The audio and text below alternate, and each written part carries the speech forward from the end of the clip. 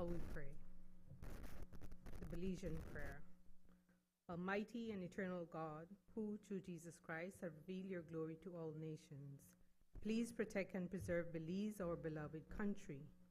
God of might, wisdom, and justice, please assist our Belizean government and people with your Holy Spirit of counsel and fortitude. Let the light of your divine wisdom direct their plans and endeavors, so that with your help we may attain our just objectives. With your guidance, may all our endeavors tend to peace, social justice, liberty, national happiness, the increase of industry, sobriety, and useful knowledge. We pray, O God of mercy, for all of us, that we may be blessed in the knowledge and sanctified in the observance of her most holy law, that we may be preserved in union and in that peace which the world itself cannot give. And, after enjoying the blessings of this life, please admit us, dear Lord, to that eternal reward that you have prepared for those who love you. Amen.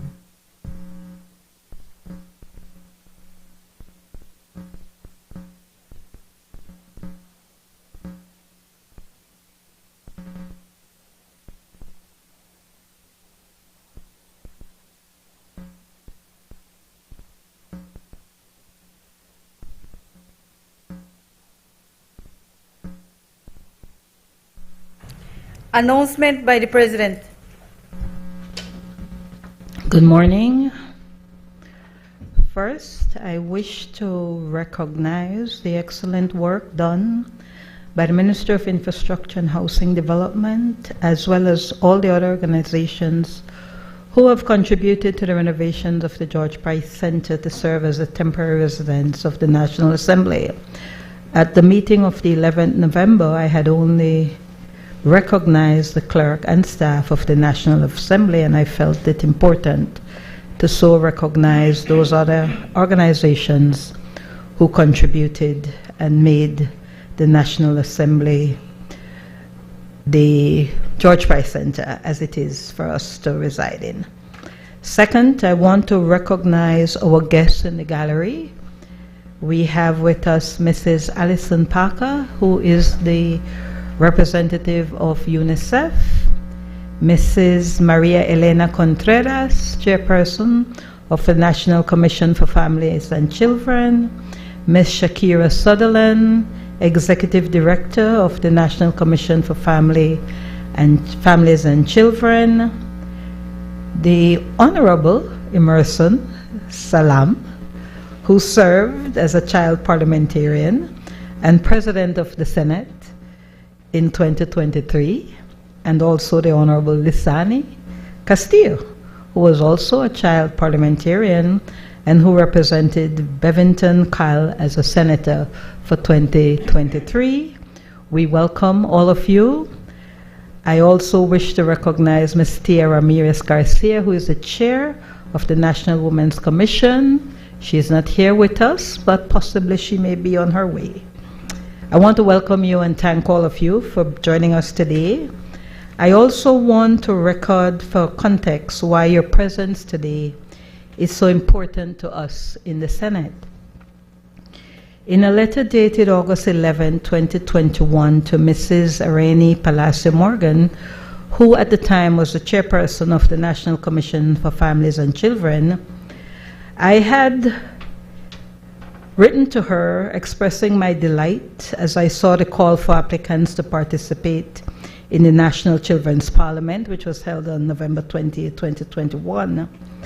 I had congratulated her and the committee on the fact that the National Children's Parliament brought into legislative dialogue the issues and concerns of children, and that it provided for them the visibility and for their voices to be elevated in offering solutions to many developmental challenges.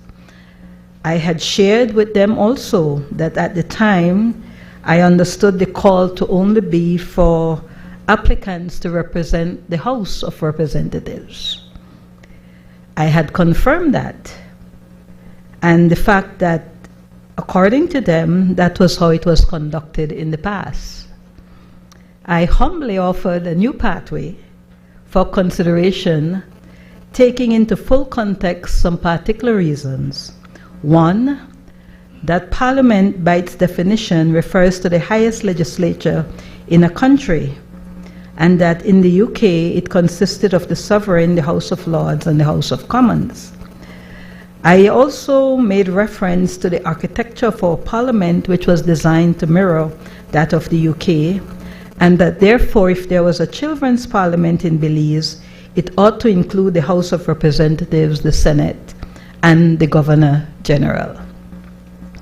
I felt that that approach, if utilized, could have provided an opportunity, a teachable moment for both the children and the nation as to how our Parliament functions, and as important, its distinct role as one of the three branches of government. In so doing, the children and the nation will also be able to identify with the distinct roles of the three components of the legislative branch of government, how they exercise their function and their connectivity to each other. This would have enabled them to have a greater appreciation of how the business of the people travel from the lower house to the upper house and arrives at the desk of the Governor General. I also made reference to how the journey of the Senate was to proceed as the gatekeeper to our democracy, complementary to the House of Representatives, and therefore the decisions that we make here in the Senate do impact the quality of lives of all Belizeans and have implications to the preservation of our nation state, our sovereignty, and territorial integrity and way of life. I indicated that our Senate had evolved over time from 9 to 14 members inclusive of the President, and can no longer be referred to as a rubber stamp as it was during the political reform review carried out in 2000. In addition, the perception of the Senate as a space solely for the voice of political parties no longer holds, as it now has a representation of diverse and important groupings of interests which may be underrepresented in the elected chamber, with members now from unions, business, civil society, and the church. As proficiently described by Canada's first Prime Minister, I then indicated that the Senate is the voice of sober second thought. So I am very delighted that you all are here with us today. Honorable members, by letters dated 12 November 2024, Cabinet's recommendation has been signified to the following. 1. Government of Belize and Social Security Board Settlement Deed Bill 2024. 2. Financial Services Commission Amendment Bill 2024. 3. Securities Industry Amendment Bill 2024.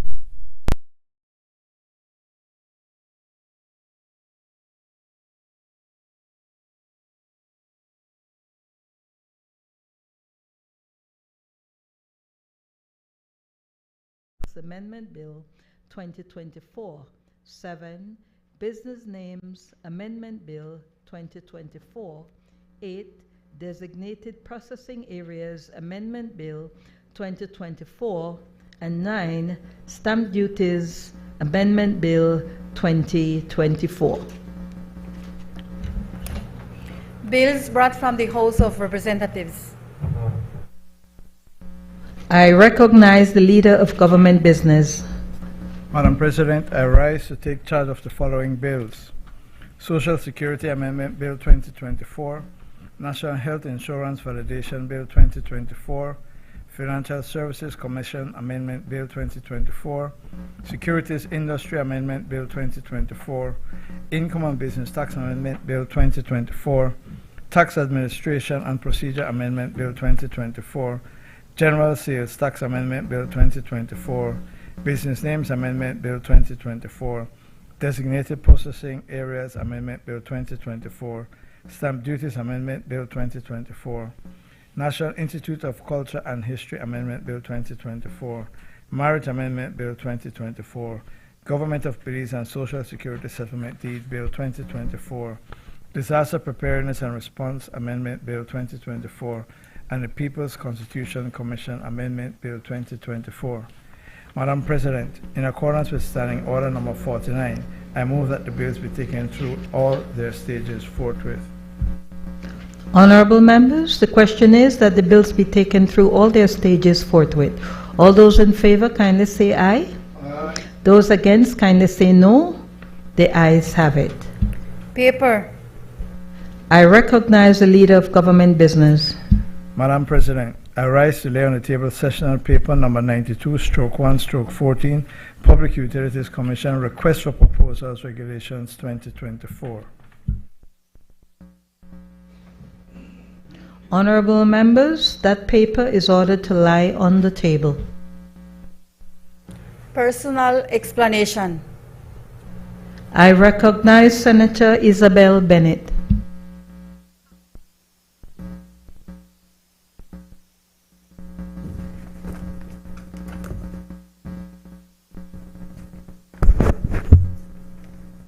With your permission, Madam President, I would like to refer to my written personal statement. You have my permission. Thank you, Madam President. Thank you, Madam President, for the opportunity to address this esteemed assembly. Today, I wish to commend the hard work of the Belize Bureau of Standards, BBS. As someone totally supportive and engaged in this area of interest of our country's development, I feel strongly about the need to share the achievement of this department. I believe that highlighting the most recent achievement will provide valuable insight to the Senate and the nation of the priceless work being undertaken by this administration through this department. I will also be highlighting the significance of International Men's Day, celebrated on November 19th every year. First, allow me to focus on the Belize Bureau of Standards, BBS, under the Ministry of Agriculture, Food Security, and Enterprise. Last month, I had the distinct opportunity to attend the National Quality Policy Workshop held at Best Western Biltmore Hotel in Belize City on October 30th. This workshop was a vital component of Phase 2 of the Standard Partnership Program, aimed at bolstering the implementation of Belize's national quality policy, which was approved by our current People's United Party, PUP, administration in 2022. The workshop served as an invaluable platform to identify and address the needs and priorities of both our public and private sectors, providing extensive support for micro, small, and medium enterprises and stakeholders. I ask you, colleagues, to join me in congratulating the small but dedicated team of 10 public officers at the Belize Bureau of Standards. They are tirelessly charting the course for quality in our nation.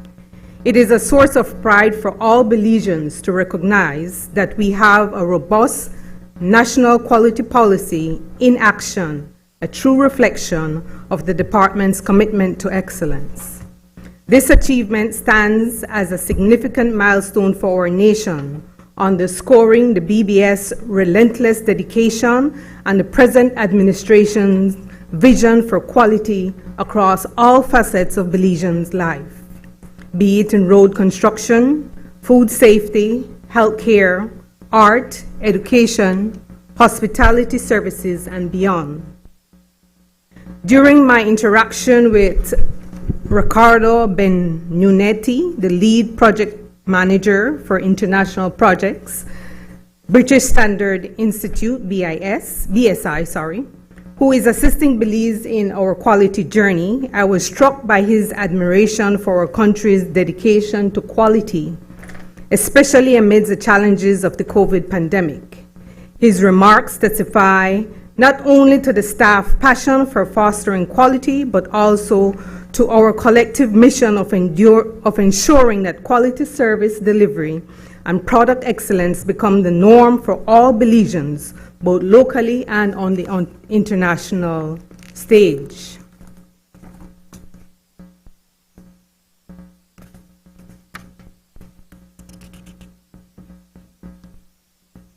The exemplary work by the BBS staff embodies the spirit of transformational leadership and innovation. They are creating an environment where quality is not merely a target, but a standard for all Belizeans and that visitors can expect. Their collaborative effort with partners in the private and public sectors, as well as regional and international stakeholders, will continue to foster confidence in our people and in our national institutions. Indeed, the BBS is laying the groundwork.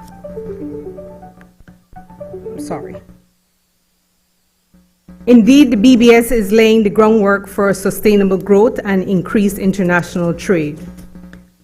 The future is getting brighter for Belize.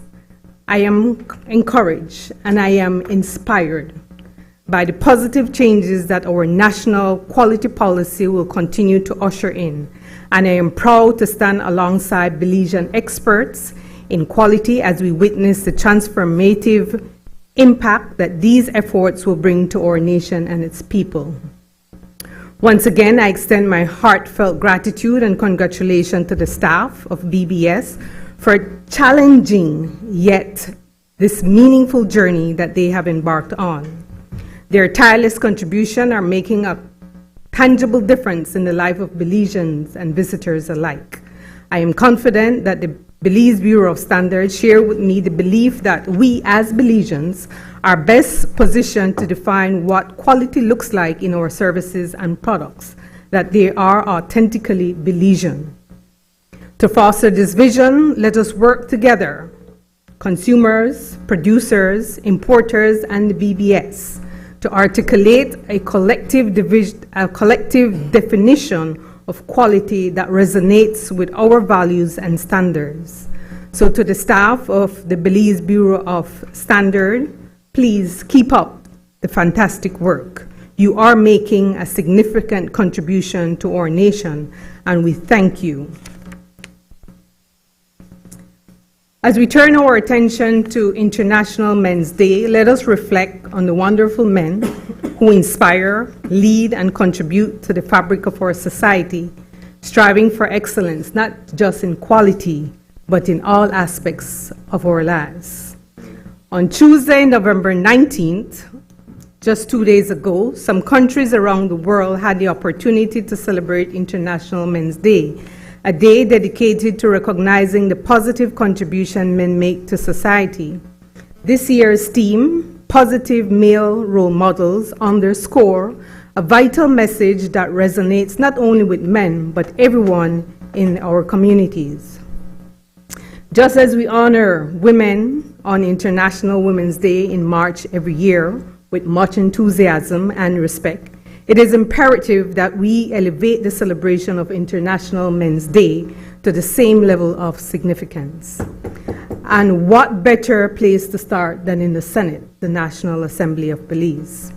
I hope that my remarks resonate with others, for a special thank you to be heard in the ear of all the men in our society who continue to contribute on developing themselves and others through sports, music, art, education, leadership, service just as, or maybe even better than the father of the nation.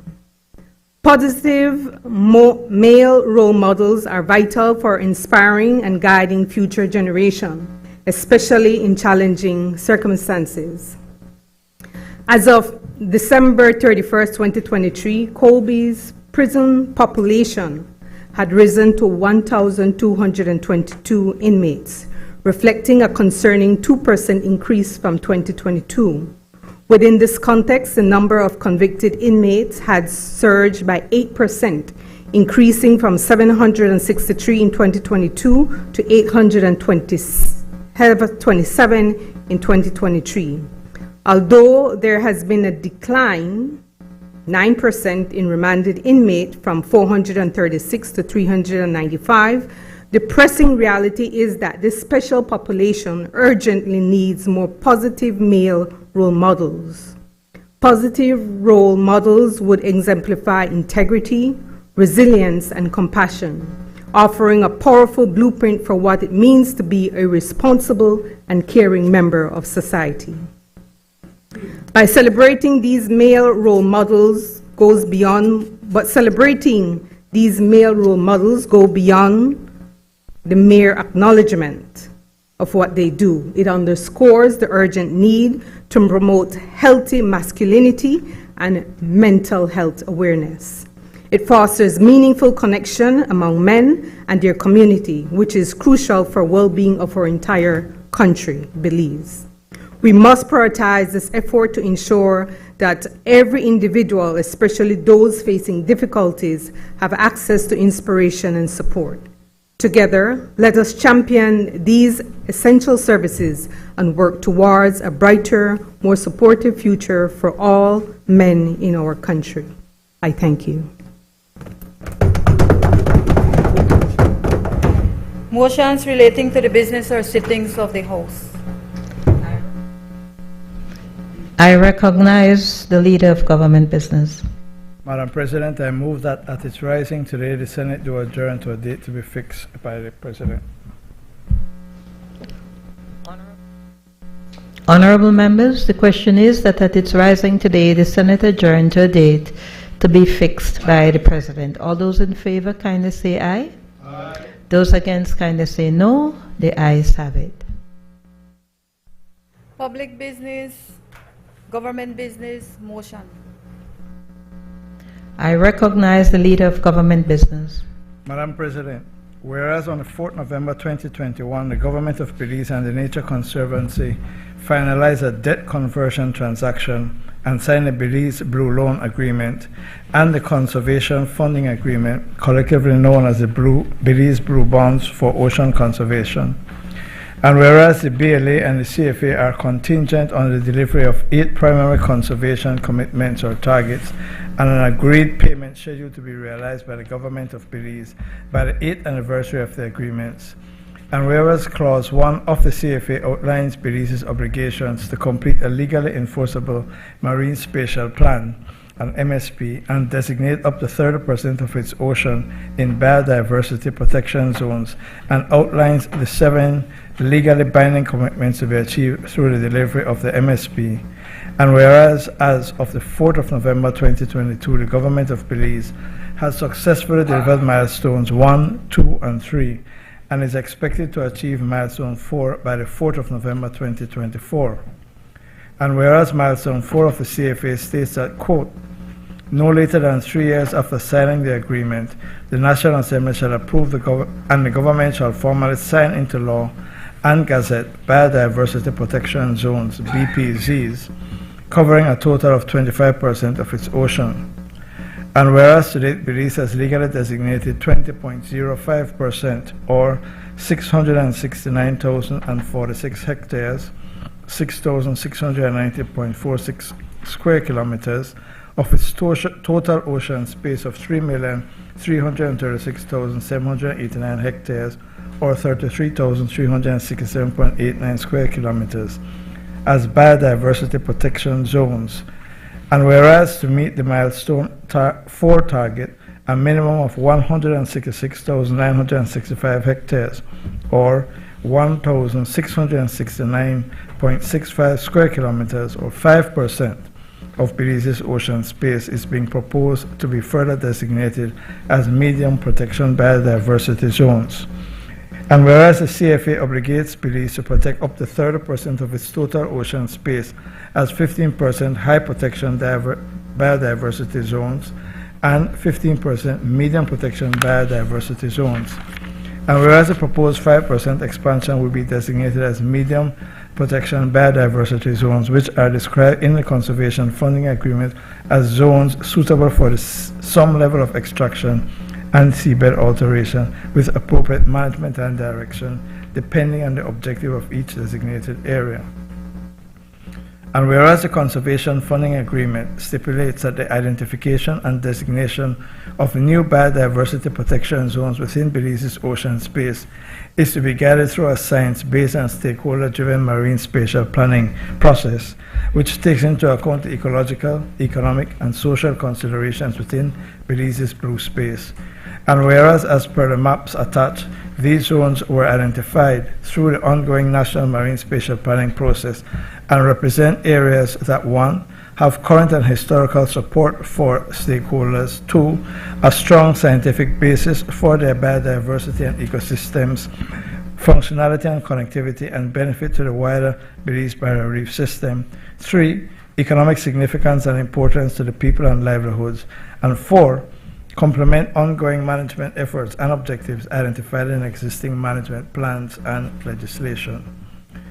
And whereas the delivery of Milestone 4 is co-led by the Coastal Zone Management Authority and Institute and the Belize Fisheries Department through targeted stakeholder engagement, employing a transparent, inclusive, and equitable process in accordance with global MSP best practices and Section 14.1 to 6 of the Fisheries Resources Act No. 7 of 2020. And whereas the process spanned 11 months of extensive data collection, analysis, and participatory mapping and stakeholder consultation process, included 31 meetings with a total of 497 participants, representing 16 stakeholder groups, including academia, aquaculture and mariculture, coastal development, community-based organizations, donor organizations, fishing industry post-harvest, fishing industry wild capture, government ministries, government and statutory bodies, international conservation organizations, media and communications, MPA co-managers, national conservation organizations, social development organizations, tourism and recreation, and the public. Now therefore be it resolved that this Honorable House, being satisfied of the need for Belize's obligations to complete a legally enforceable marine spatial plan and designate up to 30% of its ocean in biodiversity protection zones, approves the expansion of the protection of Belize's total ocean space and the designation of its medium biodiversity protection zones covering a total of 25% of its oceans.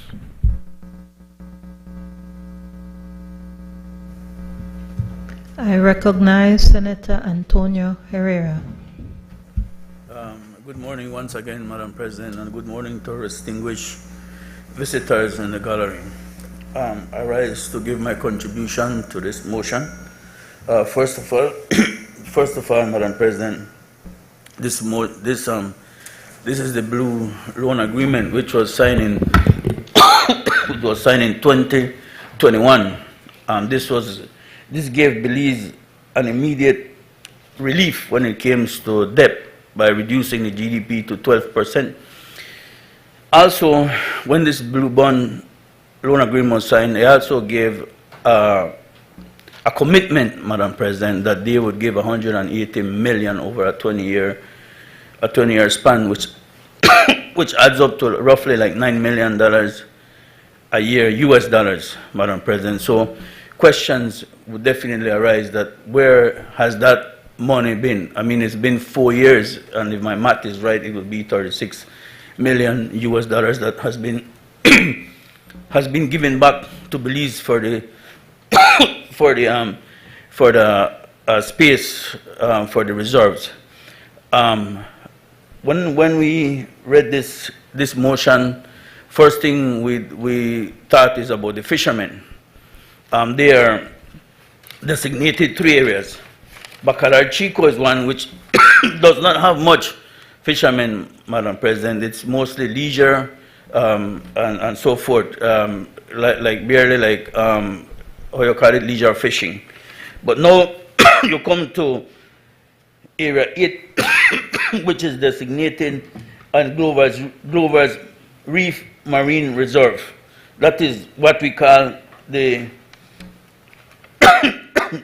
that is Area 7. No, sorry, Madam President. Area 7 would be the Lighthouse Reef, which has a little bit of fishermen, but here it is. In Area 8, which is the Glover's Reef Marine Reserve, likely proposed expansion, that is where most of the fishermen fishing from Sarteneja, Chunush, Progreso, and Copper Bank, Madam President.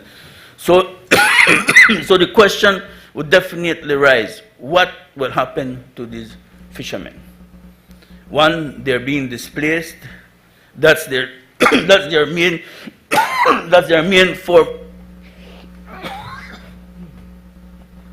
Thank you.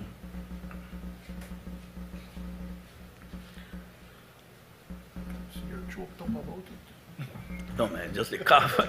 Sorry, sorry, Madam President, it's just a little cough there, right? Thank you. So, I would like to continue with the Area 8, which brings, this reservation is close to home. It means a lot to us. Thank you, man. It means a lot to us in the fishing community and tour guides, right? And then they go about and say that consultation, right? They said 31 meetings, fishermen said that they were not properly consulted. There was not really the consultation with the main with the main stakeholders in the business, which are the fishermen and the tour guides. Also in Area 8, Area 8 is known to be the conch and lobster area, and therefore hosts a lot of fishing in that area. So when we come here and in the name of conservation and deprive the fishermen, especially the fishermen and tour guides, of their livelihood, taking away bread and butter from their table, that means a lot to us, Madam President. Therefore, we're here not to condemn the conservation or the reserves and stuff like that, but we need to do it responsibly. We need to have a plan, Madam President. We need to have something in place. Where will these fishermen go, right? Where will they fish to provide for their families? So I would humbly ask, let's find another area that is not significant, especially as Area 8, which hosts a lot. I mean, I don't have the numbers, but I know from fisheries there's a lot of fishermen in that area. Secondly, when it comes to fisheries alone, because it says fisheries and other NGOs and conservation groups will manage these reserves, right? We have increased from 2021 to 20% and now to 25%, Madam President, of the reserve areas. Yet the budget for fishing has only increased by $0.5 million over these years. As it is today, the problem with patrolling, enforcement, all of these things being bigger problems, and now we're adding another 5% irresponsibly and giving it to these guys who do not have the resources to properly manage, enforce, and patrol these areas.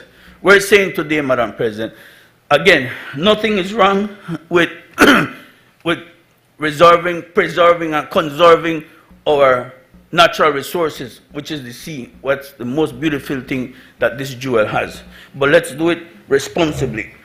There are questions, Madam President. How much will it cost to manage these reserves?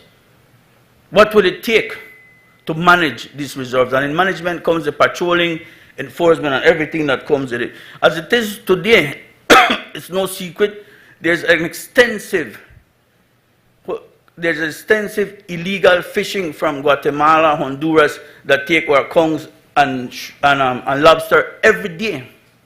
We cannot bring that to control yet. And yet here we are, designated other areas, giving these people more and more work, which they cannot handle at the moment.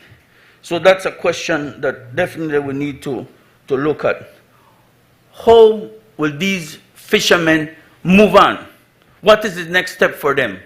What will they do? Where will they go? Obviously, they will not be able to ship in the restricted areas. I mean, to fish in the restricted areas, Madam President. That's one of the major concerns that we have for this motion that definitely needs to be addressed. We need to find an alternative to these fishermen. Something has to be done so that they can find their love. This is the only thing they know to do, fish. And then here we are, in the name of conservation, depriving our fishermen, our hard-working fishermen, of their livelihood. I will end with this, Madam President. As much as conservation is a national priority, it should never be that nature-positive conservation should have priority over people-positive, sustainable human development, in the words of the Honorable Christopher Koyi. There you go, Madam President. We cannot sacrifice livelihoods. We cannot sacrifice. When the man said that?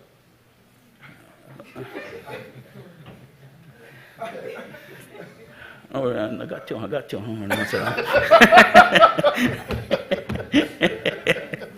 So, Madam President, yeah, so we cannot continue to sacrifice the livelihood of hard-working Belizeans, especially the fishermen that have to travel every time they go on a trip. They have to travel from Sartaneja, Chunush, Progreso, Copperbank on a bus, come out through those bad roads, come to Belize City, buy groceries, and go for days at sea. They live for days at sea, guys. So let's have some compassion on these guys, and let's find a better way. Nothing, again, Madam President, for the records, this side has nothing against conservation or reserves, but let's do it responsibly. Thank you, Madam President.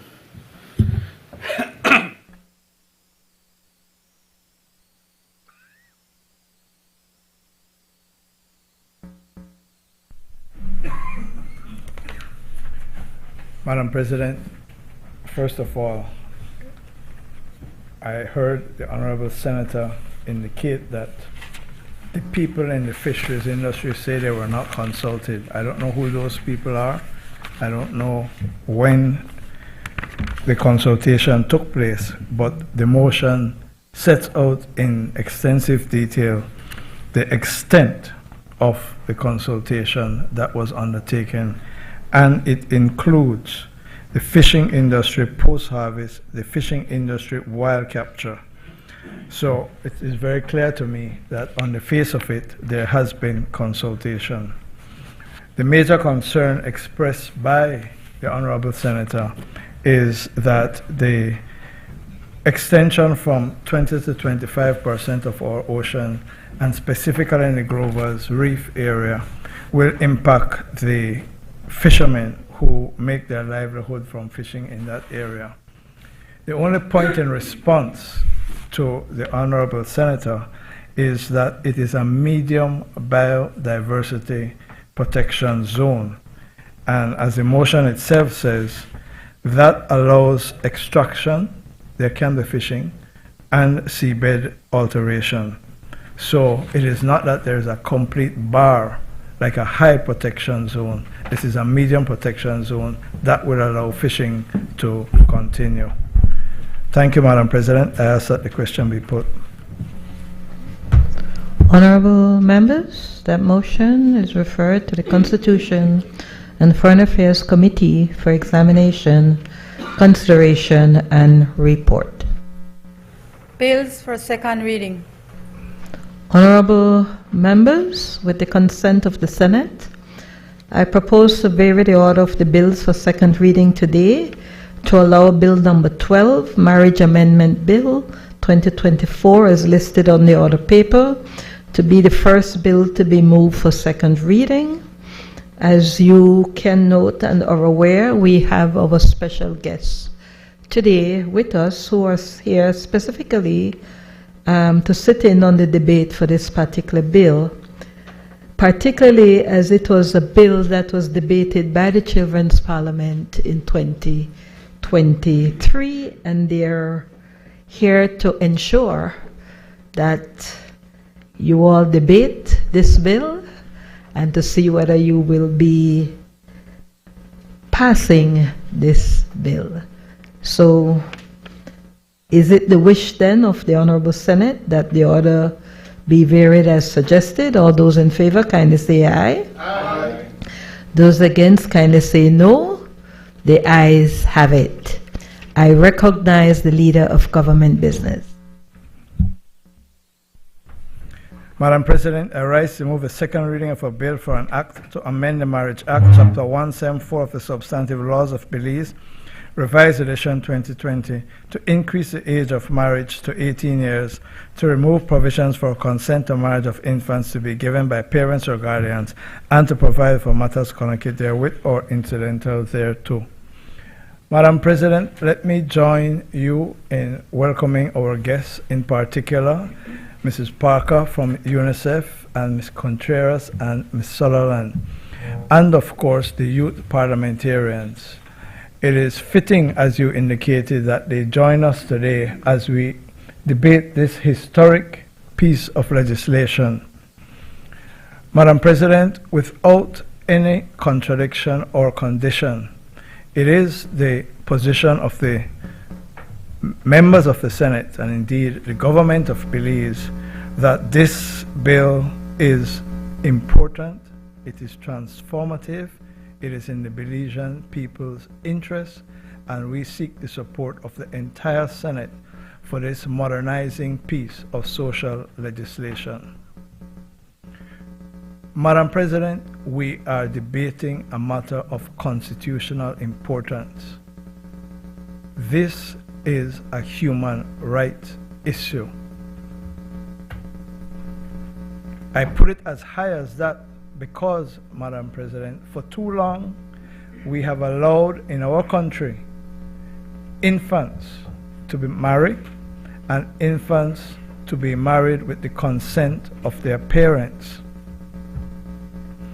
In any maturing and evolving democracy as we are, which is founded on a constitution which guarantees to each person equality before the law and the equal protection of the law, child marriage and early unions should be made unlawful.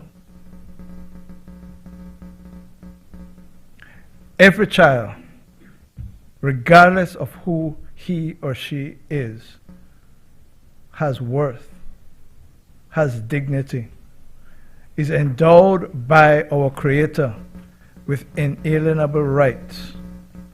And it cannot be that in a society such as ours, in the 21st century, we permit the continuation of a practice where parents give consent to the marriage of infants who, as a matter of law, cannot themselves consent to that contract of marriage.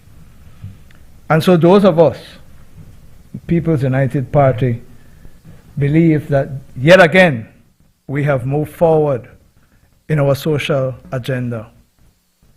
It was this party who passed the Status of Children's Act that put on the same footing children in Belize, whether born in marriage or out of marriage. It is this party, Madam President, with a vision for social justice that passed the law that recognized common law unions and that provided for no-fault divorces under the conditions set out in legislation. The point of the matter is this, that as we develop as a society and as a government that is responsible and a government that is bound by international commitments that it has made, we are required on a continuing basis to assess our laws, review our laws, and to revise them to bring them into conformity with the Constitution and our international obligations. And that is what we do here today. Madam President, it is fitting, I believe, to pay tribute, to give our thanks, to give our recognition to the organizations like the National Committee for Families and Children, the National Women's Commission, the UNICEF, and all the stakeholders in that space who have toiled and advocated endlessly and for too long for us to arrive here today. Let us together pay tribute to them and thank them for their hard work and their advocacy. And of course, the leadership of Minister the Honorable Dolores Balaramos Garcia and Ms. Thea Garcia, soon to be Honorable, who, hi Tony.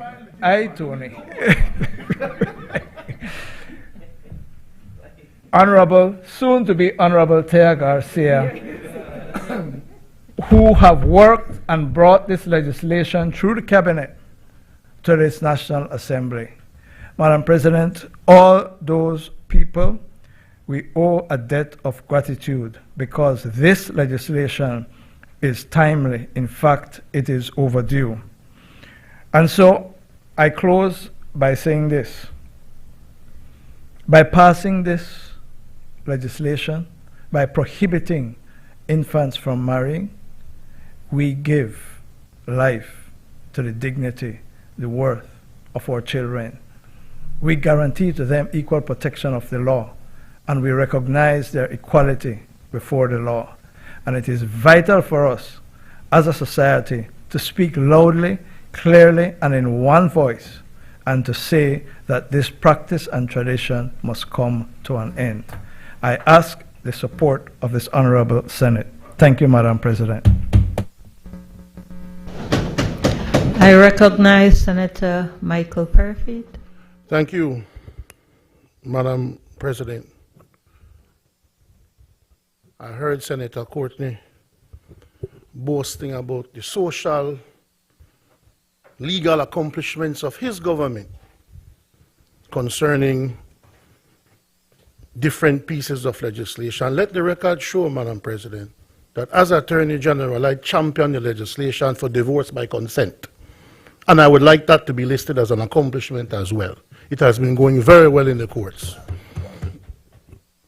Madam President, I'd like to thank Senator Bennett for pointing out to us today that there's an International Men's Day. But typically, Madam President, when the poor men are given something, it's with a string man, they pull it back. Why Garifuna Settlement Day you have Men's Day? Nobody is particularly interested in only men on that day with the drums and all of that. I mean, even our member from Toledo West is not interested in that, is interested in Garifuna Settlement Day. Madam President, let me also welcome our guests.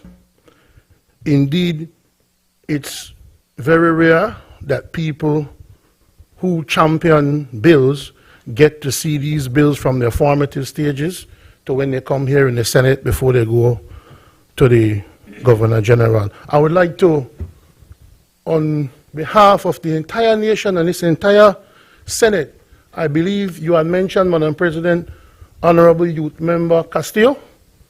We apologize that of all the senators you could have represented, it was Bevington Carl that was picked for you. We apologize. And we thank you for your contributions and your tolerance. My brother, my brother, my brother. Madam President, on a serious note,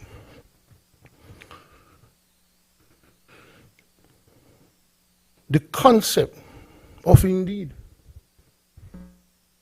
because there have been instances when children are pressured to, some cases, some would say practically sold off to, grown men who want to marry little girls, especially, because that's the target of the criminal activities that have been taking place in terms of this concept. Madam President, what I know for sure, in the criminal courts in particular, you would have these men who would commit the crime of unlawful carnal knowledge, Madam President, who would be engaged in sexual acts with young girls under 16 years old, and to protect them from prosecution, they would go and bribe the parents or bribe the people to have these children, marry them so that they can't, under the law, as their wife, testify against them in a court of law, which gets them scot-free from that very, very egregious crime. It is a good piece of legislation, Madam President. I think that marriage is such a serious act and a serious responsibility that you can only be engaged in that act on your own free will. And I think to use the number 18 is indicative of what we look at the age of 18. At the age of 18, you are an adult.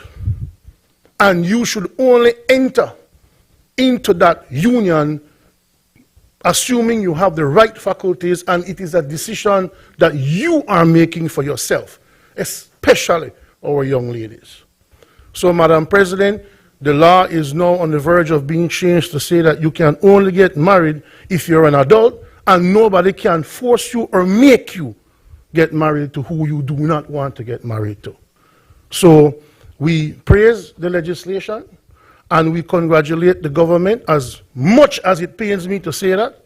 We congratulate the government on changing the law. We are in full support on this side of the Assembly, Madam President, and we give kudos to the bill being passed today. Thank you, Madam President.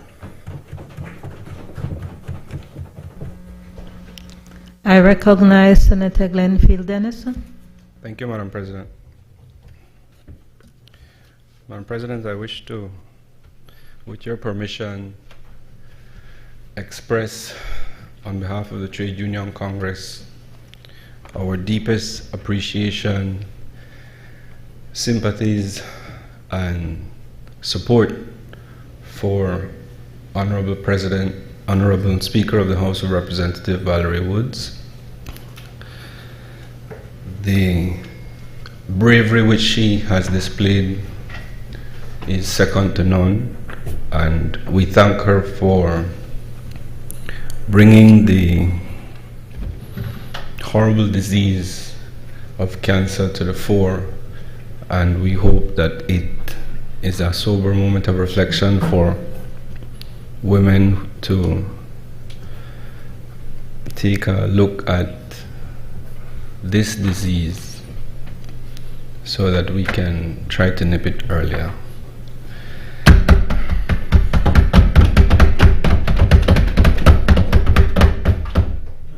Madam President, I will start by saying time come for this bill. The age of consent has been something that has been raised throughout the years. I'm not sure who all are aware, but it used to be 14, Madam President, prior to 2005. The Parliament at that time saw it fit to raise the age to 16 in Act number 28 of 2005, and that was a bold step forward, Madam President. We are here now on the recommendation of the good work of the NCFC. We thank you for your work and dedication, and I wish to bring this matter home to how it affected me. I spent 9 months of my public service career at the Vital Statistics Office, Madam President. It was the worst period in my public service life in terms of stress levels. My time in the Senate is lower as it relates to stress levels, Madam President, for the record. That 9-month period was the most stressful period of my life. And I was hospitalized and in a coma, so we're taking account that period as well, Madam President. But there was one particular day that stands out to me. It was a day when I want to call her a victim of child marriage came to the office to try to be released of the shackles of her marriage. She was a child at the time. The marriage would have taken place before 2005.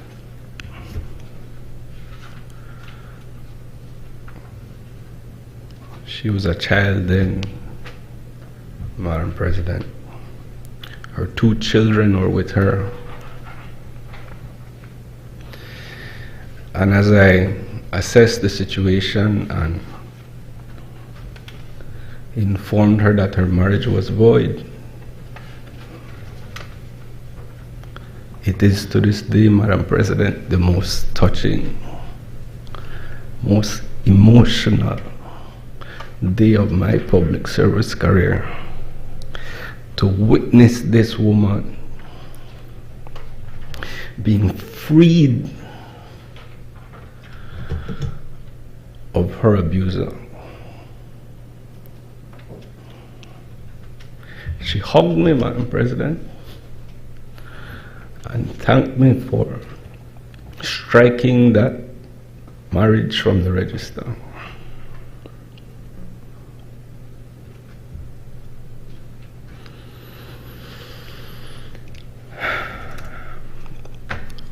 Madam President, people are suffering because of these laws. And I want to support this bill by challenging the NCFC and all the other organizations responsible to help us to raise the awareness of child marriage, of the fallout, of the heightened risk of abuse when children are married.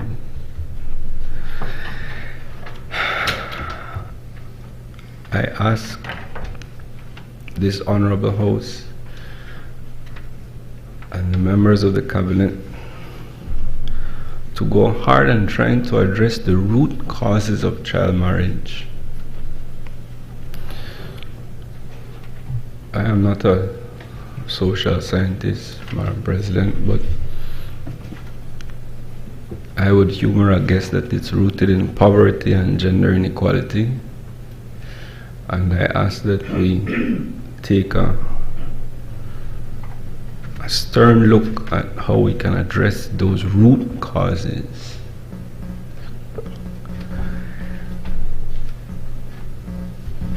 Also, Madam President, I wished that this piece of legislation was accompanied by amendments to the penalties, both in the Marriage Act and in the Criminal Code, to increase them to signal to those who would try to marry off a child that this is not to be condoned. The sort of penalties that tie the hands of the judiciary as best as it can to reflect Parliament's wish that these sorts of crimes not be treated lightly. And so, Madam President, I fully support the Marriage Amendment Bill 2024, and I ask only, Madam President, that we look at the strategies to raise and address the awareness among local communities. I know I don't want to call out any particular community, Madam President, but some communities are more at risk than others. And it would be remiss of me, Madam President, not to end by also citing, as my colleague Senator Perry has said, the injustice that is also meted out to children who engage in sex for much the same reason as some children engage in child marriage.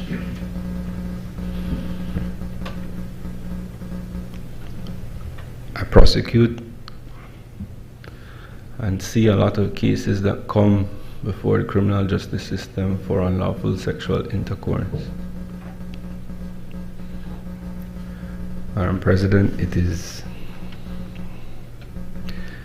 one of the worst things a human being can encounter is when you see a child thinking it's their fault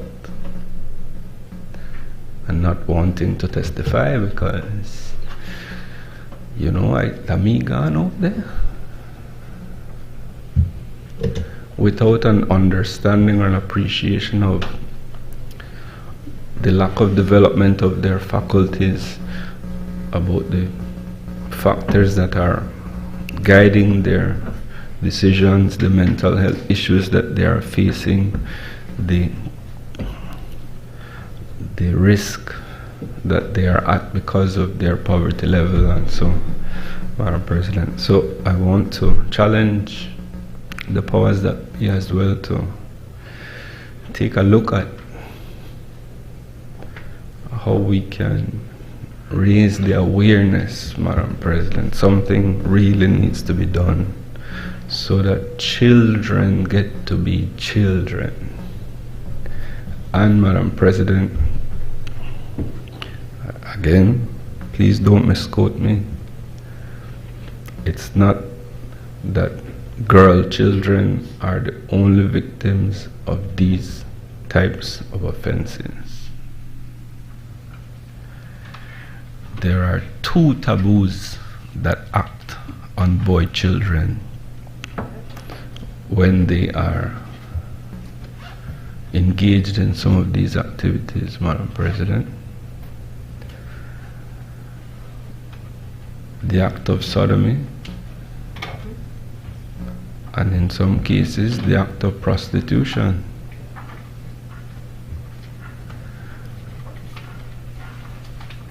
This is one of those things, Madam President, where either the fish for river bottom.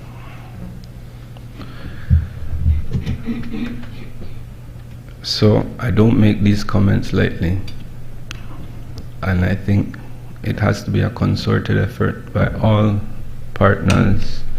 I applaud the efforts that are being made, Madam President. I'm not in any way suggesting that great work is not being done. Please hear me when I say that I applaud the work that you are doing.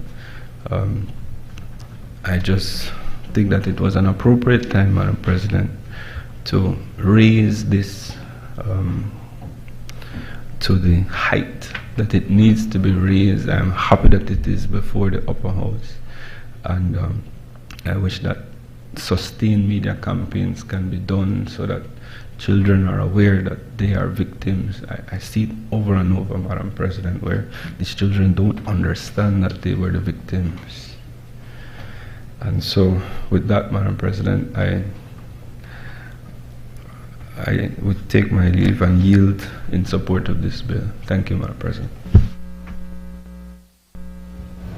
I recognize Senator Bishop Alvin Bengusha. Thank you very much, Madam President. Madam President, I want to also join with those in this Honorable Senate to welcome our guest in the gallery this morning, especially as they have joined us to hear us in this Honorable Senate debate the Marriage Amendment Bill 2024. Madam President, I also want to perhaps say thanks to you as to perhaps adding your voice at the beginning, or perhaps initiating that letter you spoke of a few years ago that you initiated, why these special people are assembled here this morning. And I think it is important to note that because, as you said, there are these two branches, and one is not as or more important than the other. So especially for our children, our nation's children, that they be aware of both and how we work. And so I want to express that thanks to you. Allow me also, Madam President, to share with us, as we have been observing as a nation, that our country, the country of Belize, is under flood at this time from the tropical storm. And as I was watching the news, it was very hard to watch because of some of those people who are now flooded out in their homes in different parts of our country. And so, as the senator representing the church, I want to continue to pray for them. And I know that the church has, as I spoke to some of the church leaders, they have opened their churches, they have opened their chapels to some of these persons who are stranded from their homes. And I know that that is in effect presently. And it is important to note, as I said, to continue to keep them in our prayers, especially at this time, because it means that schools are affected and everyday life is also affected. Madam President, I also want to perhaps lend my voice and my prayerful support, as mentioned by my colleague senator, to our Honorable Speaker of the House, Valerie Woods, on her announcement that she has been diagnosed with breast cancer. And as a church, we offer her our sincere and solemn prayers, especially at this time. I recognize and did some research that as it is right now, breast cancer and those who suffer from breast cancer in Belize since 2018, 2022, that we have had over 400 persons. And but what is also alarming in this case is that, and somebody who did an interview said, and not an interview, but actually did some work in this area, and a part of that work was conducting interviews, that they found out that from these persons, they actually interviewed that 78% of these women were uninsured, and 79% of them were unemployed. And you know that can add to the effects of not only struggling with hearing that you are now diagnosed with cancer, but the fact that you also begin to be stressed out and worry about how you will take care of yourself and how your family will be involved in all this. And so I think it is also important, as we pray for her, to also be able to say how bold she was to be able to bring this to our attention. But, Madam President, it is also important to note that as we speak of breast cancer, I also had to do some work on the men. We talk about Men's Day. It is important and alarming that in our country today, there are men who are affected by prostate cancer. And more so than the women, men are affected in a way that we don't want to talk about it. In fact, that same person who did some studies also noted that in regards to the men in Belize and the entire Caribbean, not that we don't want to talk about it, but that screening, we're afraid to go to screening because we might find out that we have cancer and then what it can do to us mentally. And so I think it is important, as I said, to thank her as to all that she has done. And as I said, I want to end by saying we need to continue to keep her in prayers and all those affected. Madam President, as I speak to the bill, Marriage Amendment Bill 2024, I want to say from the onset that as the senator representing the churches, we are fully in support of this bill.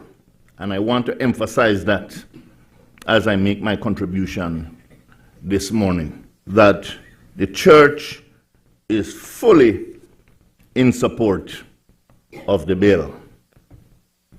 Madam President, it is important to point out some things.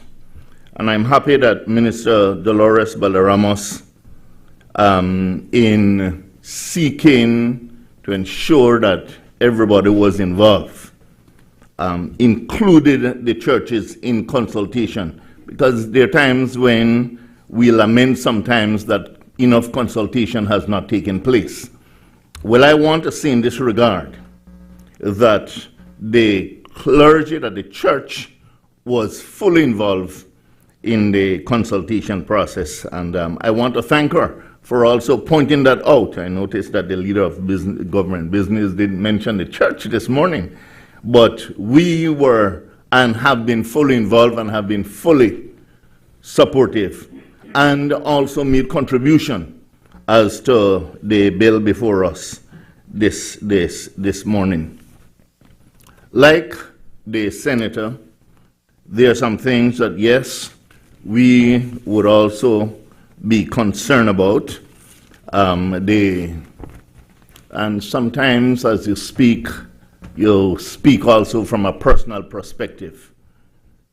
I think it is important to point out, Madam President, that perhaps maybe in time to come, we need to continue to look at the penalties that sometimes occur when young girls, or I must also add young boys, are affected in an adverse and negative way.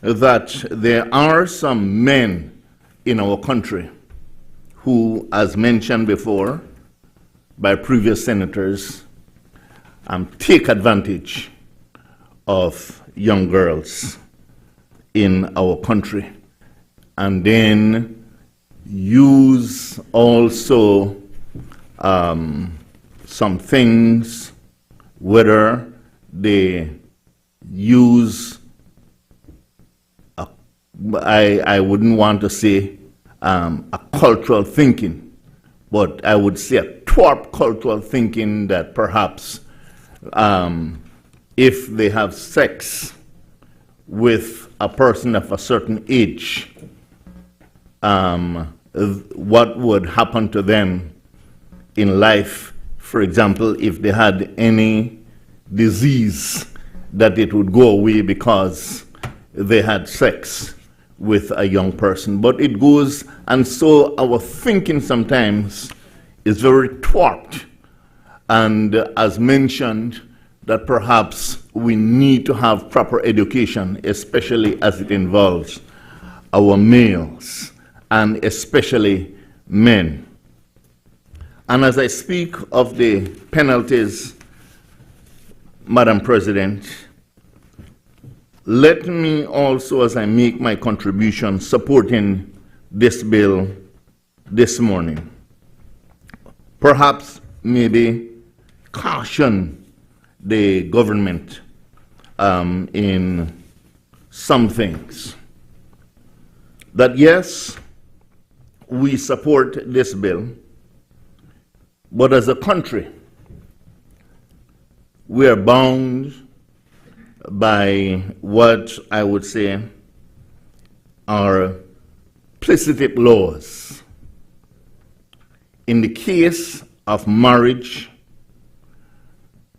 as we are shaping bills of this nature as a country, and as mentioned by the leader of government business in the Senate, and perhaps I want to make sure that I quote him properly. He said, that we are bound by international commitments. And while I agree with that we are bound by international commitments, for a bill of this nature, we are implicit that in the case of marriage, that this country will always, whether we are adjusting the law as to the age and consent of marriage, that the language we shall use in the formation of these laws has to be that which recognizes our males and females, he and she, as regards marriage.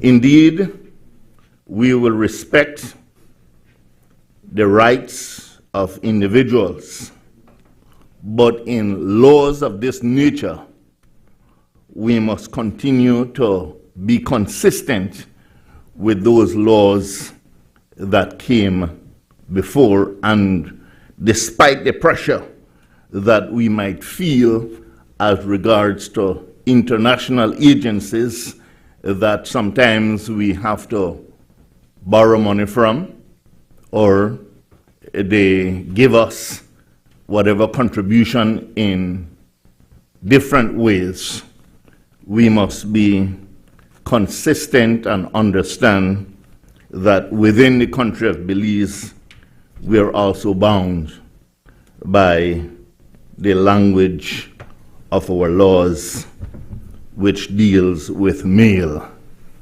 and female, and it includes the understanding of marriage, and that we be consistent with that aspect. Having shared in this way, Madam President, I will continue to emphasize that child marriage is a serious issue in our country.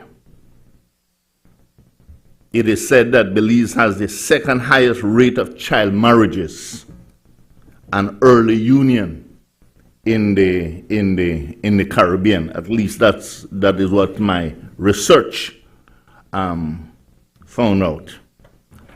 And that in our country, as pointed out earlier by some of the senators, that because of social pressure, some of our young girls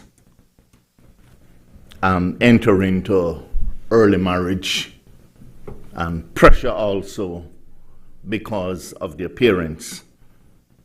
And as I said, the educational process will have to continue, Madam President, because it is unfortunate, as was mentioned earlier, and especially within the church circle, because sometimes the church is also guilty, that there are times when, because the church person is ashamed and wants to take shame out of their eyes, they tell the daughter, well, you will have to get married, you're pregnant. And these are some of the things, and so the church must also be responsible in ensuring that we appreciate the law that is now before us. The poverty, as mentioned earlier, in our society also contributes to this. And as I mentioned before, sometimes the lack of parental support is not there. Madam President, as I close, as the church representative, I want to continue to also emphasize that as a part of our educational process, yes, the emphasis is on the girls, but though the percentage, as research has pointed out, might not affect boys as much, we must also very much be consistent and be very concerned about our males, especially in our society. And I say this, Madam President, because I have been a part of school boards, and believe me, you don't want to know what sometimes happen, and the decisions that are made at the school board level. And so I beg of us also, and those in the gallery, you who are the decision makers at that level, also be concerned about the males in our country. With that, Madam President, I would like to again close by saying that we support the bill, Marriage Amendment Bill 2024, wholeheartedly. I thank you. I recognize Senator Bevington Cal. Thank you, Madam President.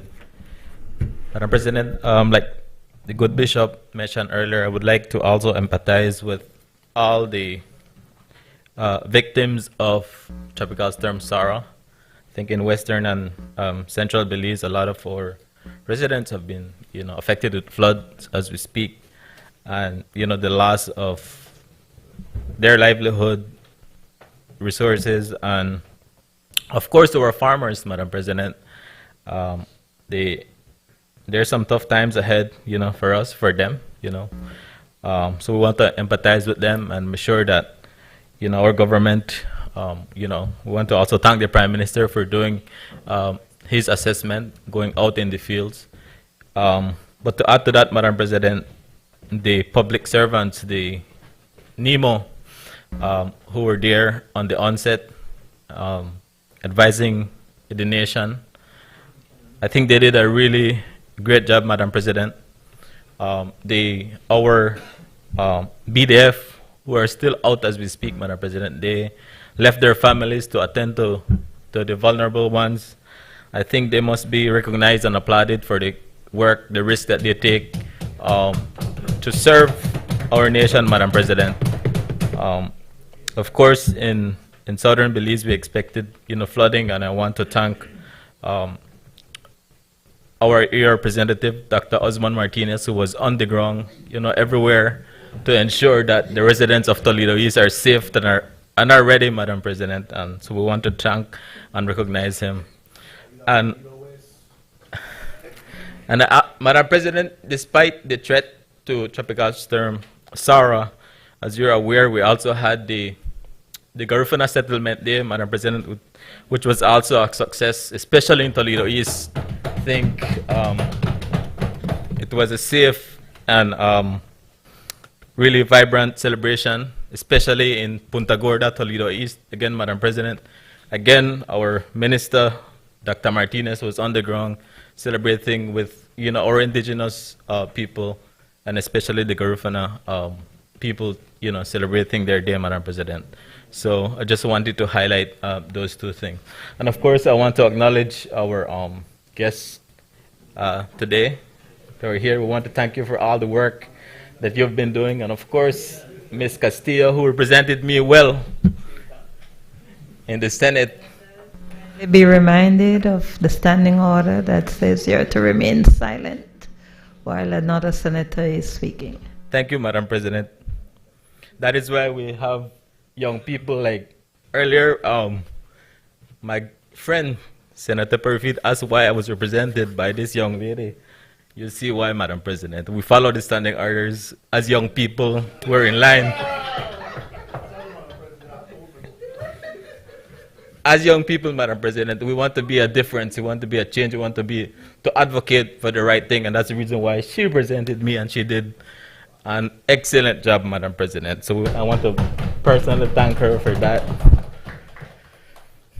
Madam President, coming from southern Belize, I see, and especially now, Madam President, working directly with the communities, Madam President, I have seen firsthand the struggles that early marriage or, young people getting into marriage unions, Madam President, the effects they have on them. And, especially in education, Madam President, like, young girls, young women, children, they have a right to an education, Madam President.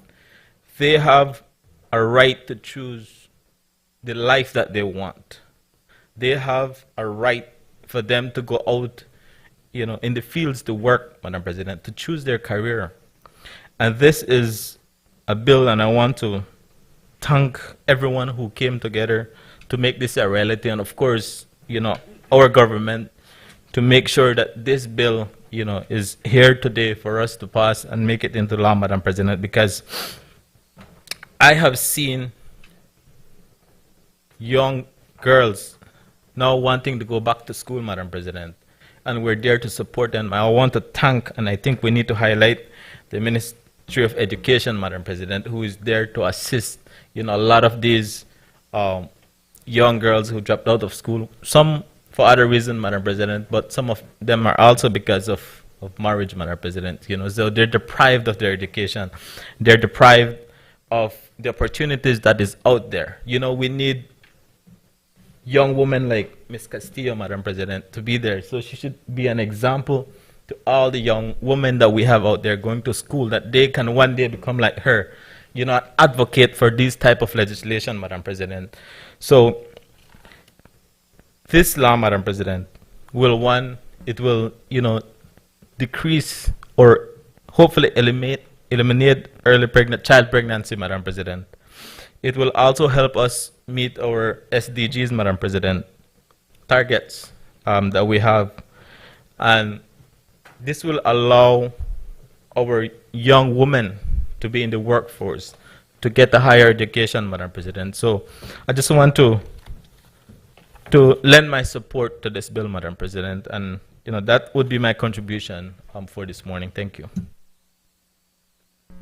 I recognize Senator Janelle Chanona. Good morning, Madam President. Good morning, colleagues. I take a deep sigh because there's a lot to go through. Certainly want to immediately align with the suffering that has been extended from different weather events. Madam President, I think unfortunately it is a reality that we have to reckon with, and we'll have to do so on a more regular basis given the implications of ongoing climate change impact. I also immediately want to align with the support given here and in other quarters to Speaker Woods. Her bravery has certainly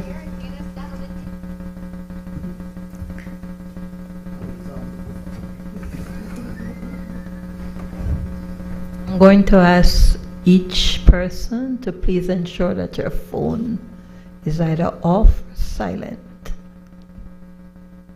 Thank you, Madam President.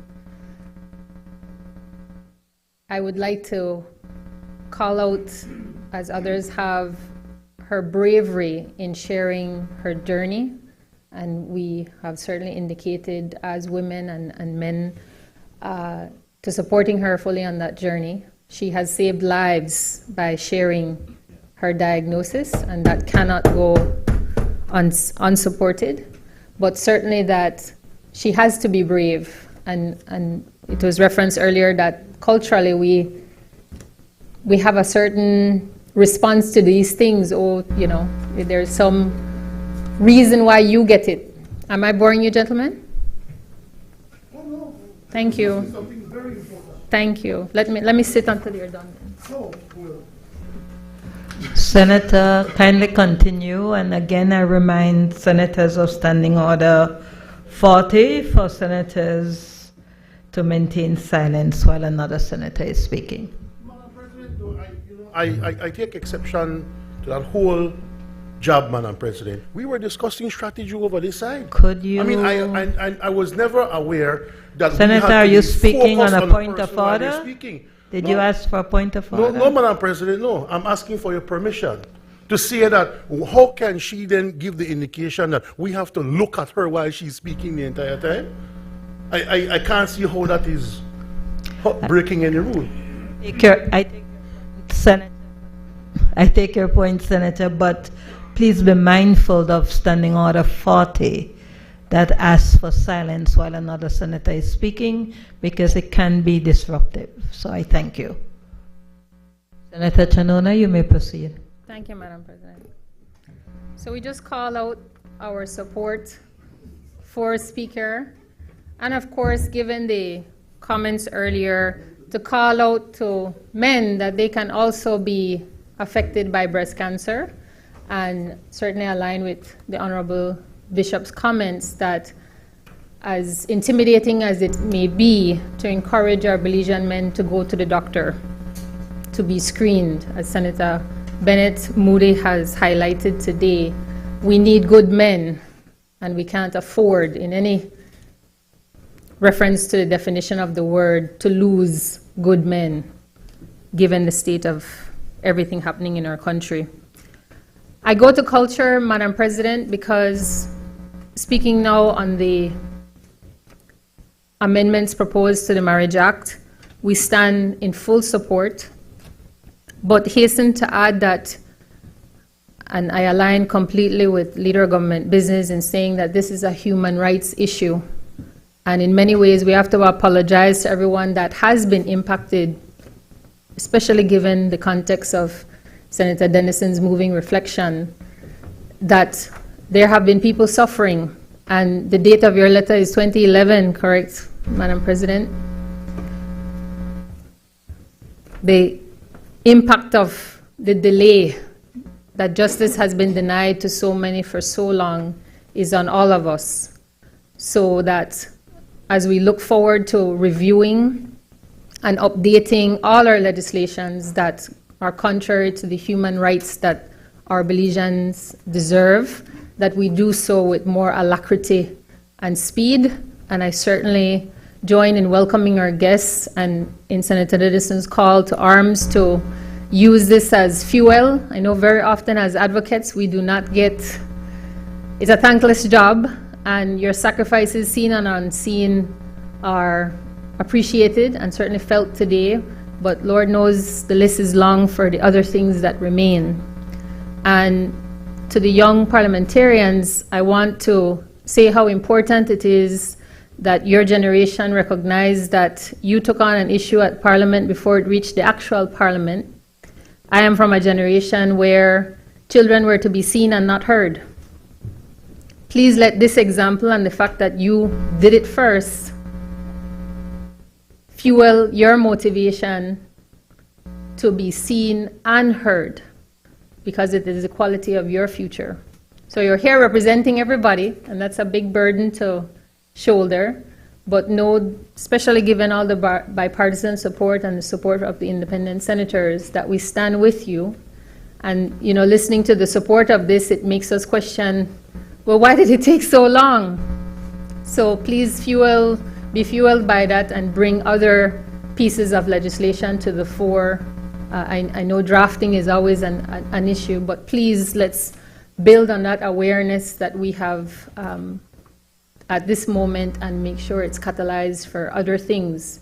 I will share with you that even when the young parliamentarians spoke on this issue this year, when the term infant, it was so jarring to see an infant, because I don't think of an infant as a 17-year-old, but it really brings into sharp focus exactly what has been shared, that anyone under 18 is a child, and child begins, some people believe at conception, but all of us at birth certainly. So when you see this type of language, it's so jarring, but it really puts into perspective the work left to be done.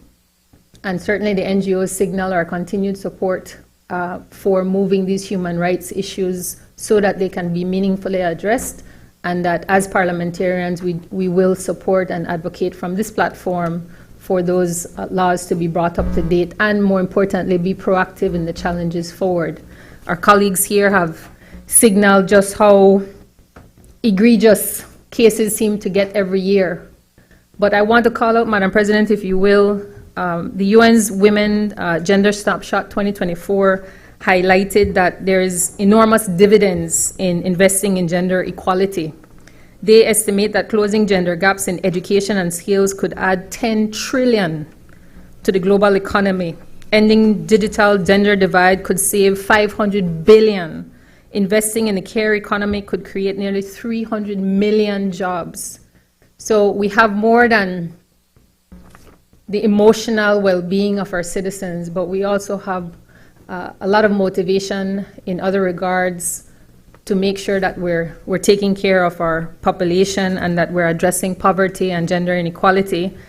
And on the issue of awareness, Senator Dennison, you would have seen a save the date go to all parliamentarians, and I take this opportunity to officially or verbally invite the parliaments, the members of the parliament, to attend the Women's Parliamentary Caucus's one-day forum next week, on CEDAW, the Convention to End All Forms of Discrimination Against Women, because we believe that that will be an opportunity again to highlight the parliamentary action that can be taken to address critical gaps that we're seeing in our legislation.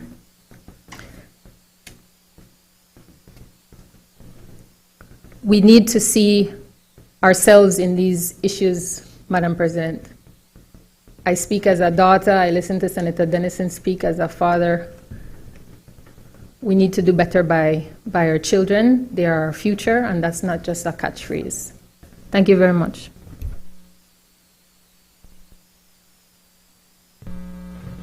I recognize Senator Kevin Herrera.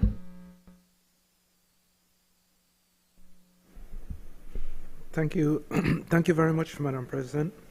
You know, I'm listening to my colleagues present earlier, Madam President, and sometimes we go through these bills and, you know, sometimes, especially if we're removed from the type of work that Senator Dennison, you know, has been involved with over the years, we realize that, you know, these are real, impactful pieces of legislation that we encounter sometimes, and I think it's really important, Madam President, that we continue to address these issues that are affecting so many within the community and within the world. I think the United Nations has a goal to end child marriage by 2030. And so I think that this type of legislation fits very well within that context. And hopefully we'll be able to, you know, with this legislation, end it a lot earlier than that. I think that we would have done a lot to address and assist our young children. You know, Madam President, I think it was John F. Kennedy in his inaugural address, which said that we cannot protect the strong if we're not able to protect the most vulnerable among us. I think we all accept that children depend on us to protect their rights, to protect their dignity, and to protect their future. Child marriage, in many respects, Madam President, deprives children of all of that. And it does so, Madam President, because that's the time when they're in that developmental phase, both physically and mentally, educationally, preparing them for a future. And when they get involved in making these life decisions like marriage, it takes them out of that completely, out of the whole educational process. It sometimes put them in very vulnerable situation for abuse, like what Senator Dennison mentioned earlier, which again I think was a very touching account of what he encountered while he was working in that area.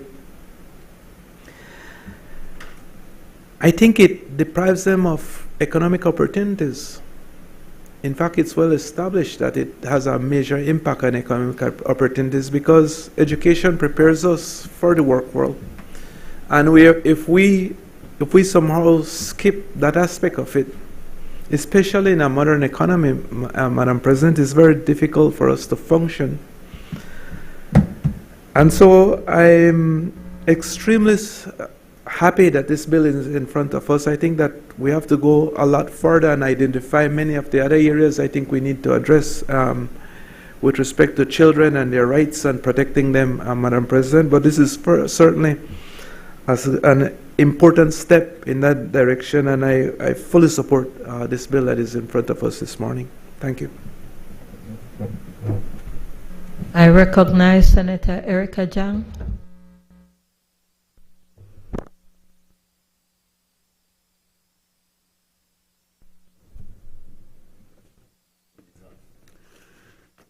May I get your permission to read from my notes, please?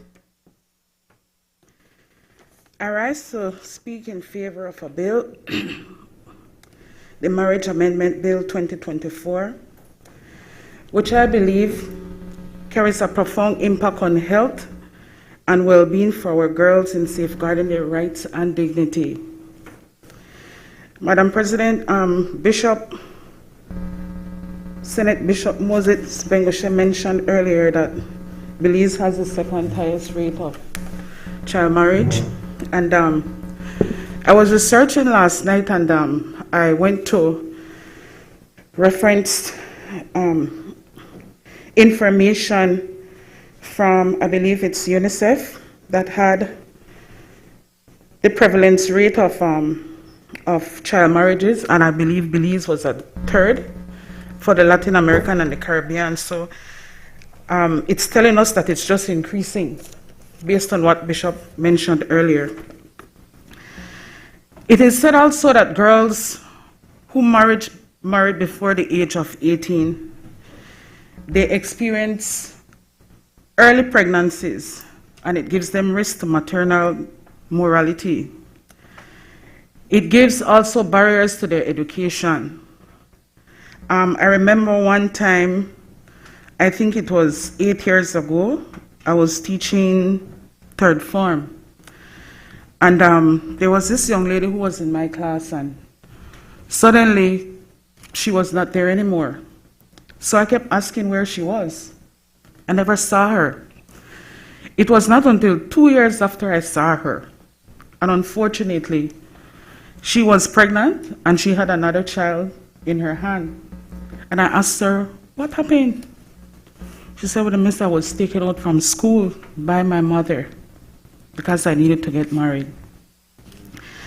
I remember addressing that situation, and when I heard the Children's Parliament bringing up that bill, I was so happy, and I wanted to share this experience from them, to know that they were on the right path, to let them know that they were going to bring justice to individuals, like that student I had who wanted her education, but because of the parent and for whatever reason, she was taken out of school. This also lessens their economic independence, because now they have no education, they can't work for themselves, they can't think for themselves, they need to take care of their children, they need to take care of a family, and there's no independence when it comes to their financial stability. They have to depend on their men or their husband. And this again introduced another issue: violence inside the home. It becomes a greater challenge for them. How can they now, at that young, tender age, make decision to leave? What can they do? At that time, even the friends that they have around cannot help them because they are not working. They're also in school. And one of the things, when you take these children away from the environment, there is no communication and there's no connection to the world. It makes it worse for them. I also read that Jamaica and Barbados right now, they have implemented and reformed their child marriage laws. And they said that after doing that, it has increased school attendance amongst children. The violence have now lessened. Women can make better decisions. And also, going to school, it's going to improve their economic outcome.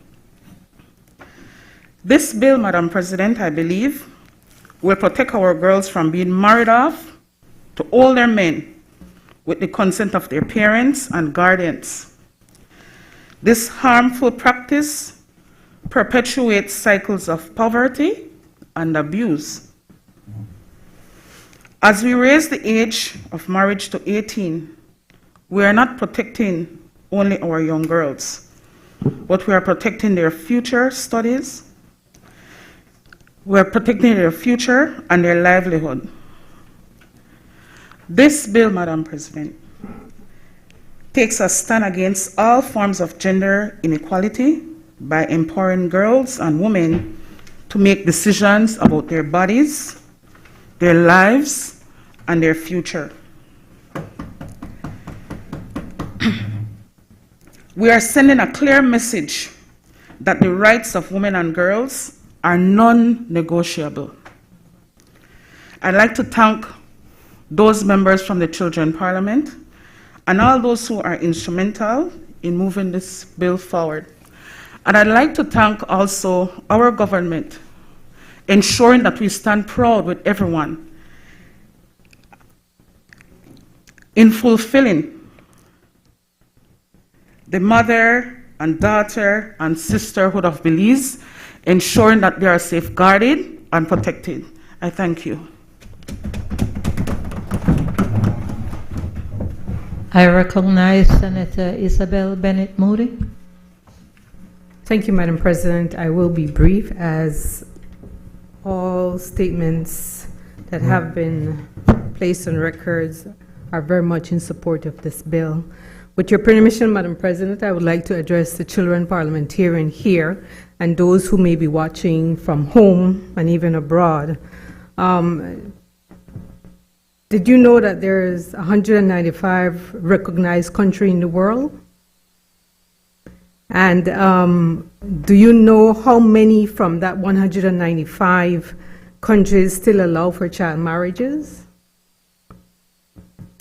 According to the World Economic Forum, Madam President, they shared the Pew Research Center research that indicated that even though there is enough research in the world to indicate that child marriages are a hindrance and that it impacts negatively on a country's development, countries still afford for child marriages. As been stated before in different ways and different forms, it damages social and economic development, which therefore leads to a cycle of poverty. I won't continue to emphasize what has been said before.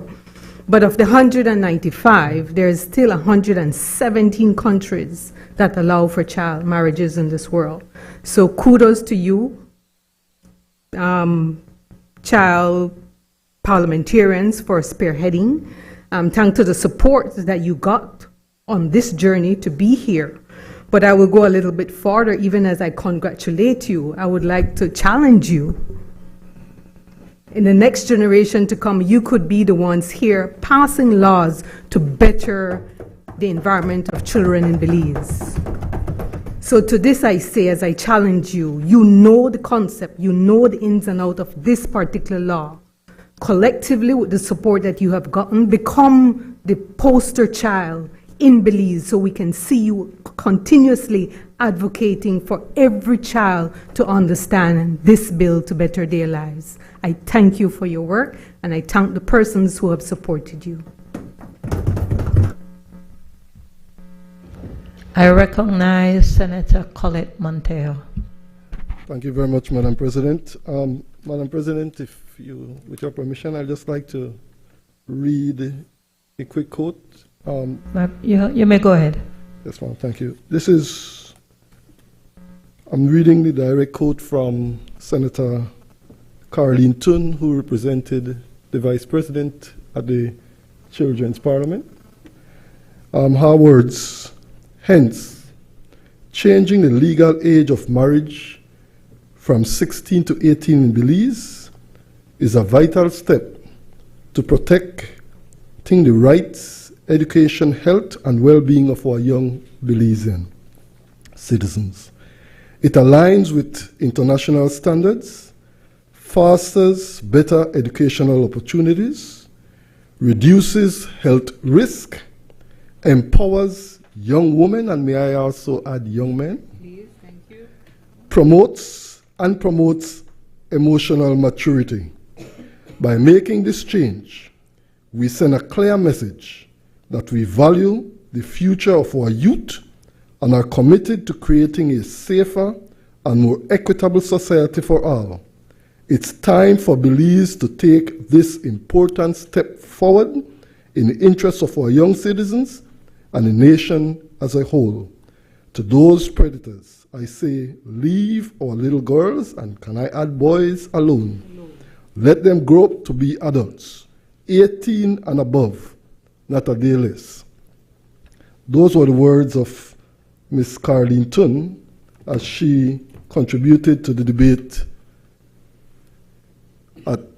for this very important issue. And Madam President, I saw the headlines for the Belize Times last week said, Youth Power, Belize bans child marriage. I have to say to the NCFC, to UNICEF, to the National Women's Commission, and to the Youth Parliament, you spoke. Parliament listened. And that's very, very important. I join my voice with what Senator Chanona said, that the youth voice is so crucial, and this legislation today adds to that. Earlier this year, if we can remember, we upped the age for students to remain in school up to 16. Very important step. And today we are here saying that you cannot, and they are not trying to get married before you are 18. There's still some work to do, NCFC and UNICEF,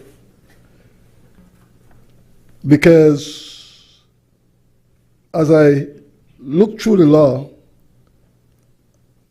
I did not quite see that it addresses the age of consent, nor did I see that it addresses cohabiting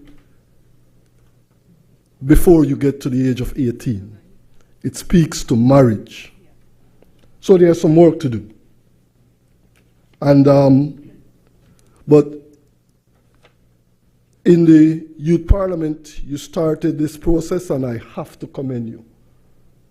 And as I sat down in the gallery, listening to the young people as they debated, and Madam President, I applaud the work that you've done, seriously. All right.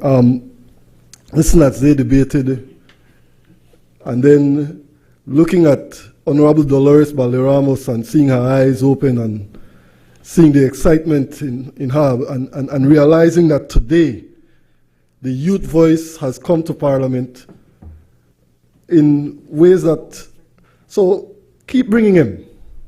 Keep bringing them, because your voice is important.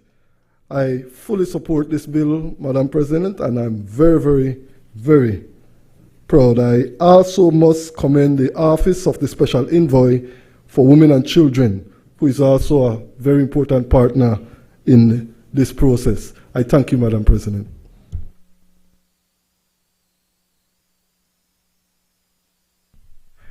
Madam President, in winding up the debate on this important piece of legislation, I want to start by thanking all the senators who have offered their support and the comments that they have made in the debate. The point made by Senator Montejo that work remains to be done is important. There are more reforms, there are more changes that are required. And one of the points that has been made repeatedly is the need for further education, advocacy, and engagement with young people and with, in fact, our wider society, to ensure that they understand what the position in law is today. Unless and until we're able to have a societal change, a mindset, we will have exactly what Senator Montejo identified. I can't marry you legally, so I just want to live with you. I will cohabit. And so we have to empower and educate the youth. We have to inform and educate parents, adults, that this type of thing is not tolerated in our society. Before closing, I just want to respond and to clarify something, because I did say in opening the debate that we have to live up to our international obligations. And I think there was a danger that Senator Bengusha may have thought that I was referring to some international instrument or some pressure that is imposed externally from outside of Belize on the government in passing this type of legislation or other types of legislation.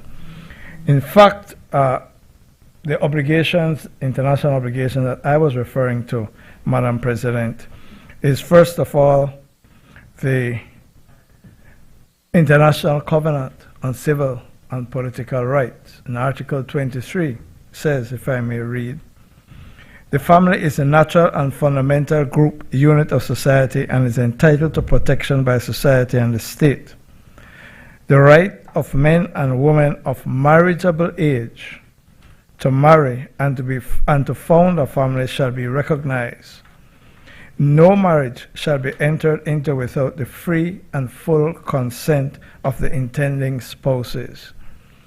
Those are the issues that the Convention identifies, and then it imposes on Belize and all signatories to the Convention the following obligation. It says the state parties to the present covenant shall take appropriate steps to ensure equality of rights and responsibilities of spouses as to marriage, during marriage, and at its dissolution. In the case of dissolution, provision shall be made for the necessary protection of any children. Beyond that, Madam President, as has been alluded to, the Convention on the Elimination of All Forms of Discrimination Against Women, CEDAW, addresses this issue, and it is Article 16 that says, and I quote, "The betrothal and the marriage of a child shall have no legal effect, and all necessary action, including legislation, shall be taken to specify a minimum age for marriage." That is an obligation that we have taken on as a country, and that is the obligation that we are fulfilling today. The Convention on the Rights of the Child, in its concluding observation way back in 2004, expressed deep concern about the practice of early marriage and the minimum age of marriage, which was at that time 14. We took the step of taking it to 16, and now we have taken it to adulthood to the age of 18. So just to be clear, Senator Bengushe, I was not referring to any other agenda. It was these obligations, international obligations, that we are giving life to as we pass this piece of legislation today. The UNICEF website sets out, Madam President, the policy framework and policy responses and lists numerous documents, which I won't go through here, but which inform the thinking behind this piece of legislation. And most importantly, as has been highlighted, the National Youth Development Policy outlines the government's commitments to adolescents and youth and identify key actions that will be implemented to contribute to positive transitions into adulthood. That cannot be done if we are allowing 14, 15, 16-year-olds to get married and to enter into union with the sanction of the state. So there are policy goals that are being achieved and are being put in place because of the work of many people, including the Special Envoy and others that we have mentioned. Madam President, I thank the Senate for the unanimity in supporting this legislation and ask that the question be put.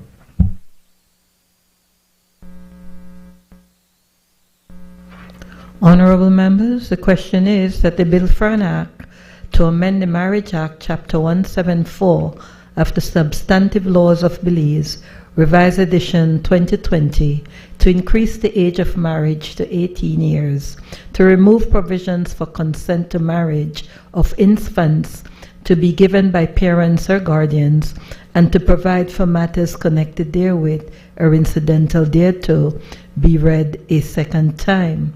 All those in favor kindly say aye. Aye. Those against kindly say no.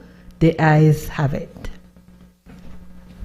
Bill for an act to amend the Marriage Act, Chapter 174 of the Substantive Laws of Belize, Revised Edition 2020, to increase the age of marriage to 18 years, to remove provisions for consent to marriage of infants to be given by parents or guardians, and to provide for matters connected therewith or incidental thereto. So, National Children's Parliament 2023, your bill has been read a second time. I recognize the leader of government business. Madam President, with your permission, can we take the next two bills on the order paper, the Social Security Amendment Bill and the National Health Insurance Validation Bill 2024 together? Yes, you may. Thank you, Madam President. Madam President, I rise to move the second reading of a bill for an act to amend the Social Security Act, Chapter 44 of the Substantive Laws of Belize, Revised Edition 2020, to allow for the retroactive appointment of a general manager of the National Health Insurance Scheme and a chair of the National Health Insurance Committee, and to provide for matters connected therewith or incidental thereto. And the second reading of a bill for an act to validate the Act's decisions or omissions taken in relation to the implementation of the National Health Insurance Scheme, and to provide for matters connected therewith or incidental thereto.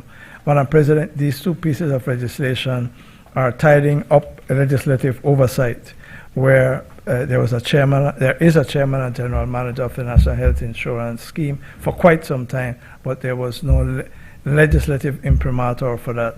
The same thing applies to certain acts and omissions that were taken in respect of the National Health Insurance Scheme.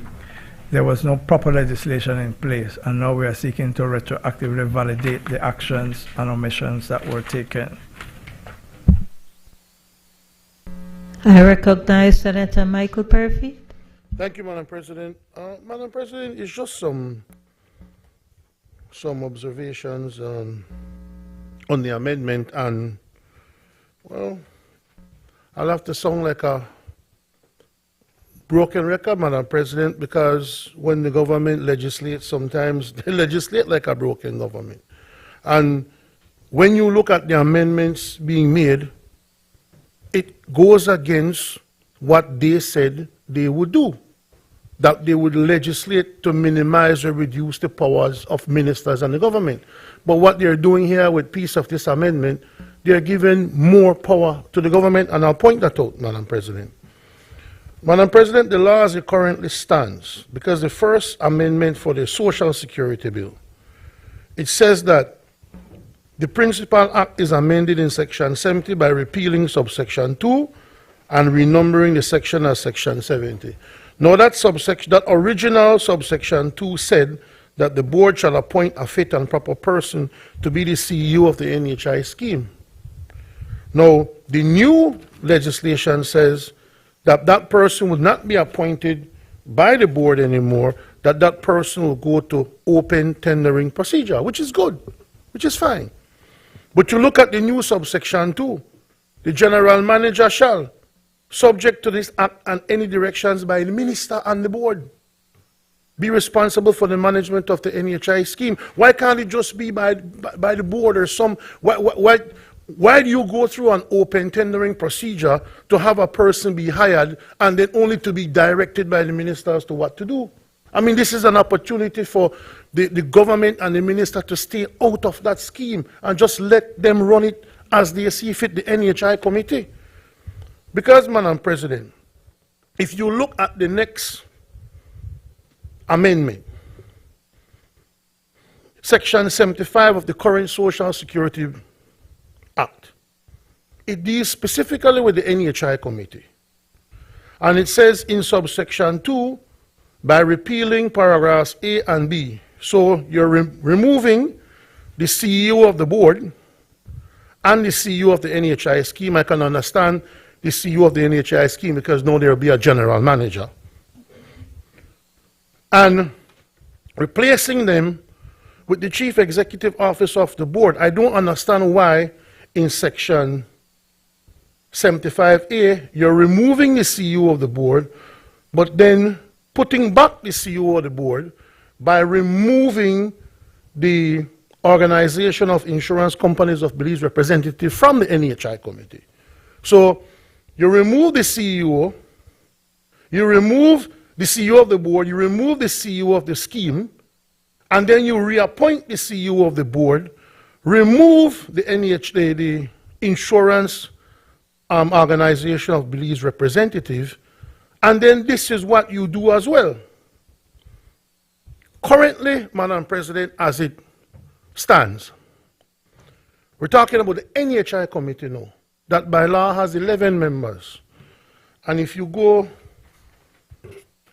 Madam President, to look at that piece of legislation, the NHI committee, appointed by the minister formally, yes, but you have the CEO, the chairperson of the NHI, you have one representative from the private health sector, 2 representatives from Employers Association, 2 from Trade Union, 1 from Belize Council of Churches. On the NHI committee itself, you have the majority of non-governmental organizations being the majority on the NHI committee itself, as opposed to the board, which has essentially 5 members selected by the government and 4 non-government.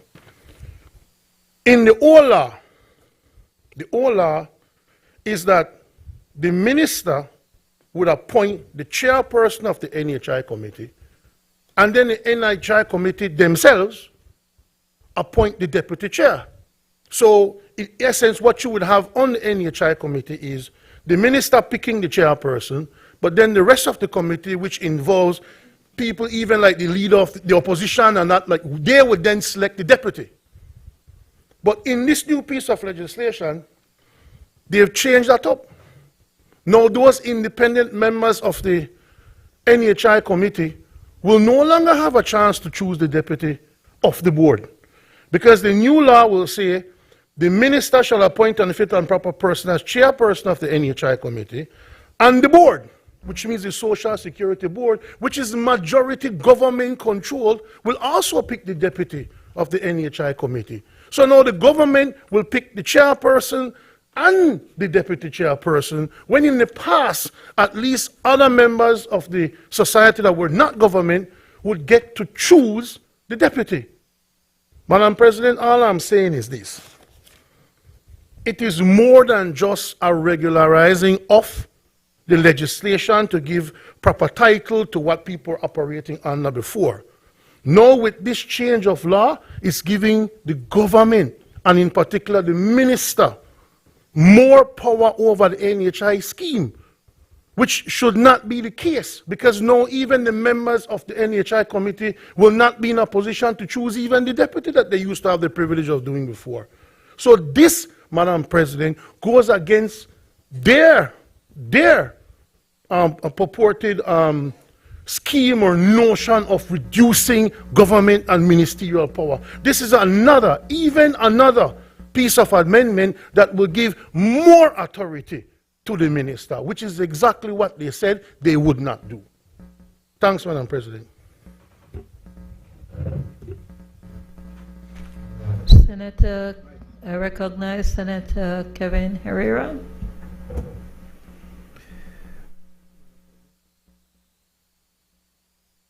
Thank you, Madam President. Madam President, I had some similar concerns as Senator Perry-Feet. I think that there's one thing I've come to realize within government is that we need a lot of oversight, and a lot more oversight than we currently have. And I just see what we have here as increasing the power of government, and perhaps things that may balance that power, we're almost taking it out or nullifying it to a certain extent. And we see here, Madam President, is the same clause 70A2 that Senator Perry-Feet referred to just now. It says the general manager shall, subject to this act and any directions by the minister, even though she should be reporting to a board, and I would imagine that's what a board is there for, to oversee the functions of the general manager. Still, you know, you have this clause in there which states that subject to the directions by the minister. Again, gives the minister tremendous power over the scheme. And this is even so, compounded even so, Madam President, because the government also appoints the chair of the board. And so you have the chair of the board, and then you have the general manager subject to the directions of the minister, which then gives the minister absolute power over the NHI scheme. And I believe that, we've been, at least, I think we've all wanted to move away from that kind of thing, Madam President, and allow for more inputs from other parties, to reduce the power of government to a certain extent on these bodies, so that we have a better functioning organization. I don't think these amendments lend itself to that. I think that it certainly takes us back and consolidates the power of government in terms of the control of these entities. Thank you.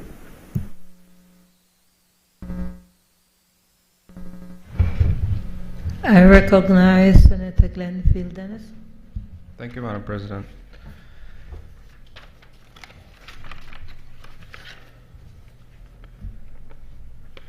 Madam President, I want to first thank the technocrat in the appropriate board or ministry who would have pointed out this oversight.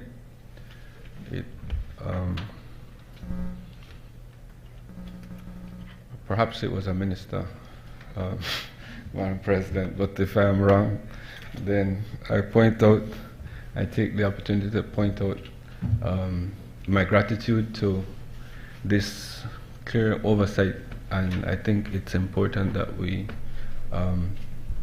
appreciate that there is certainly a need to validate the actions that would have been taken by a general manager back to the period which this seeks to do. There are some serious implications for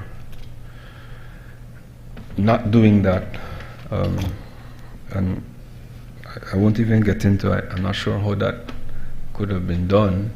I don't want to champion that the Bar Association be added to the board, Madam President, but I did take some time to see who were the members of the board, and I noted that there was no, while it is a medical area, there was no one on the board with the sort of legal acumen that could have provided some guidance. And I'm not saying it would have, Madam President, but I think it's an important reflection to be made that even in the boards where the technical area is, medicine or technology or manufacturing or that sort of legal expertise is always good to have for that different perspective.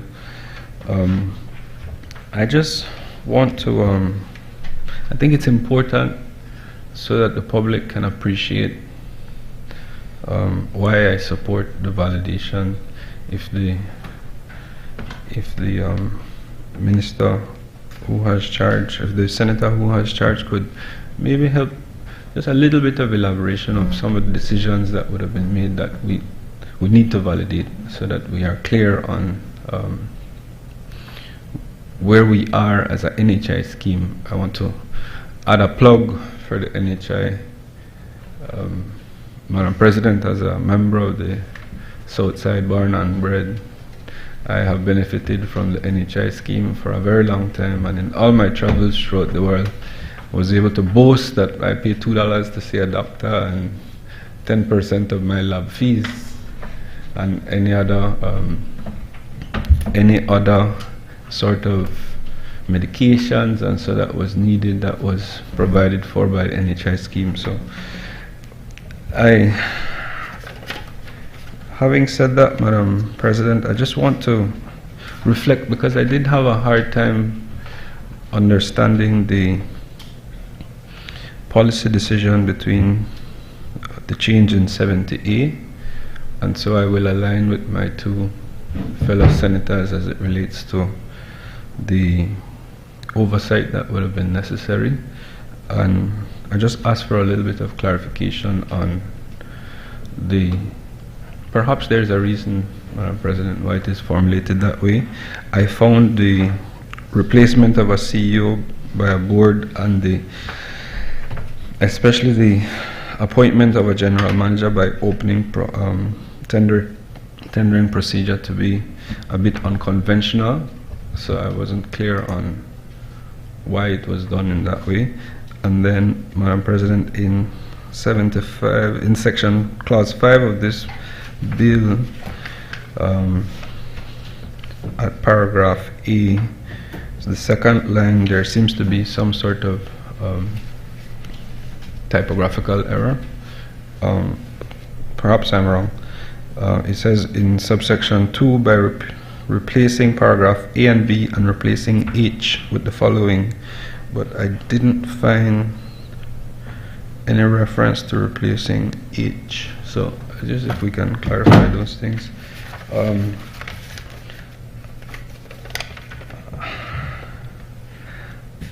I did realize both would be read together. I thought that was prudent, but I yield with those comments, Madam President.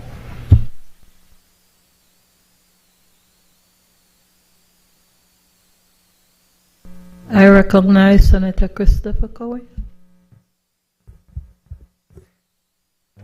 Thank you, Madam President. Only a few comments to make on this. As it is, it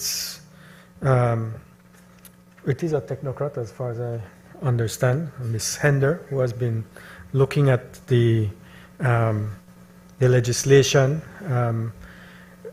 There's a comprehensive review ongoing on the NHI scheme. As you know, there's the ongoing rollout, and with the expectation that it will largely be complete in this upcoming year, including the new fiscal year, as it rolls out into Cayo, the Cayo district, the last component of the rollout of the NHI scheme.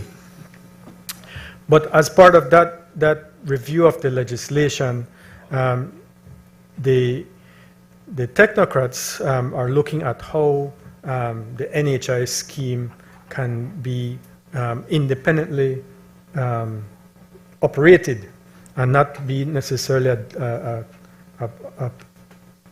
an appendage to the Social Security system. And it is in that effort of review that it was identified that there are these problems, in particular in this case, that there's a provision for a CEO of the scheme, but really there isn't a CEO, there's a general manager. And it apparently occurred by virtue of amendments that occurred between 2001 and 2007, and simply errors that ended up being in law. So this is, in a sense, a fix to what is already in place, but with the expectation that in due course, new legislation will be developed for the NHI scheme. So in looking at how to rectify these legislative errors, this is what was presented and endorsed by Cabinet. In effect, it's not to create new powers, but really to maintain the status quo, but with legislative footing.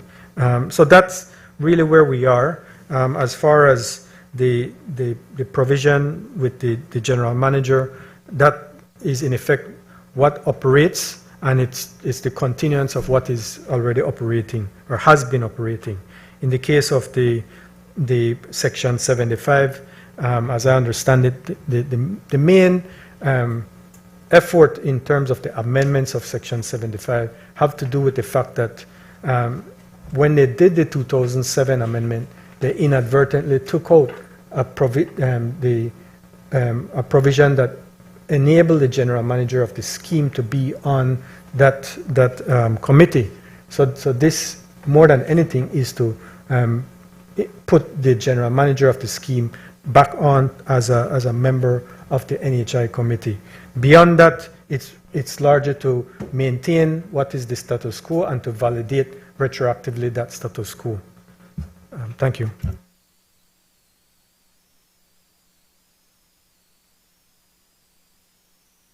Madam President, the involvement of the appointment of a deputy chair by the Social Security Board, of course, is just in recognition of the fact of the greater role that Social Security is playing in supporting the NHI. I ask that the question be put. Honorable members, the question is that the bill for an act to amend the Social Security Act, Chapter 44 of the Substantive Laws of Belize, Revised Edition 2020, to allow for the retroactive appointment of a general manager of the National Health Insurance Scheme and a chair of the National Health Insurance Committee, and to provide for matters connected therewith or incidental thereto, be read a second time. Honorable members, the question is that the bill for an act to validate the acts, decisions, or omissions taken in relation to the implementation of the National Health Insurance Scheme and to provide for matters connected therewith or incidental thereto be read a second time. All those in favor kindly say aye. Aye. Those against kindly say no. The ayes have it.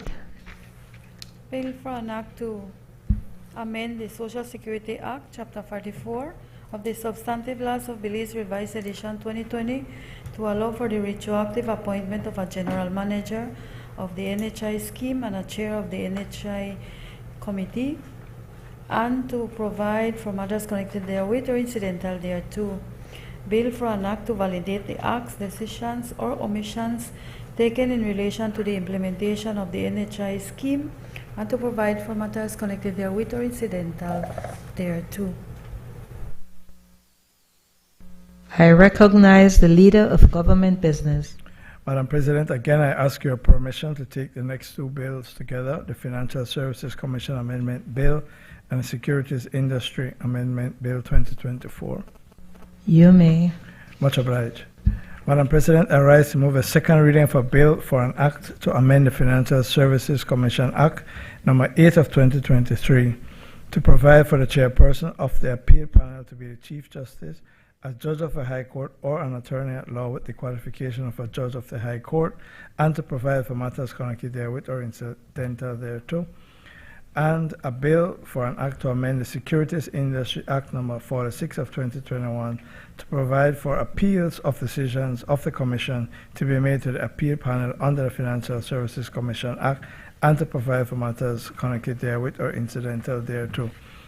Madam President and colleagues, these two pieces of legislation are simple, straightforward pieces of legislation, just clarifying and making provision for appeals under the Securities Act and the Financial Services Commission Act, and to ensure that the appeal panels are chaired by the Chief Justice or a judge or an attorney appointed by the Chief Justice to hear these appeals and to deal with matters connected therewith or incidental thereto.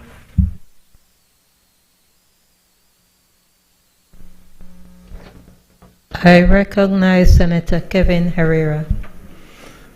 Thank you, Madam President. Madam President, just briefly, I think there's a typo in the first paragraph, page 1, attorney at law. The L is missed out at law. You may want to fix that. Page 1. What was it? We call it proviso, I believe. Yes. Yeah, Madam President, just briefly, I think we had an issue with a similar law in one of the previous sessions, and I had raised a similar concern. I really see some difficulty in bringing the judiciary into a function as what this bill is suggesting, simply because if there's a conflict, if something has to go to a court, they would have already been involved. And certainly I think that they are the last arbiters in the process of justice. And so if they are in appeals process, even before, there might be a conflict that need to go to the courts for some type of judgment or clarification on, there is the possibility that there might be perceptions of impartiality. They might wonder about the independence of a judge in terms of ruling on that matter, given that they would have already made a pronouncement and an earlier appeals process. And so I think that I'm putting that out for consideration, Madam President, because I think that it was a concern back then, and I think we had made an adjustment to a previous bill on the same matter, and perhaps we could just look at it and from that perspective, in terms of trying to make sure that it's not only in fact, but we're also addressing the independence and impartiality in appearance as well. Thank you, Madam President. I recognize Senator Glenfield Dennison. Thank you, Madam President. Madam President, I don't often disagree with my colleague, but we'll get to that. The question I have that I would like an answer for is, first, whether the panel has been constituted, and if not, whether the difficulty was rooted in either non-consultation with the Chief Justice at the time, or a reluctance on the part of the judiciary, perhaps in line with my senator colleague's view, to make an appointment. At the risk of having to go before the judges next week, I say, Madam President, that there is, let me go back a bit. With your leave, I will go back to the appointment of the tribunal under the Constitution, Madam President. This panel is a sort of tribunal, and so it is my understanding that there was great difficulty in constituting that tribunal during the emergency powers, when at least 100 Belizean citizens were engaged, and so the appointment of the tribunal came a bit late with the appointment of Mr. Alpuche to the bar, in a similar sort of legislative provision where the Chief Justice would have made the appointment from a member of the bar with similar qualifications as this. Madam President, so I just want to pause to ask whether, if there is difficulty in letting the judiciary be appointed on panels or boards, if we can apply some brain power to another way forward. My position is that perhaps we develop the specialized areas of expertise in our judiciary to be able to deal with the sort of legal challenges that could come from the decisions of the appeal, and we ensure that those judges have nothing to do with or are not a part of the panel. However, Madam President, we have a backlog in the country. It is, by the estimations of the judiciary, being dealt with and being greatly reduced, and I'm worried that the judges may not have enough to do shortly with that backlog being cleared, Madam President. So I'll take a jab right here, Madam President, not in the Tyson style, But just to say, Madam President, when we improved the numbers in the judiciary, there was not a corresponding improvement in the support staff, especially at the Crown Council level, and we were at pains, Madam President, to keep up with the sort of demands that judiciary was asking for. So I just asked, Madam President, that we I don't have any difficulty with the judiciary being appointed to this panel. We can keep a Chinese wall to separate them. But if the difficulty was the mechanics of the appointment, then I ask that when we go into committee, we can have a brief discussion on that. I thank you. I recognize Senator Christopher Cowie.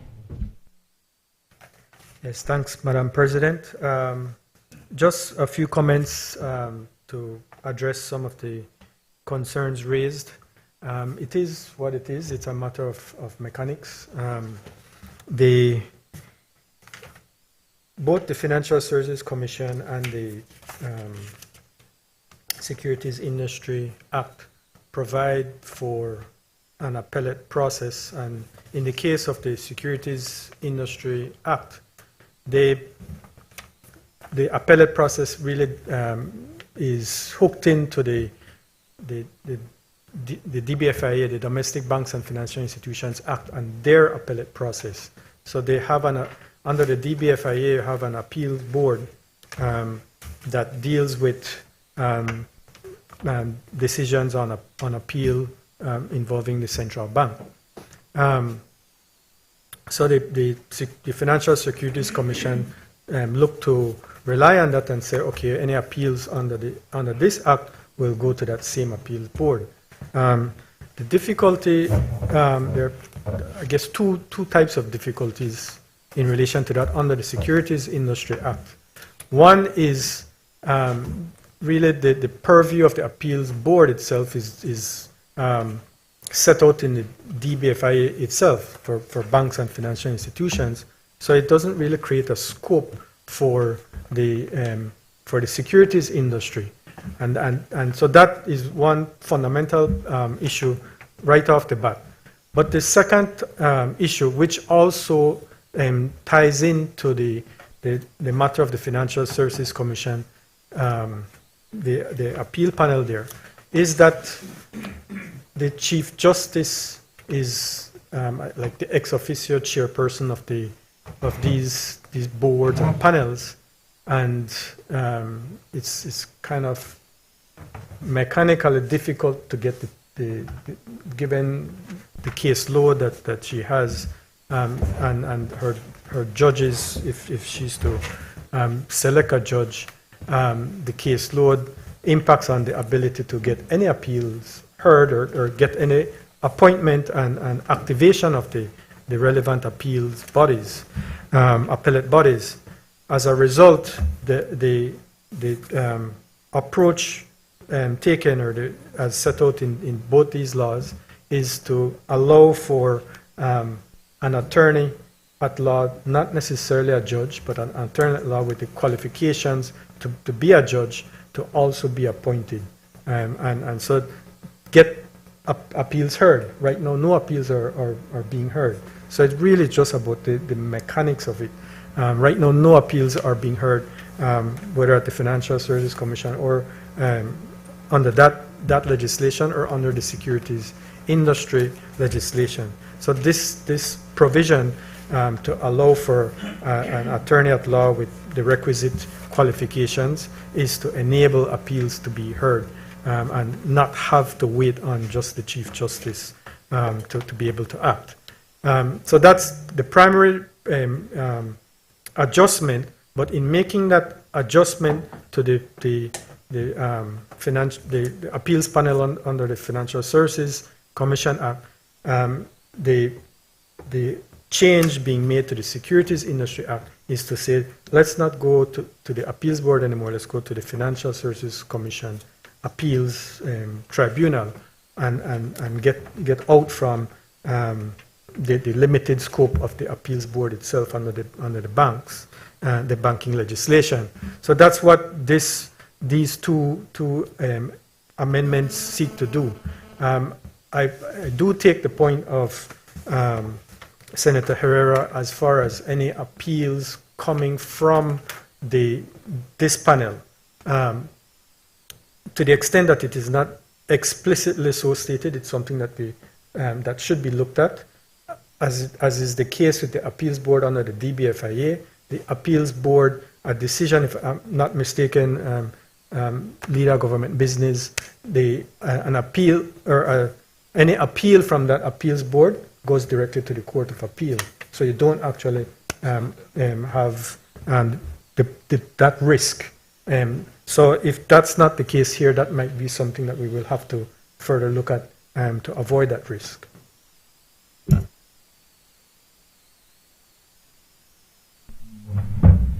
Madam President, first of all, Senator Herrera raised this issue before, and I will just repeat what I said then.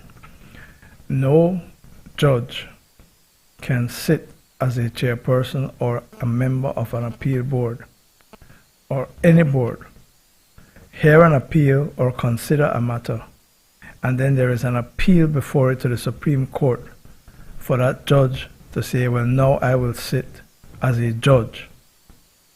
There is a Latin maxim, which I won't say in Latin, I will say in English. No man can be a judge in his own cause. You cannot sit as a chairperson, make a decision, and then when someone appeals it, you say, I will be the judge to hear an appeal from my own decision. So, as a matter of basic justice, guaranteed by Section 6(7) of the Constitution, it is impossible for a judge who has sat either as a member or a chair to hear an appeal from such an appeal board. And if it were to ever happen, of course, the parties would object and they would, as sure as night follows, they succeed. So that I do not believe that is a real problem. But the solution indicated by Senator Corey, I think, can be looked at to allay any lingering doubts on the question. Madam President, I ask that the questions be put. Honorable members, the question is that the bill for an act to amend the Financial Services Act, Act number 8 of 2023, to provide for the chairperson of the appeal panel to be the Chief Justice, a judge of the High Court, or an attorney at law with the qualifications of a judge of the High Court, and to provide for matters connected therewith or incidental thereto, be read a second time. Honorable members, the question is that the bill for an act to amend the Securities Industry Act, Act number 46 of 2021, to provide for appeals of decisions of the Commission to be made to the appeal panel under the Financial Services Commission Act, and to provide for matters connected therewith or incidental thereto, be read a second time. All those in favor kindly say aye. Aye. Those against kindly say no. The ayes have it. Bill for an act to amend the Financial Services Commission Act, Act number 8 of 2023, and Bill for an act to amend the Securities Industry Act, Act number 46 of 2021.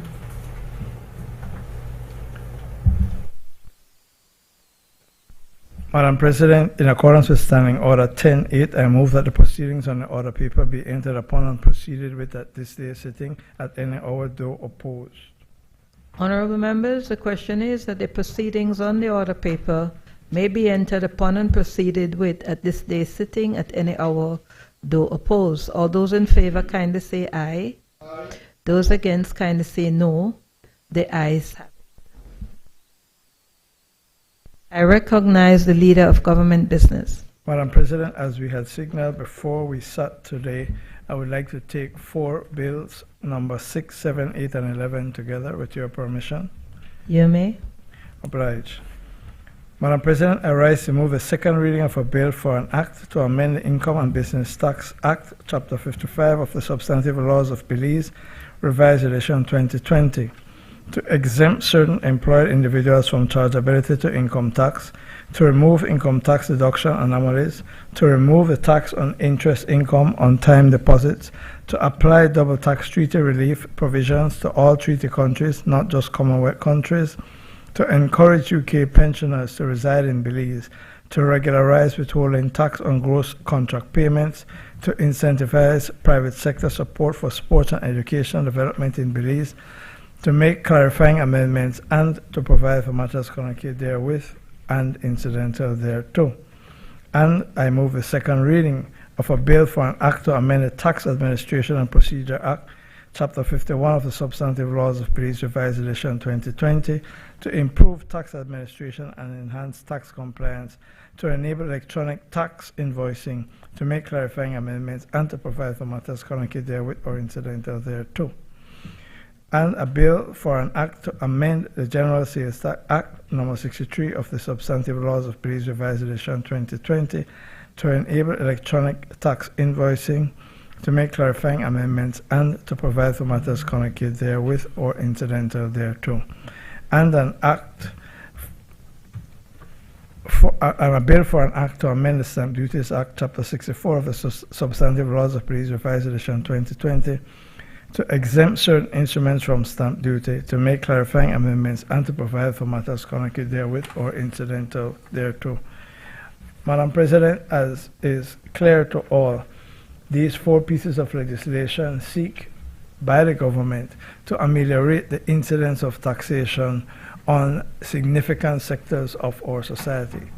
Insofar as the Income and Business Tax Amendment Act is concerned, we seek to raise the threshold from 20,000 to 29,000, which will then exempt significant number of Belizeans from having to pay income and business tax. More importantly, or just as importantly, Madam President, we remove certain anomalies because there are instances where persons get an increase in salary, but because of the way the tax structure is, they end up taking home less because the tax rate is higher because they have jumped into a new tax bracket. There are other provisions in that legislation that seek to encourage double taxation avoidance by extending it beyond the Commonwealth, and of course getting UK pensioners to reside in Belize by taxing their pension receipts at a low tax incidence of 2%. Insofar as the tax administration and the general sales tax, we seek to modernize by allowing what we call the electronic tax invoicing. And so those are primarily to modernize. And on the stamp duty, Madam President, it is to relieve certain instruments from stamp duty. Again, primarily transaction of below 100,000.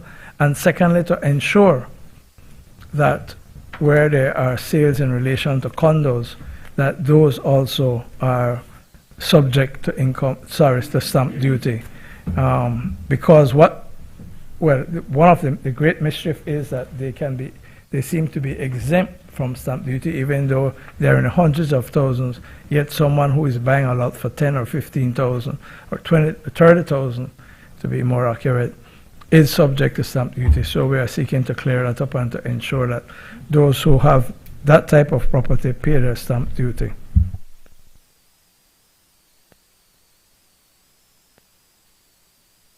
I recognize Senator Janelle Tanona. Thank you, Madam President. We rise in support of, I'm referencing now the Income and Business Tax Amendment Bill. We note and applaud the move to incentivize private sector support in support of sports and educational development. It has been something that has been called out in terms of the value of sports and the contributions that sports can make beyond physical, but certainly in terms of sports industry and overall increase of wealth to the nation. Certainly Jamaica has led the way on that for the region, but we do hope and anticipate, as I'm sure the drafters are, that this move will see sports come into fruition on several levels and really motivate participation and, of course, make sure that our athletes have what they need to represent themselves and the nation well. So, thank you. I recognize Senator Bevington Carl. Thank you, Madam President. I rise in full support of these amendment bills before us today. Madam President, this government, led of course by Prime Minister Briceño, really has the workforce at heart, Madam President. From raising the minimum wage to now $5, to supporting MSMEs, Madam President, to now raising this tax bracket for people not to be taxed for up to 29,000, Madam President. So, Madam President, I work in the private sector, in the tourism sector, and oftentimes when, you know, our employees get their pay slip and they see the amount of monies withheld from them because of the tax bracket, you know, you can really hear the cry, Madam President. You know, oftentimes they'll say, you know, this can easily buy me groceries for a week, or, you know, I could have paid my rent with this. And I'm glad, Madam President, that the visionary leadership of our Prime Minister, now this is becoming a reality to these hardworking Belizeans, Madam President. We're looking at almost 3,000 people that will benefit from this amendment, Madam President. And of course, they would be taking home more monies to their families, and you know, would have that extra money that they can use to do whatever they want, Madam President. And I also raised this once with Minister Koyi, Madam President. Like, there are some companies that would give bonuses, especially like Christmas bonus for their employees, and oftentimes these monies would go on top of their salaries, and you know, because of that, they would be taxed, and literally they won't be taking any bonuses to their families, because then they would jump into that tax bracket whereby they would be taxed and not take anything, Madam President. But instead of losing now, this will assist a lot. And I want to highlight my co-workers in Hopkins, you know, at Hamanasi, Madam President. I work with them, and you know, they know that I'm also a senator, you know, government senator, and every time they would be, you know, after me and telling me this almost every morning when I go to work, or especially when it's that time of the month to get paid, Madam President, and they look at their pay slip, and you know, the first thing they would tell me, this is what, you know, you're doing. And I'm happy to tell them that, hey, listen, the government listened, and you know, we're delivering, and I'm sure that a lot of them would be smiling and taking home, you know, a few more dollars for their families, Madam President. So I just want to make sure that at least from that company and all the other tourism companies, that, you know, the government is listening to your cries and, you know, is being addressed. So just wanted to highlight that, Madam President. I recognize Senator Kevin Herrera. Thank you, Madam President. Madam President, I'll comment on the Income and Business Tax Amendment Bill 2024 first.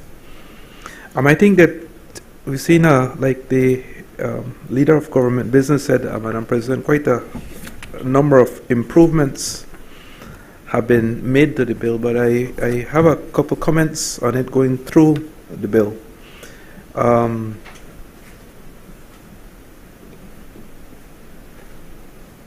The first one, Madam President, is in relation to the DPA, and that's on page 3. Now it mentions that it brings clarity to, and this is an issue that we've had since 2020 in terms of whether or not, or at what time the DPAs would have been subject to the tax. And so I think some clarity in that regard, I think, would be very important. Is this retroactive to 2020, or is this on a go? Sorry? This is the Income and Business Tax and the DPA section.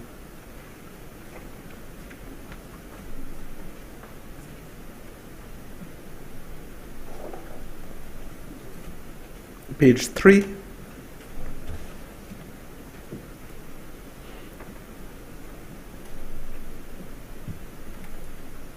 Right. So I think some clarification would be needed in that area. From the opinions we've had and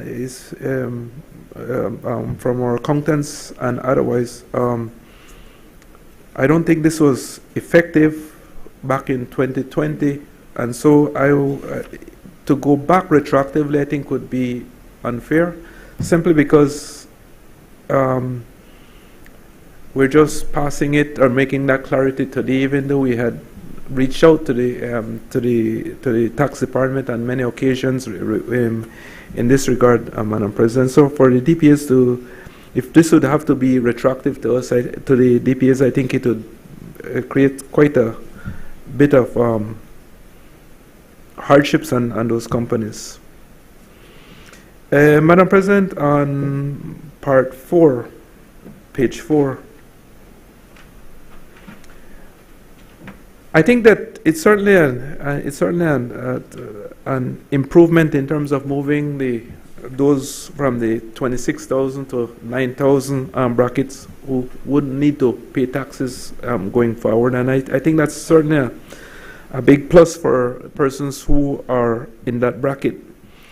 One of the observations I make, though, and I understand where it's coming from. I understand that government has to balance off everything in terms from a budgetary standpoint. But persons who earn less than $29,000 or less don't pay any taxes.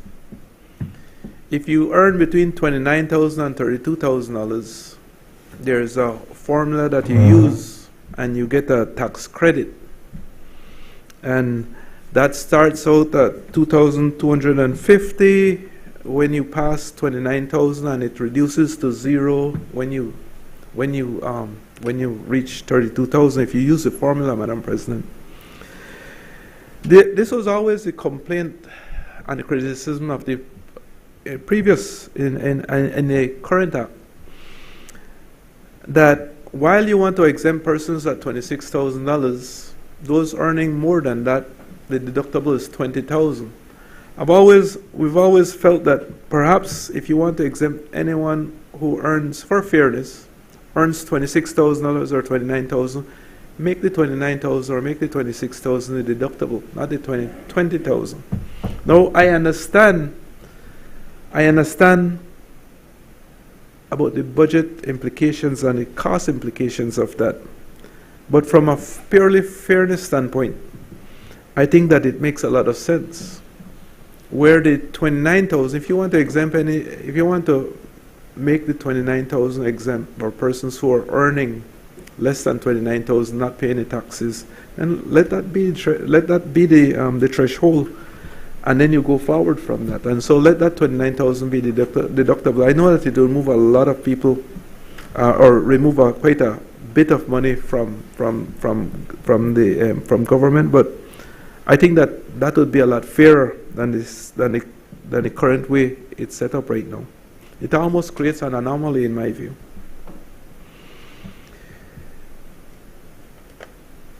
Madam President, the other on page 5, part 6 of the amendment bill as well, Madam President, I noticed that the business tax will be used as a credit when companies file their income at the end of the year, when they file their returns at the end of the year. And so the business tax will go against whatever is calculated on the income tax portion. And if the company paid more than what they were supposed to pay, then that will be carried forward into previous year. Now, if they paid less, then they have to write a check to the commissioner, as the bill currently says, for that difference. Again, from a fairness standpoint, Madam President, is perhaps, everyone wants to have access to their cash. And from a fairness standpoint, perhaps if there's an overpayment, that the government then should reimburse the company or the entity for that excess. Is similar to how the company if they underpaid, would have to write a check to the commissioner for the difference.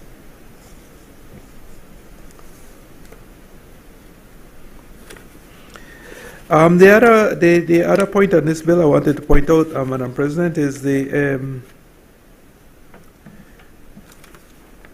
I completely agree with the double taxation and the objectives there, Madam President. I think this is trying to bring people into Belize and have them spend and bring those capital here, and I think that's a good initiative.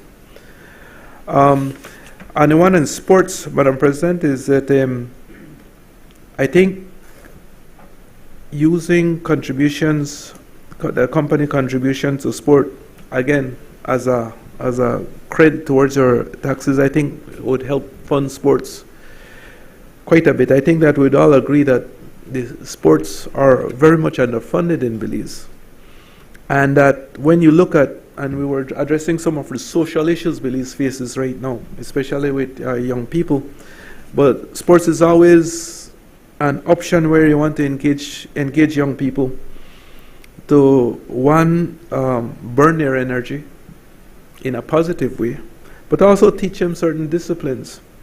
And so I certainly think this is a good thing, and hopefully it will result in more funding to sports, bring in more young people into organized structures where they could learn a lot of the disciplines we would want to impart on them, Madam President. And so I certainly support that, and I think that's an extremely good initiative. Moving on to the Tax Administration and Procedure Amendment Bill, Madam President. The only comment I have on that is on page 10 of that bill. It makes reference to, and this is just an explanatory memorandum, but it makes, and provisions of the bill, number 1, it makes reference to a definition, lawful excuse.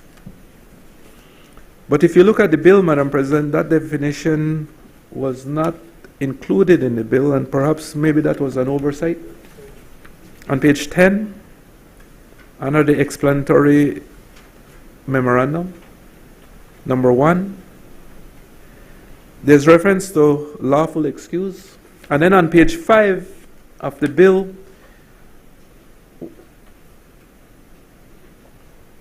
under 101A, it actually mentions lawful excuse.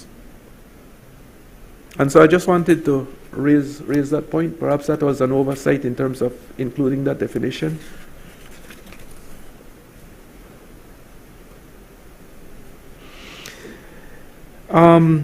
Earlier, before the session of the Senate, I'm moving on to the General Sales Tax and Amendment Bill, Madam President. I don't have any specific comment on that, except that I wanted to mention that before the session this morning, I had a brief discussion with Senator Coe on this issue.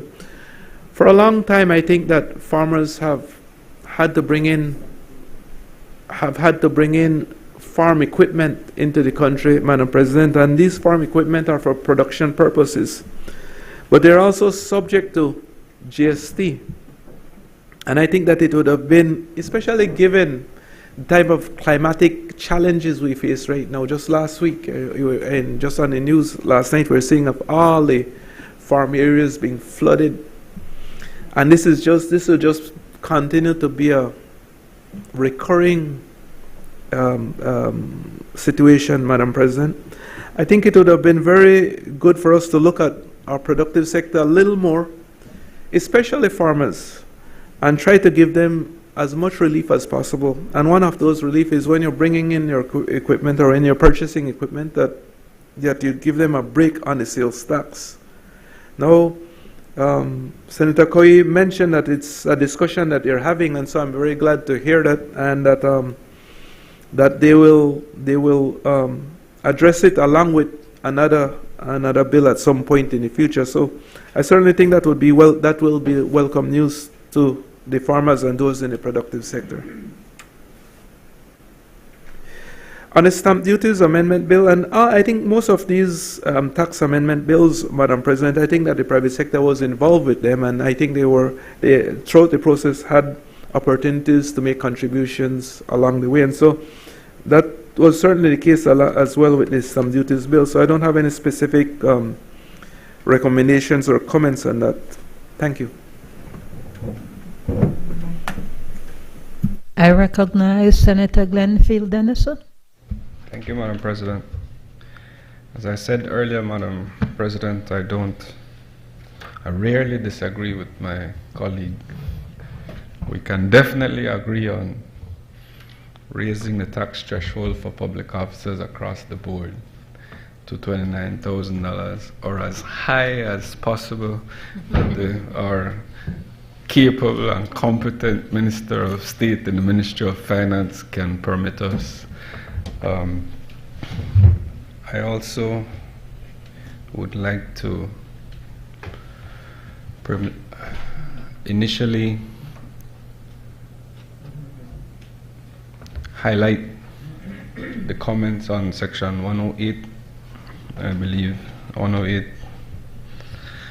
of the Income Tax and Business Act that seeks to engage donations towards sports. Madam President, I think we can all agree that the outlet of sports in our society, the effects of it, well, we can't quantify it in terms of money. It is invaluable, Madam President. As we take, before I go there, Madam President, I want to highlight a very important legislative feature that presents itself in the income tax and the income tax, the tax administration bill, Madam President, as well as the general sales tax. Madam President, the use of, this is the first time I'm seeing it since I've been a senator, Madam President, an explanatory memorandum. The utility of such a tool cannot be understated.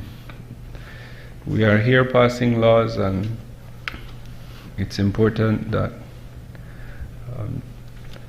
even a lay person be able to follow what the effect of a clause and paragraph, and so what those things mean, Madam President, you know.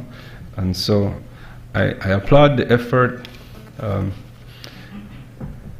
to make an explanatory memorandum available in a piece of legislation. I think it is commendable, it is good work, and I look forward, Senator Koyi, to a little bit more elaboration on the policy rationale and the intended purposes for the specific amendments. I think that long titles aren't as helpful as they used to be, Madam President, but certainly that sort of effort will permit easier reading and analysis of the bill, and where the policy is clearly stated and the rationale is clear, we can have heightened debate on the matters. That said, Madam President, the bills being taken in totality leave me to ask for clarification from my colleague whether this is a part of a larger scheme, and if he can, for the purposes of the Belizean people, just explain what it is this sort of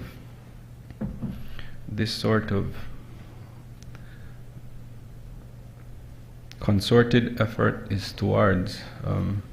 I can humor a guess that it's towards a revenue authority,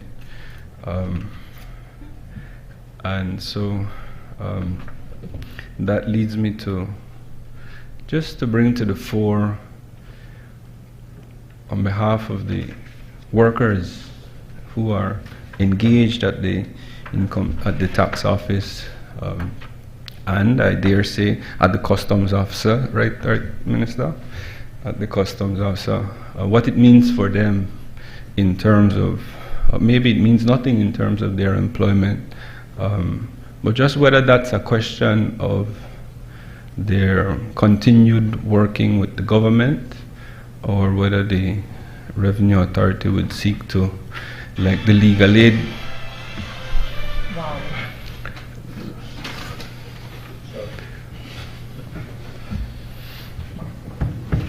Like the legal aid bill amendments, Madam President, seek to separate those classes of employees from the public service. I know for a fact that I'm required, Madam President, to raise their cause, the staff at the legal aid who need some clarity on their status going forward, especially as it relates to their benefits. But that's all I will say about that, Madam President. So if the Minister can help us to understand, I can follow a revenue authority, the utility of it. However, I'm not aware of the ins and outs and the intricate details of our tax system, as would the Minister be able to explain.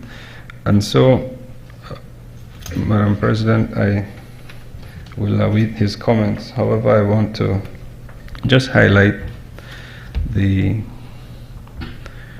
two issues that were already raised by, or maybe he didn't. One issue that was raised and one that may not have been raised. The question of the minimum credit that is allowed for contributions to sports. Not very good at math, Madam President, but it's 30,000 or 1% of the tax payable by the taxpayer. And if we could appreciate what the rationale would be behind that, I think it should be as large as possible, Madam President. However, naturally you would need a sort of policy framework on how these donations are being made, so that we're not making efforts in only the high value sports. I've seen circumstances where if a policy in relation to sports is developed, and I know there's some good people at the Sports Council, if that sort of policy can be shared so that we can have a guide as the areas that need this sort of development. I don't know Miss Lucita Lee. I've never met her. However, her contributions to volleyball. Lupita Kwan, sorry. Thanks. See, I don't know her for true. So her contributions to volleyball have been yielding results, great results for our country as it relates to the performance. And so that is her passion, and we applaud her in her passion, but there are other Belizeans who can excel in other sports if there's a sort of concerted effort and funding put through tax exemptions. Because one thing I know my senator will agree with me is once he can get a tax exemption, he can fund more sports teams. So I just wanted to know if there's any leeway there in the 30,000, 1%, or the rationale behind that.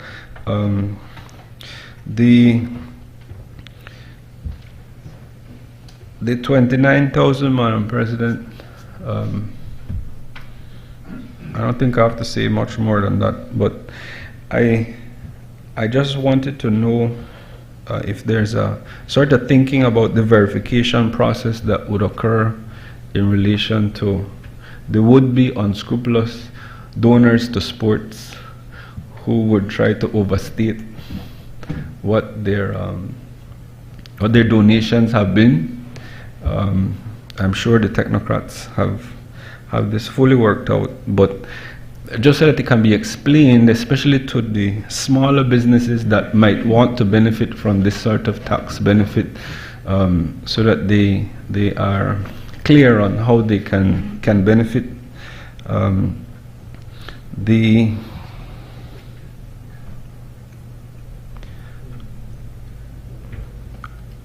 That's the sort of public awareness, Madam President, that I believe would bring development in sports to our next level, and I am all for that, because idle minds and the devil, Madam President, especially in Southside Belize City, and I take the opportunity to applaud the efforts to develop the sporting areas in Belize City that the young people can benefit from and have as an outlet, as opposed to engaging in these sort of nefarious activities.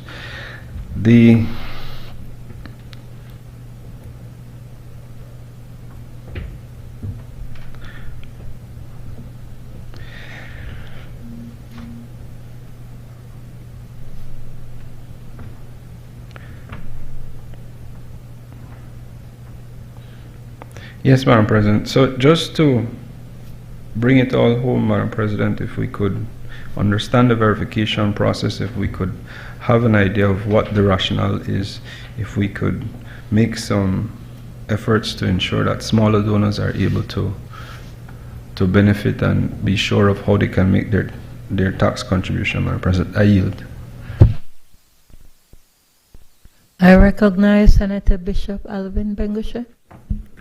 Thank you very much, Madam President. I rise to make my contribution to Income and Business Tax Amendment Bill 2024. Madam President, I want to first of all state that it's a very encouraging thing to be able to stand and to be able to speak to a bill of this nature. And so I want to say that certainly it is one that I can certainly support wholeheartedly. I want to especially commend that area that many have made mention of before, but I just want to perhaps maybe add to it 31, which speaks to the tax exemption on sports and education. I say "and" because I would like to at least be assisted in this area. I see the word there, sports or educational development, and perhaps maybe the lawyers might be able to help me here, because I know sometimes a wording, one word, can make a difference.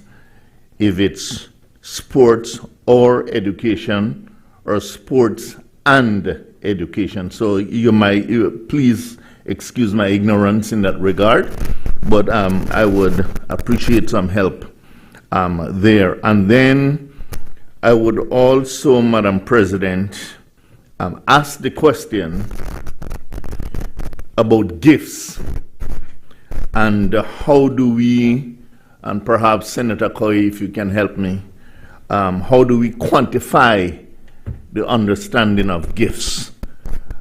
I say that because it is very heartening these days, unlike when I was growing up, where as I played basketball in the evening, especially there in Dangriga, once evening time come and you play up to 5:30, after that you're shooting in the dark. Or the same thing for football. There was a time when after a certain time you have to stop play. It is so very heartening these days to drive around the entire country, and especially as evening time is coming, to be able to see football under lights, to be able to see basketball under lights, to be able to see volleyball under lights. No, I'm not talking about, I'm just saying what I see, Senator. Don't push me into that area.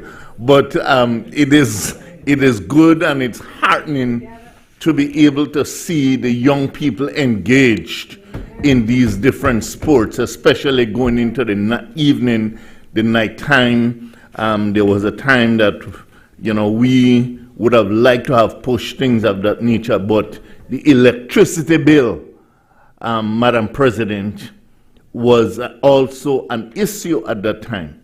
And so, as perhaps maybe gifts is defined, Senator Koyi, I'm just alluding to things such as a company that might be interested in paying the electricity bill for its community, or some gymnasium, things of that nature.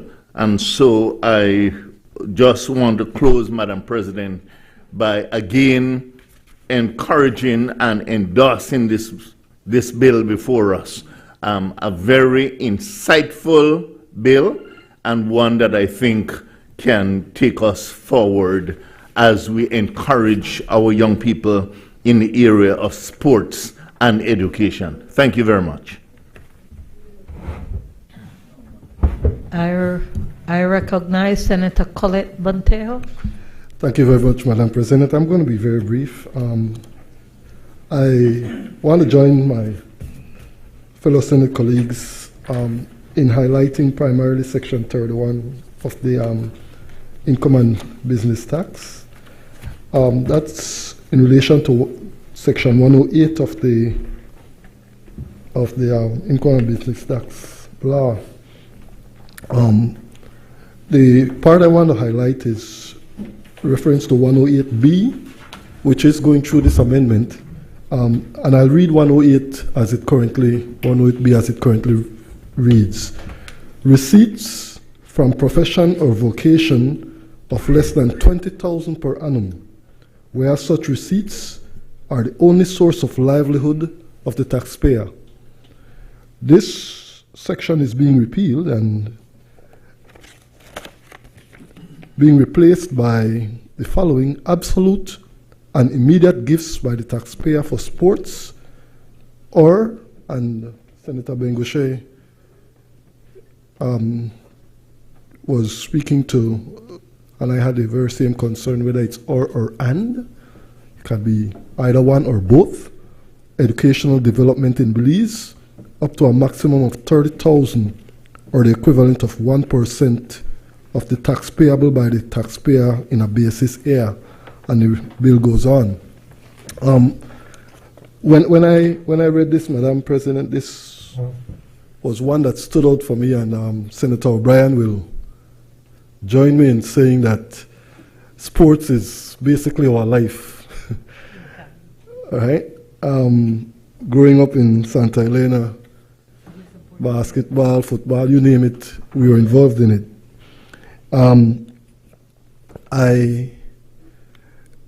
I saw the Honorable Rodwell Ferguson earlier this year try to launch the sports app to get more investment in sports, and I have to applaud this effort, Honorable Koyi, but I might also join our senators to say if there's any way it can be upped.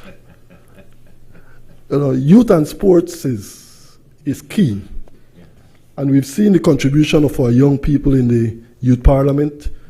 Madam, I was looking just, and I have to share the pride that Belizeans have, because if one thing that sports does for us is it eliminates the politics and the division, and it brings us together as Belizeans. Yes. Absolutely. And the Belize Jaguars, back in 2013, we made it to the Gold Cup, Madam President, and we've not made it back. Well, we are now in the elimination phase, and their opponent is Costa Rica going forward. So I hope that our Belizeans will come out and support the Belize Jaguars so that we can make it back to the Gold Cup for 2025. All right? But at the same time, I want to use this opportunity, Madam, to commend those who saw the vision in this amendment. It's very, very important, and I also have to speak to those who have, over the years, and many of these businessmen have given of themselves and their resources to sports.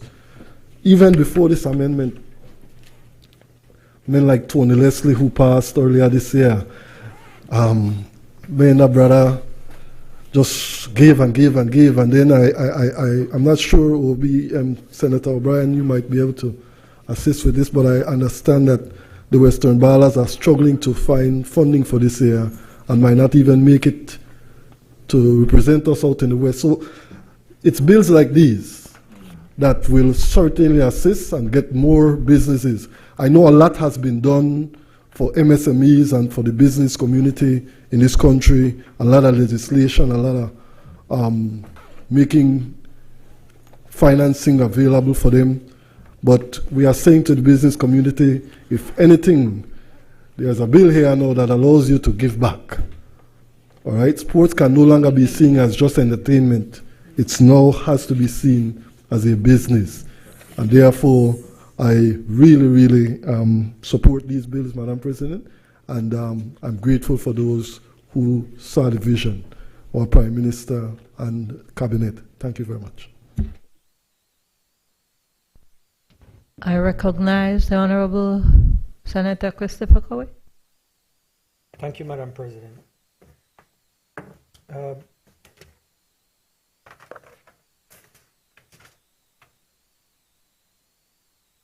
I'd start off with responding to the various comments that have been raised or on the bills, in particular the Income and Business Tax Amendment Bill. Senator Herrera did raise about the Section 63B, or the intended Section 63B, whether it would be retroactive. That entire section is really intended to bring clarity.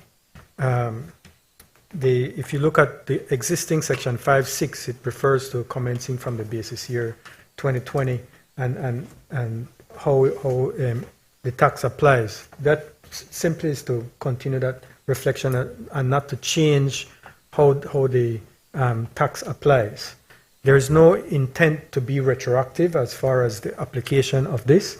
As far as the legislation as it currently exists, we've discussed this before. There's a bit of ambiguity in two prior amendments as it relates to DPAs. This seeks to bring clarity to that, so that going forward, DPA businesses know how they are to be taxed and how they are to pay their taxes. So this is an amendment to bring clarity and move forward so that the DPAs can pay the taxes as was intended.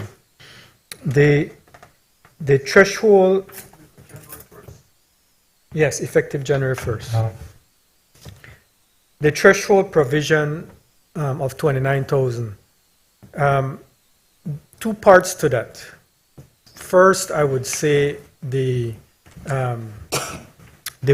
movement from the 20 to 29, bringing the threshold at that level, I think we can't underscore enough the benefit of that to hard working class Belizeans, especially the public officers.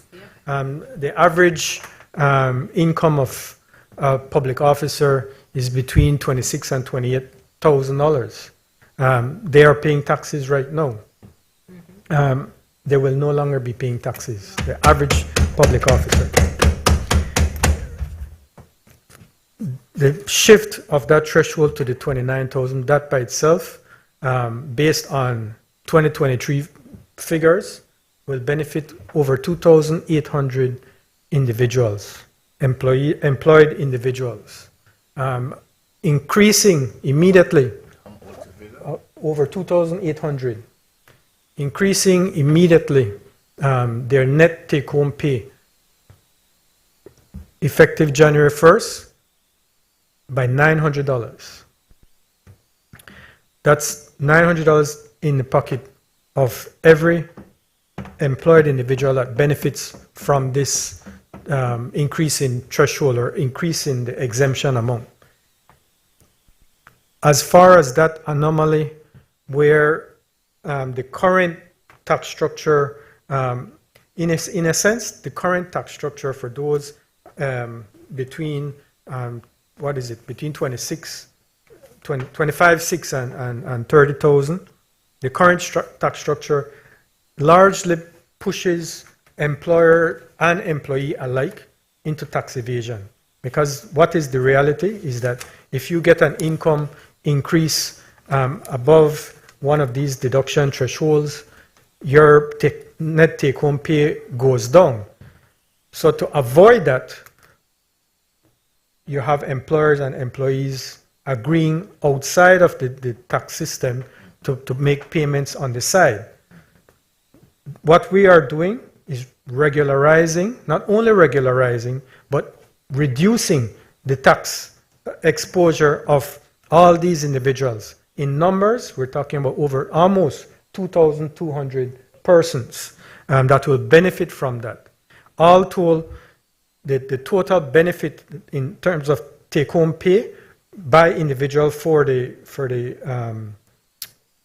dealing with this anomaly is over 1,000 increase in net take-home pay.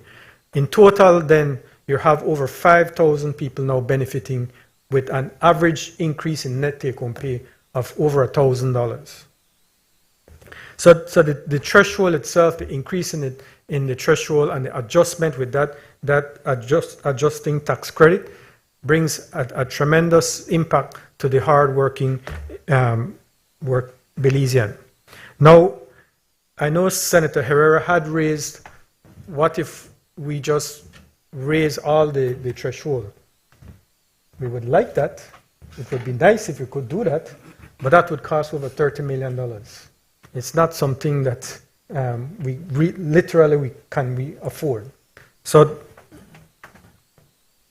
as opposed to blowing a hole in the budget of the government, what we did is something that benefits the persons that more need it than anybody else. Those working class. Whereas the roughly 13,000 people that go above the $30,000 threshold, they would know. If we were to introduce that, it would be a minimum of 2,500 increase to them. That is why we would have a cost of over $30 million. With respect to the business tax reference that you made, that part actually is the existing law. The only reason that it's reflected in this amendment, once again, is because that section was repealed and replaced by a more clearer provision in the new section 6. So this is not anything but what is the existing law as it currently is. Now, if we are to make that adjustment, it's another significant tax loss. I mean, it's a tremendous tax loss that we can be exposed to. The rationale for why that provision exists and has existed is actually more for the multinationals who use the corporate income tax as their tax so that they avoid the double tax. So it really, in terms of our tax structure by and large for Belizean businesses is the business tax. That is our final tax. And I think that is the understanding by most businesses that is our final tax. But for the case of, let's say, an American multinational business that pays its taxes in the US, this allows a form of tax credit for them so that they don't end up paying double tax. That's really the purpose of this provision. On the matter of the amendment to the Tax Administration and Procedure Act, the lawful excuse, I would think it's an inadvertent miss on this So in time, I would say that this would need to be introduced. On the GST, yes, we did have that discussion regarding agriculture and farm equipment. Currently, agricultural businesses that let's use the large ones that are engaged in export of their agricultural products, those businesses are all zero rated. So in the case of those businesses that import the equipment, heavy equipment, farm equipment, they pay the GST on the import, but they claim that GST input tax credit when they file, or they net it off against when they file their monthly returns. What that means is the government ends up owing, and always ends up owing, on the GST input tax credit, because it's zero, and then so you're not collecting any GST, but you've paid out, so you claim that and you get that credit back. That is how it currently operates. So it's not a tax loss per se, but what it is, it's a cash flow challenge for the business. To address that cash flow challenge, the preference would be, rather than paying on the import, to pay on the production. And that's where we had that discussion as the possibility of having an excise tax on production and then eliminating that GST on the input, on the import. That is something that's under discussion, but it does require a more comprehensive analysis as to what would be the effective cost, even if it is just a timing cost that we have to look at, and how do you implement an excise tax on production. So that is where that analysis and discussion is ongoing. On the area of the sports or educational development, well, I won't say that there is having it as sports or educational development in effect broadens the ability for contribution.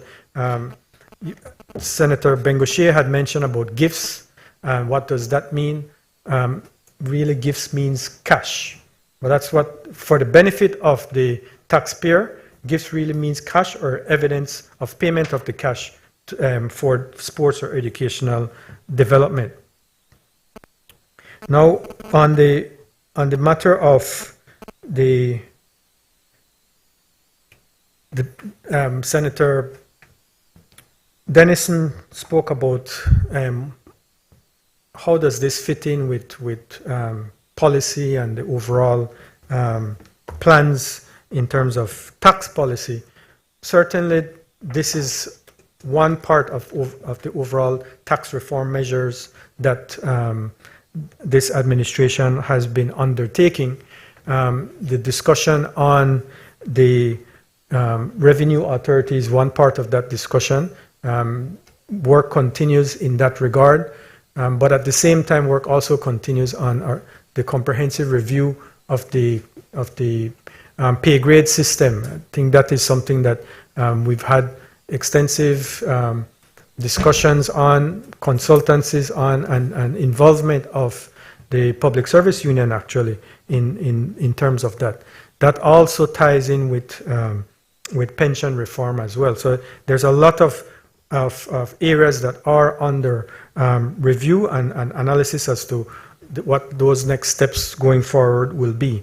What I would like to focus in on, though, is that a number of these areas and the amendments here mean tax loss. They mean tax loss at the level of business tax loss at the level of income tax loss at the level of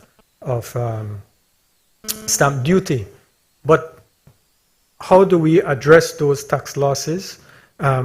In part, we have to look at how we collect taxes, how we administer the collection of taxes. And so alongside all these benefits that you see here, you see provisions that support tax compliance. provisions that look and focus in on administrative penalties, giving the authority, the power of the tax department to make enforcement provisions that are effective, that not just are there on paper, but that can be effectively utilized. So that I think is one of those highlights that as much as it's not sexy, if you will, it is important because it enables us to make those, to give those benefits by ensuring that we enhance tax compliance. One significant part of it, of tax compliance enhancement that you see through all these bills also is in the area of electronic invoicing control. That electronic invoicing will be very important from an accountability, from a transparency standpoint, and even from an analytical standpoint. And that is ongoing, and it is expected that by the second half of next year, that will actually be fully completed and commissioned.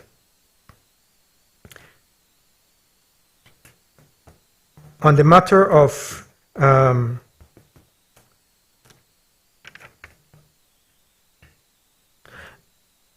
I highlighted in the area of the thresholds in income and business tax and the impact that it has for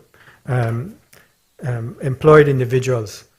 I would like certainly also to underscore the provisions Senator Courtney did highlight with respect to real estate.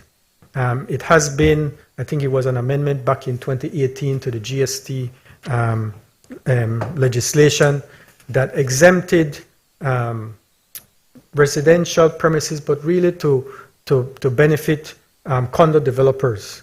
That was a positive in the sense that it supported the tourism industry, the real estate development sector, but at the same time it brought out the regressive nature of that tax, that a buyer of a condo, $1 million condo, would pay no GST, but someone who's a first-time landowner buying a 15,000 or 20,000 lot from a real estate developer would have to pay that GST. This GST amendment seeks to do away with that, clarifies that, and makes sure that any landowner that will be using that property for their residence or their home, they would no longer be subject to any GST. That is something that I certainly would want to highlight as a major benefit of these amendment bills. But also, in the case of the stamp duties amendment bill, the provision on it's been a challenge, and this is through numerous administrations, the question of interest rates that the banks, the financial institutions charge. It is a challenge for any regulator, for any government in terms of policy. How do we keep interest rates down, or how do we incentivize interest rates to come down? Under this administration and with the efforts of the central bank, much effort has been put into looking at being fair, the banking sector being fair in terms of the fees that it charges, but also how do we enable more competition between the banks. You have, in effect, barriers that exist in moving from one banking institution to the next, and because you have those barriers, it enables any banking institution to actually charge a higher rate because of that. So the central bank has been hard at work in looking at how to reduce prepayment penalties as one example, so that if a borrower wants to move from one bank to the next, that they don't get charged these penalties as they look to switch from one bank to another bank that might charge a lower rate of interest. Similarly, in our stamp duties law, we have the stamp duty on mortgages. Any mortgage, you have to pay currently you have to pay 1.5% on a mortgage, and if you are assigning, you have to pay a 0.6% charge, or you have to discharge your existing mortgage at 0.6% and then move it at 1.5%. That could be as much as 2.1%, not including the legal fees that come along with that. When you have those fees that apply on shifting over on a mortgage, obviously there's a reticence for a borrower to look to move, and a bank, knowing that, is more inclined to maintain a higher rate of interest. What is set out in this amendment bill is the exemption, the removal completely of stamp duty on any mortgage or any assignment of mortgage or any cancellation mortgage up to $100,000. Again, once again, the focus is on addressing the hardworking Belizean that can't afford high interest rate loans, that it's not for whom it's not fair to have high interest rate loans that they will have to pay. This amendment will enable or remove a significant barrier to entry that in turn will enable interest rates to be more competitive to even that small borrower as opposed to just large borrowers. So those are just a couple of the points I wanted to highlight in terms of the proposed amendments to this bill. There's a lot of work that remains. The tax reform measures that are being introduced on a phased basis, but this is a major first step, and we look forward to the support of this Senate.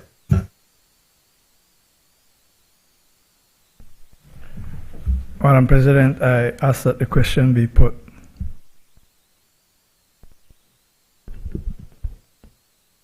Honorable members, the question is that the bill for an act to amend the Income and Business Tax Act, Chapter 55 of the Substantive Laws of Belize, Revised Edition 2020, to exempt certain employed individuals from chargeability to income tax, to remove income tax deduction anomalies, to remove the tax on interest income on time deposits, to apply double tax treaty relief provisions to all treaty countries, not just Commonwealth countries, to encourage UK pensioners to reside in Belize, to regularize withholding of tax on gross contract payments, to incentivize private sector support of sports and educational development in Belize, to make clarifying amendments, and to provide for matters connected therewith and incidental thereto, be read a second time.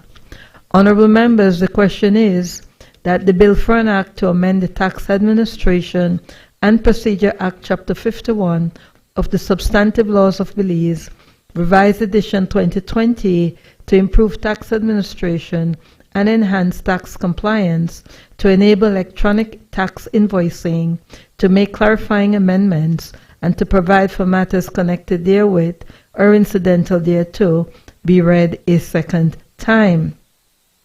Honorable members, the question is that the bill for an act to amend the General Sales Tax, Chapter 63 of the Substantive Laws of Belize, Revised Edition 2020, to enable electronic tax invoicing, to make clarifying amendments, and to provide for matters connected therewith or incidental thereto, be read a second time. Honorable members, the question is that the bill for an act to amend the Stamp Duties Act, Chapter 64 of the Substantive Laws of Belize, Revised Edition 2020, to exempt certain instruments from stamp duty, to make clarifying amendments, and to provide for matters connected therewith and incidental thereto, be read a second time. All those in favor kindly say aye. Those against kindly say no. The ayes have it.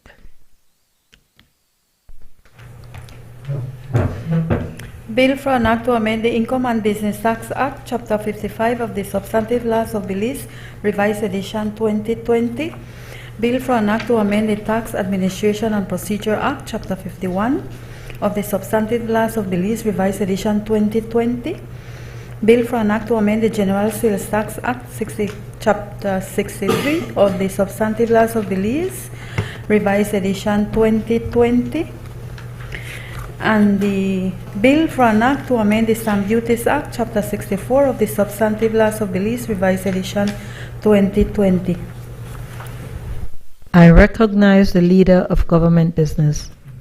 Madam President, I rise to move the second reading of a bill for an act to amend the Business Names Act, Chapter 247 of the Substantive Laws of Belize, Revised Edition 2020, to make a certificate of registration valid for 1 year and to provide for matters connected therewith or incidental thereto. Madam President, it is as it says. It simply makes a certificate of registration valid for 1 year. I ask that the question be put. Honorable members, the question is that the Bill for an Act to amend the Business Names Act, Chapter 247 of the Substantive Laws of Belize, Revised Edition 2020, to make a certificate of registration valid for 1 year and to provide for matters connected therewith or incidental thereto, be read a second time. All those in favor kindly say aye. Aye. Those against kindly say no. The ayes have it. Bill for an Act to amend the Business Names Act, Chapter 247 of the Substantive Laws of Belize, Revised Edition 2020. I recognize the Leader of Government Business. Madam President, I rise to move a second reading of a bill for an act to amend the Designated Processing Act, Areas Act, Chapter 280 of the Substantive Laws of Belize, Revised Edition 2020, to accommodate the continued development of the global digital services sector, to incentivize and further support the agriculture sector, and to establish a special border entertainment zone and to provide for matters connected therewith or incidental thereto. Madam President, this bill makes quite a number of amendments to the existing legislation. The purpose, as is set out there, is to try to enhance and attract more investment in the designated processing area sector. First is to bring into the umbrella of the Act the global digital services sector so that that can enjoy the benefits of the Act. It is also seeking to enhance the benefits that are given to the agricultural sector in keeping with the government's commitment to supporting this very important and critical sector of the Belizean economy. And finally, to establish special border entertainment zone, again to provide the benefits for that purpose.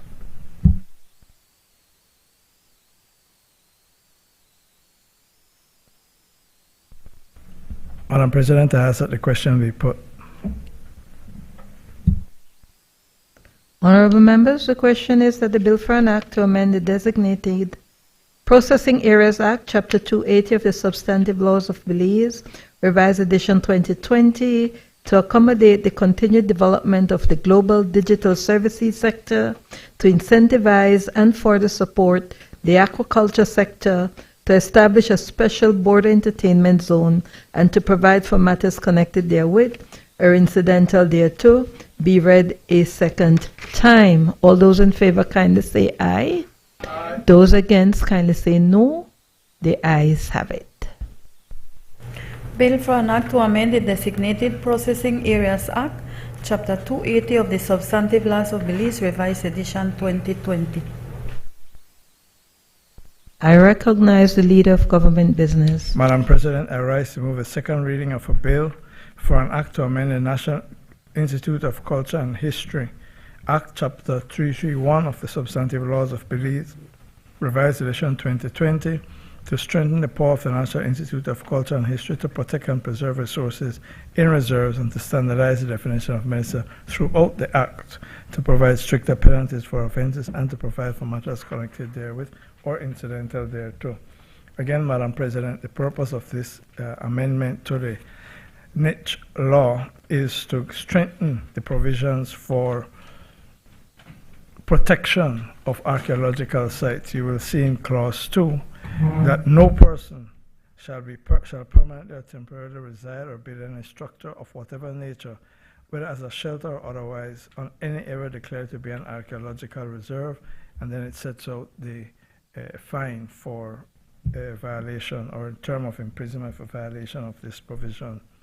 That is to protect the integrity of archaeological reserves, Madam President. The next succeeding clauses seek to increase the penalties and to provide penalties for certain offenses listed there. And Clause 6 gives the minister, after consultation with the director, may by order publish in the Gazette specify the archaeological reserves or part thereof which may be visited by the public.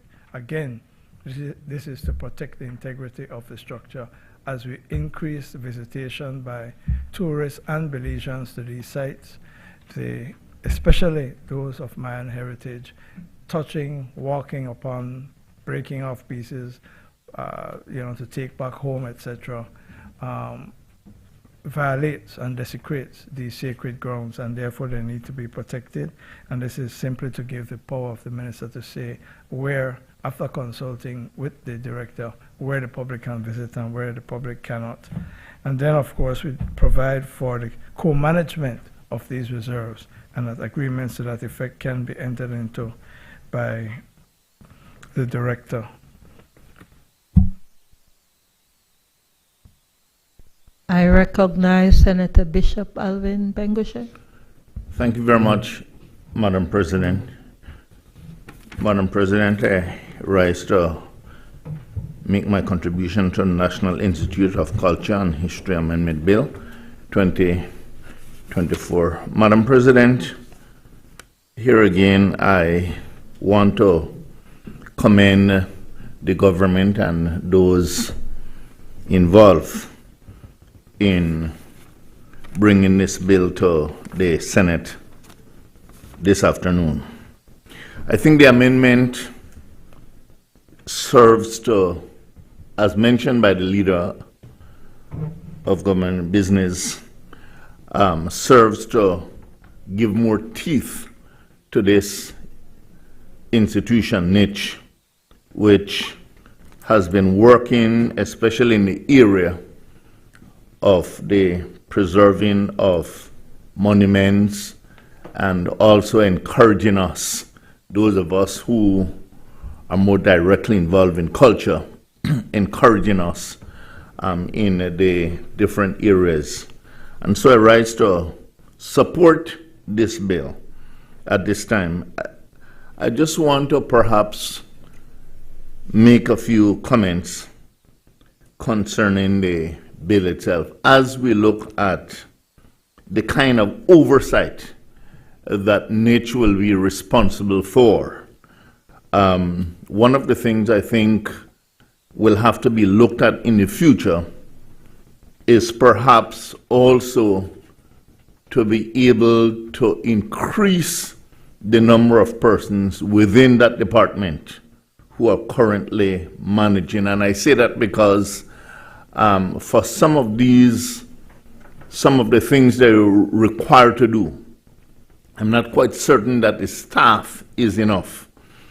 Madam President, I was a bit disheartened when I think I read in one of the newspapers, or I saw somewhere recently, where there was some kind of building taking place on an archaeological site. And I'm not comfortable with those things.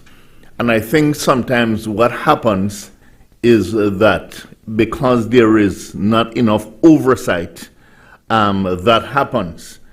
And perhaps, as was done, I think maybe 2 or 3 years ago, when some people were doing some digging somewhere there up north, and they came across some very important, I think they came across some site, and I think they were waiting for the responsible people to come so that they could offer some kind of guidance. I think that took a while. And so I would also like to encourage that even as we are about to pass this bill, that perhaps that be taken into consideration. And I like what the bill itself has presented, especially insofar again as penalties are concerned, because there are some people who might want to treat it as frivolous and might take some things for granted, and I think the penalties will prevent them from doing or thinking such. And so I want to say again that this is a very forward-thinking bill insofar as nature is concerned, and I certainly would like to support the bill before us. Thank you. I recognize Senator Janelle Chanona. Thank you, Madam President. We rise in support of the amendments as well. We just had a couple questions. We know what the public reaction has been to use of temples that have not been deemed as, let's say, of significant archaeological significance, but we know them to be of archaeological significance, at least to some degree, but they ended up being used, I think, as road fill or road material. Very recently, there was a blow up on social media about how private property owners who had bought from somebody else was using, archaeological buildings and structures on their property. So I was just, the opinions we said about how what the timeline would be and how would we establish what is, if things already present would be grandfathered in, or would they get some type of permitting, just in terms of making sure, again, we know bad actors would want to get things in and under the radar and then have it commence, but certainly in full support of making sure that these resources are treated accordingly, that there's be some type of benchmark or baseline for what currently exists, and making sure that on the enforcement end, because we certainly support the additional fines, but that we know clearly what exists so that we know what would need to be penalized moving forward. Thank you. Madam President, I'm not sure of the details to which Senator Chanona referred, but insofar as private property is concerned where Mayan temples are located, it is open to the Director of Archaeology to designate, have the Minister designate such temples as archaeological reserves, and then the Act would apply to it even though it's on private property. But I'm not sure of the specifics. And I thank the Senators for their support. I ask that the question be put. Honorable members, the question is that the bill for an act to amend the National Culture and History Act, Chapter 331 of the Substantive Laws of Belize, Revised Edition 2020, to strengthen the power of the National Institute of Culture and History to protect and preserve resources in reserves, to standardize the definition of minister throughout the Act, to provide stricter penalties for offences, and to provide for matters connected therewith or incidental thereto, be read a second time. All those in favour, kindly say aye. Aye. Those against, kindly say no. I think the ayes have it.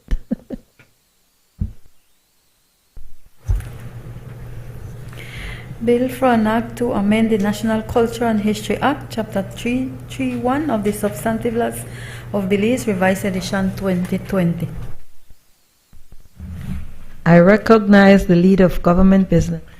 Madam President, I rise to move a second reading of a bill for an act to facilitate the implementation of the terms of a deed of settlement between the Government of Belize and the Social Security Board to settle and to set off certain debt obligations as between them that remain outstanding subsequent to the Government of Belize's 2009 and 2011 compulsory acquisition and reacquisition of Sunshine Holdings Limited, as well as the shares owned by Sunshine Holdings Limited and Belize Telecommunications Limited for the BTL Employees Trust, and to provide for matters connected therewith or incidental thereto. Madam President, this is a legacy problem for this government that has been inherited, a legacy problem inherited by this government from the previous United Democratic Party administration, and more accurately, maladministration. Madam President, the source of this problem is and derives from the national embarrassment and disgrace of a settlement deed signed by the former Prime Minister with the former owners of Belize Telecommunications Limited. This particular problem arose in the following way. In 2005, Sunshine Holdings borrowed from the government and borrowed $20 million from the government and $20 million from the Social Security Board to buy shares in Belize Telecommunications Limited. When the acquisition took place, the government of Belize acquired Sunshine, the company itself, by taking the shares that were held by the trust, as well as the shares that Sunshine, the company, owned in Telemedia. Now, Madam President, because the shares owned in Sunshine were held for the employees' trust, the employees' trust made a claim for the loss of the value of those shares. Sunshine did not make a claim. Now, this is curious because, Madam President, what you have then is a company through the nationalization being owned by the government of Belize. And that company has two debts. One debt to the government of Belize and one debt owed to the Social Security Board. I repeat, Sunshine claimed no compensation from the government, even though its property was compulsorily acquired by the government. Clearly, that was in the wisdom of those who were in control of the government at the time. The Belizean people will remember that people went to Miami and in a hotel room drinking whiskey and smoking cigars, they signed the settlement agreement, or they agreed to the terms of the settlement agreement. And there was an important provision, Madam President. With your permission, I will read it. It says that the government and the trust, the employees' trust, acknowledge that the loans to Sunshine Holdings by the Social Security Board and the government in connection with the funding of the Sunshine Holdings original investment in the shares in Telemedia remain outstanding. So the government says this money is still owed. Social Security is still owed $20 million. The principal balance owed is $20 million. Any liability for the investment loans, for these two loans, is for Sunshine Holding, which will continue to be wholly owned by the government. Let's break that down. The government acquired Sunshine. The government acknowledged that Sunshine owed the Social Security Board $20 million. The government agreed, and I will read it. Any liability for the loans is for Sunshine Limited, which will be continued to be wholly owned by the government.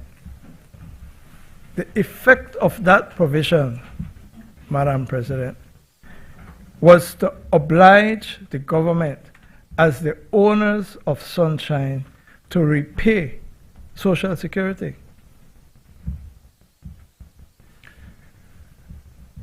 The government at the time encouraged Sunshine to apply to the Caribbean Court of Justice to say that the employees' trust, who had been paid tens of millions of dollars to buy the shares, which they didn't pay for, but they were compensated, I think, about $50 million. 114 million. They tried to CCJ and said, please beg them for pay. The CCJ said, but hold on. When you made it in Miami, when you made it drink up the whiskey, smoke up the cigar, you agree to this. You agree. You want me to talk about? You never did it. Madam President, it's a serious matter. They went to the Caribbean Court of Justice, asking the Caribbean Court of Justice to say, out of the money that had been paid to the trust, for the shares that the trust held by borrowing money but never repaid the loan, let them deduct it out of that. The third payment, the CCJ said, no, you agreed that Sunshine would be required to pay it. Since then, the auditors of the Social Security Board have maintained that the government of Belize is obliged to repay this money. The former administration refused, even though they were the one who cooked up the deal. We have been pressed very hard by the Social Security Board and their actuaries and their auditors that this debt has to be honored. And therefore, Madam President, we come to this Honorable Senate seeking approval of the settlement deed that is exhibited to the bill, asking for approval for the government to pay this debt. I repeat, it's a legacy problem created by the former administration who, through negligence and perhaps malfeasance, signed a negligently worded agreement that allowed the employees' trust to be paid for the shares even though they had not paid the loans that they borrowed, money they borrowed to buy the shares. The government of Belize now has to pay that loan.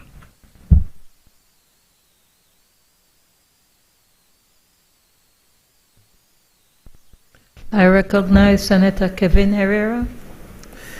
Madam President, I'm glad that the leader of government business gave that explanation, because I had several of the same observations. Going back to what happened, and I'm in support of what is happening here today, Madam President, in terms of settlement of the debt. Where I have the issue is where how we got on the hook for this debt. I have an issue with that, Madam President, because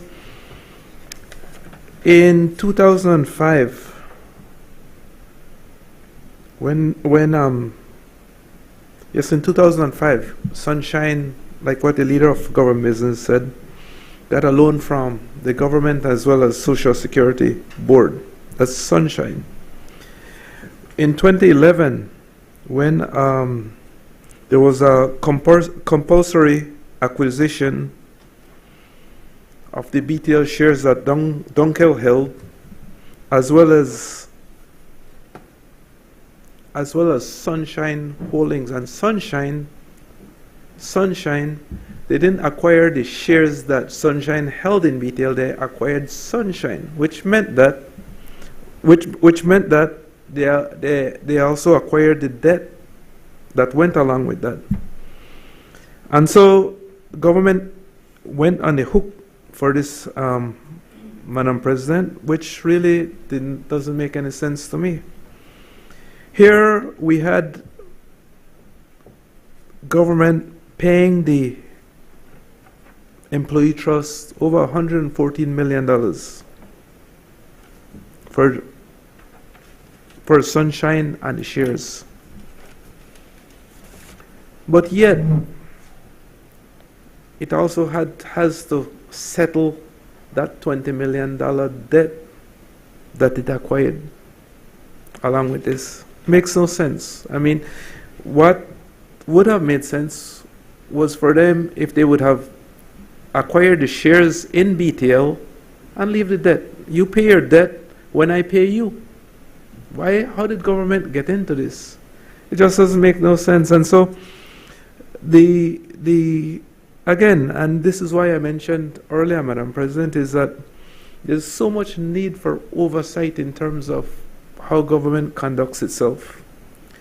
You know, we were talking about the costs of what it would be to raise the threshold to $29,000, it costing $30 million, and then we look at these types of transactions that cost us hundreds of millions of dollars. And we can't give the type of relief we'd want to the farmers who are trying to bring in some tractors, teachers, people in lower economic brackets. And so I keep on harping this point, Madam President, that yes, the government was elected, yes, it is supposed to govern, but there has to be oversight, because this type of thing really puts the country back in terms of our development. I mean, what could we not have done with all those monies over the years that we've lost in terms of our dealings with the Ashcraft Group, but with others as well. You know, we've lost so much along the way, and just we continue to do it. Every so often we see bills that come right back to that one source, and we've paid a heavy, heavy, heavy price for this. And even now, I expect that at some point we'll be seeing more of these. But what happened here, Madam President, really doesn't make any sense to me. If you want to acquire shares in a company, then you do that. You don't have to acquire debt. You pay your own debt when I pay you. I mean, that's how it's normally done. Thank you, Madam President. I recognize Senator Bishop Alvin Bengusher. Thank you very much, Madam President. I rise to make my contribution to the Government of Belize and Social Security Board Settlement Deed Bill. Madam President, like my fellow social partner senator, it grieves me. But this is where we're at. And I suppose it is something that we will have to deal with at this point in time. However, I still continue to ask the question, why?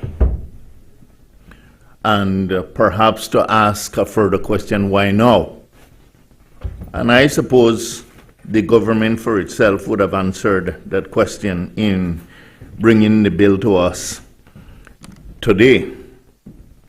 However, like Senator Herrera, I continue to ask, perhaps, is it something that could have been done, or some further assistance, especially in this day and age when teachers are crying out? Could some arrangements have been made and something be put in place to further cushion, especially our teachers at this time? But be it as it may, this is where we're at.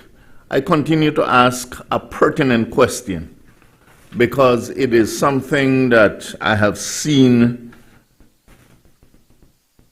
in recent times.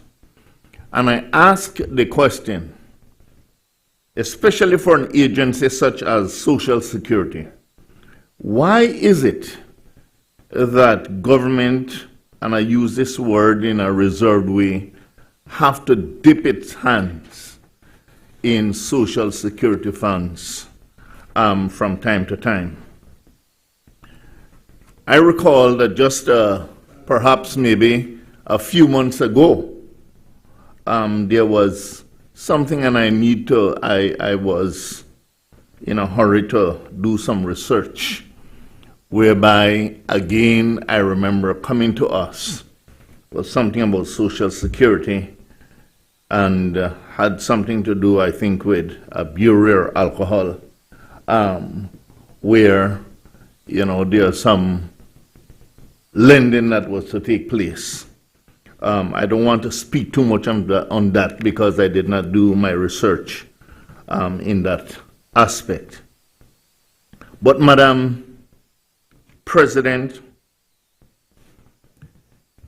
there is some monies that is due to Social Security, as the leader of government business has pointed out, that it is something that this present government is trying to clean up and to put behind them, so that perhaps Social Security would be in a better position to move forward. That is my understanding.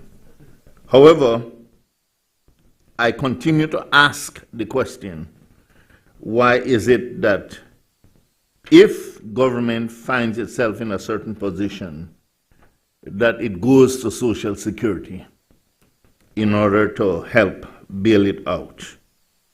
I think it is something that perhaps future governments will have to seriously look at if that is the kind of model idea that they would like to continue to pursue. If that is so, Madam President, then I think perhaps what must be put in place, if the government can borrow as it is, then perhaps Social Security will also have to put some measures in place whereby some penalties are also introduced insofar as the agency is concerned. And I think that in itself will help in addressing one of the things that Senator Herrera is concerned about as we speak to the issue of oversight. And I just want to end, Madam President, by reminding the Senate the importance of oversight as emphasized by Senator Herrera, and thus the presence of the 4 social partners who continue to present that kind of oversight that is needed, and our importance in a body of this nature. Thank you very much.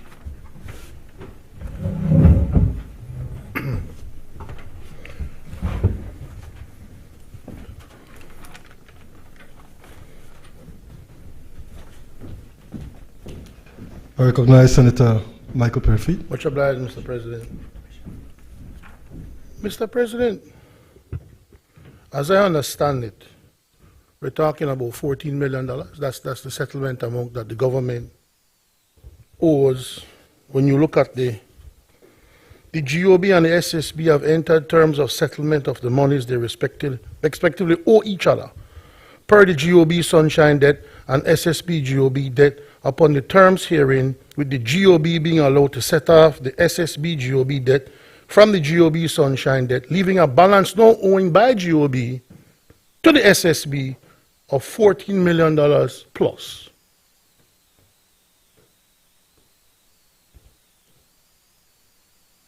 $14 million plus. So all of this grandstanding and all of these theatrics is about $14 million that the government has to settle off with Social Security Board. You know, Mr. President, since the leader of opposition, leader of government business went into these deals, you know, Senator Bengusha, at least this deal was public. At least this deal was transparent and on the table. Unlike when they were in government and the agreements were secret and you don't discover them until you come into office. When their Attorney General don't know if the 20 million US or 20 million Belize, they come and lecture us about a settlement that involves Ashcraft. Come on, senators for the social partners, where was your noise when they settle with Port of Belize and give benefits to some of the same people involved with this for their hotel that has nothing to do with port? Where's the cry then? Huh? When you settle and part of a port deal are some of these same BTL shares that we now have to pay them as part of that deal.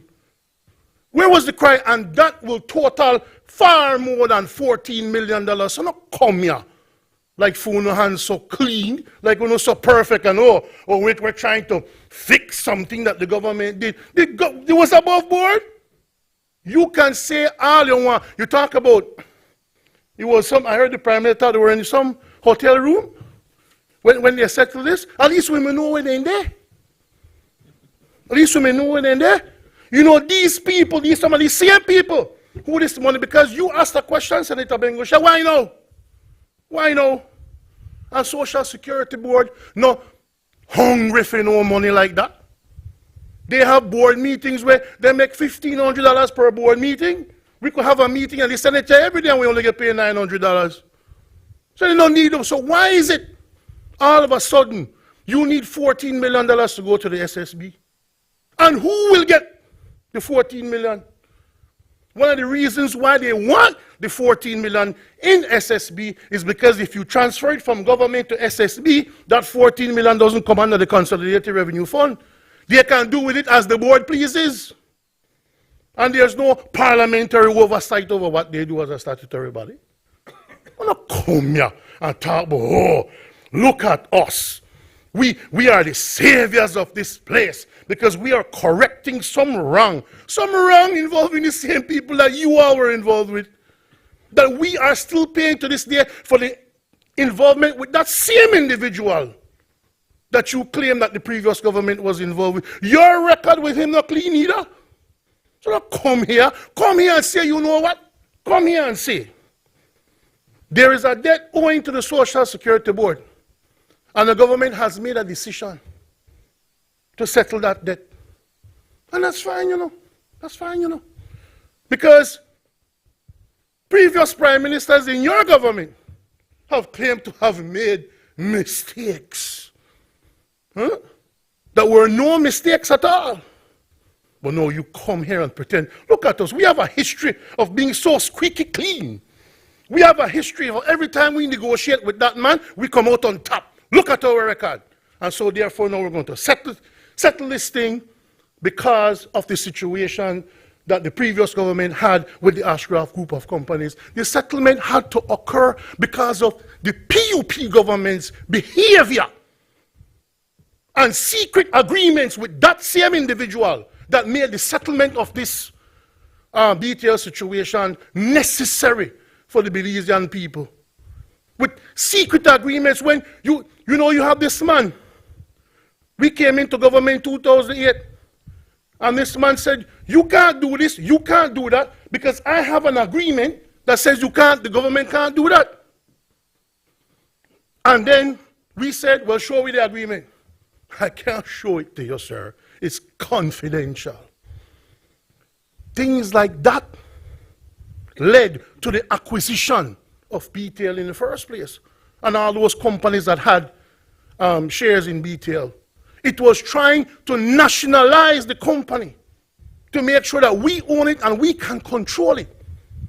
That led to these debts. So if you want to come and say, listen, we're paying off some of that debt that you have, fine. And you have a different policy, fine. No problem. But let the Belizean people know that we had to acquire BTL because of UNO. We had to acquire BTL because that man had his foot on our throat. Tell the Belizean people that. And tell the Belizean people that whenever you deal with that same man, you get a better deal out of UNO than we get we. Say that. And we can all agree, if you would agree, that we can all move on from that individual. Huh? We can all move on because somehow we still don't move on from that individual. And when you look at the port of Belize settlement, we have still not moved on. And when I write to the Prime Minister, social partners, senators, when I write to the Prime Minister and I say, Prime Minister, under the Freedom of Information Act, which private consultants were involved in that port acquisition? Tell me who and tell me how much they make. The Prime Minister doesn't respond to me yet. Because he don't have to. Right? Because all dealings with that man, as far as he's concerned, are secret. At least with this deal that we have before you, it was above board. We knew what was happening every step of the way. Unlike when the PUP deal with the same individual and some of these damn same companies that are named here. It's totally different. So don't come to this National Assembly like you all are some sacrosanct treasures, some tender virgins who can't stand, oh my God, look at what they did, and now we have to clean it up. This is your mess too.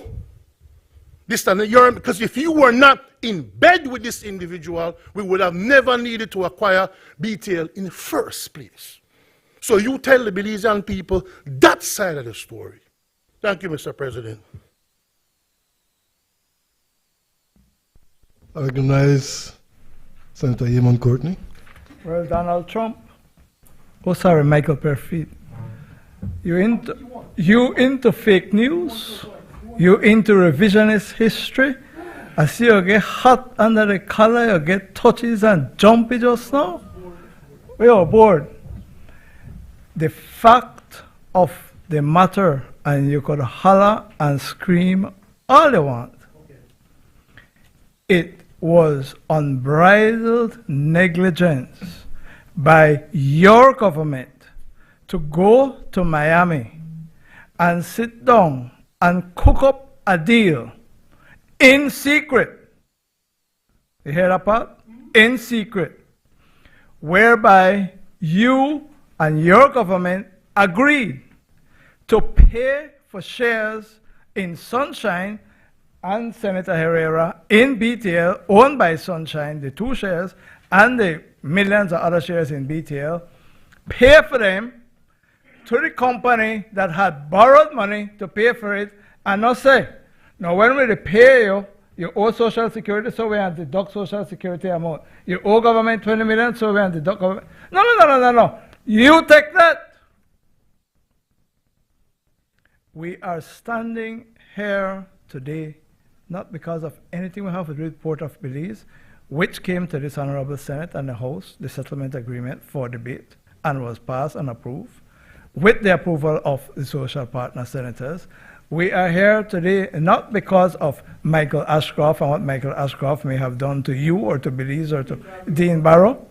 We are here because of the negligence of your government, because of your failure to exercise due diligence and to put the interests of the Belizean people first. It is as simple as that. It is I was going to say a lie, but I won't say a lie. It is a misrepresentation of the truth. It is a concoction of an adult mind to come to the Senate and say that Social Security don't need their money. The Social Security auditors, the Social Security actuary have been insisting when your government was in power and saying that this matter needs to be resolved, you all did not have the decency, common sense, or rectitude to address it. We are doing it now because it cannot wait any longer. Had you all man up, we would not have been here debating this today. Mr. President, I repeat, this is a legacy problem created by the United Democratic Party under Dean Barrow, and it is this government that is cleaning up this mess which they made at the cost of the Belizean people. And he can shout, he can act, and he can grandstand. Those are the facts. I ask that the question be put. Honorable members, the question is that the bill for an act to facilitate the implementation of the terms of a deed of settlement between the government of Belize and the Social Security Board to settle and set off certain debt obligations as between them that remain outstanding subsequent to Government of Belize's 2009 and 2011 compulsory acquisition and reacquisition Sunshine Holdings Limited, as well as shares owned by Sunshine Holdings Limited in Belize Telecommunications Limited for the BTL Employee Trust, and to provide for matters connected therewith or incidental thereto, be read a second time. All those in favor kindly say aye. Those against kindly say no. I think the ayes have it. Bill for an act to facilitate the implementation of the terms of a deed of settlement between the Government of Belize and the Social Security Board. I recognize the Leader of Government Business. Mr. President, I rise to move the second reading of a bill for an act to amend the Disaster Preparedness and Response Act, Chapter 145 of the Substantive Laws of Belize, Revised Edition 2020, to expand the definition of a disaster emergency to include orders made under the Belize Agricultural Health Authority Act in relation to quarantine pests, notifiable pests, and or diseases of potential or substantial national economic importance, and to provide for matters connected therewith or incidental thereto. Mr. President, members of the Senate, as the long title says, the purpose of this is to ensure that when there is a threat in terms of an emergency to our agricultural sector, that it falls under the Disaster Preparedness and Response Amendment Bill. You are aware that we have from time to time, and we are currently facing some serious potential threats to the sugar industry, and we have been faced with one in this banana industry and the citrus industry from disease and pests. And so we are now saying that the Disaster Preparedness and Response Amendment Bill brings those types of disasters where Baja declares the emergency under this bill.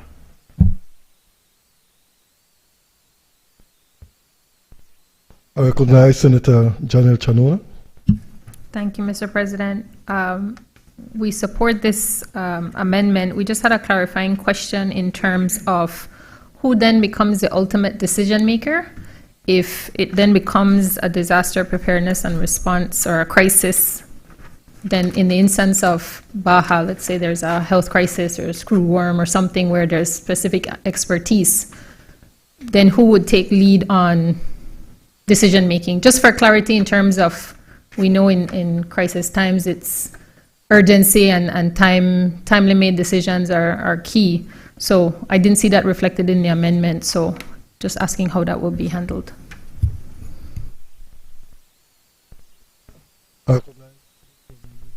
Business? Mr. President, Clause 2C says, first of all, that the national emergency, a disaster emergency means an order made under Section 33 or 35 of the Belize Agricultural Health Authority Act, declaring or identifying a plant pest or disease or animal pest as a notifiable plant pest or a quarantine pest, as the case may be. So the decision is by the Baja that makes the declaration that these pests and diseases exist. Clause 3 says the Principal Act is amended by inserting after the word is in force the words or where there is a disaster emergency as a result of an order made under 33 or 35 of the Belize Agricultural Health Authority Act. So it is Baja that will trigger the emergencies, and it is just that the disaster preparedness powers under the Disaster Preparedness and Response Act can be invoked. I ask that the question be put, Mr. President. Honorable members, the question is that the bill for an act to amend the Disaster Preparedness and Response Act, Chapter 145 of the Substantive Laws of Belize, Revised Edition 2020, to expand the definition of disaster emergency to include orders made under the Belize Agricultural Health Authority Act in relation to quarantine pests, notifiable pests, or diseases of potential or substantial national economic importance, and to provide for matters connected therewith or incidental thereto, be read a second time. All those in favor, kindly say aye. Aye. Those against, kindly say no. I think the ayes have it. Bill for an act to amend the Disaster Preparedness and Response Act, Chapter 145 of the Substantive Laws of Belize, Revised Edition 2020. Recognize the Leader of Government Business. Mr. President, I rise to move the second reading of a bill for an act to amend the People's Constitution Commission Act, Act number 28 of 2022, to retroactively extend the term of appointment of commissioners and the term of the establishment of the commission, and to provide for matters connected therewith or incidental thereto. Mr. President, it is as it says. Has not yet completed its work, and it is asking for additional time, and the government has seen it in its wisdom to grant the extension with the support of the National Assembly. Nice, Senator. Thank you, Mr. President. I rise to make my contribution to the People's Constitution Commission Amendment Bill 2020 2024. Mr. President, I first of all want to say that I support the bill in its entirety. I want to just ask, and perhaps the leader of government business might be able to assist in this area. I know when the commission was first constituted, one of the conditions then and one of the concerns then was, yes, how long the commission would sit. And there was also the view of some of us that perhaps they might need a longer time. And so what is before us today is to extend that time, to which I can agree. But perhaps what we can also note is that this is an exercise, as been suggested in other circles, that should be done at least every 5 or 10 years. And I say that because in other countries that is done. I know some people will say, well, in the United States, what they do is that, they use other methods. But we're not the United States of America. And so what I would like to suggest is that even as we have these amendments, perhaps it will help us in forward thinking about how, as a country, we will continue to plan for the future. And perhaps as future commissions meet, it is something that will be put in place from the outset. Thank you very much. I recognize the Leader of Government Business. Mr. President, in answer to Senator Bengushe, first of all, I am not sure why the Commission has not completed its work. I'm not in a position to share with this Honorable Senate the reason for the delay in presenting its report. I read in the media that they are nearly complete drafting this report, so I'm hoping that we will get it fairly soon. The proposal or the suggestion from Senator Bengushe is that there should be a standing constitutional review commission. Indeed, in many countries, primarily more developed countries, there are standing law revision commissions which review not only the Constitution but all the laws to ensure that they are consistent with the Constitution, but also that they are more updated, modern, etc. They are gender neutral, for example.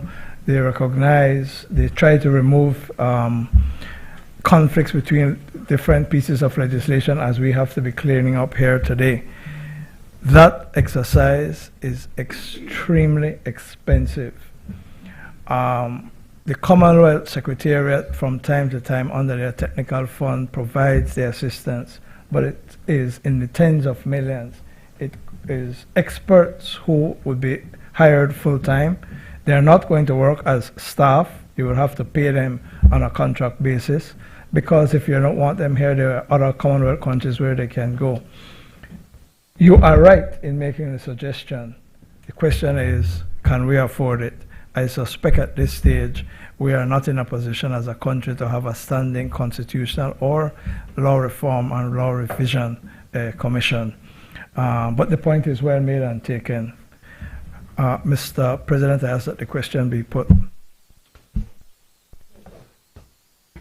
Honorable members, the question is that the bill for an act to amend the People's Constitution Commission Act, Act number 28 of 2022, to retroactively extend the term of appointment of commissioners and the term of the establishment of the Commission and to provide for matters connected therewith or incidental thereto be read a second time. All those in favor kindly say aye. Aye. Those against kindly say no. I think the ayes have it. Bill for an act to amend the People's Constitution Commission Act, Act number 28 of 2022. Committee of the Whole Senate on Motion and Bills. Honorable members, in accordance with Standing Orders 68A, the Senate will now resolve itself into the Constitution and Foreign Affairs Committee, a committee of the whole Senate to consider the motion referred to it, and thereafter, in accordance with Standing Order 54, the committee of the whole Senate to consider the bills that were read a second time.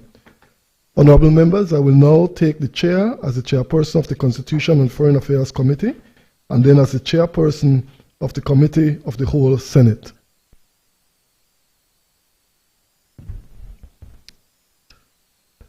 All right.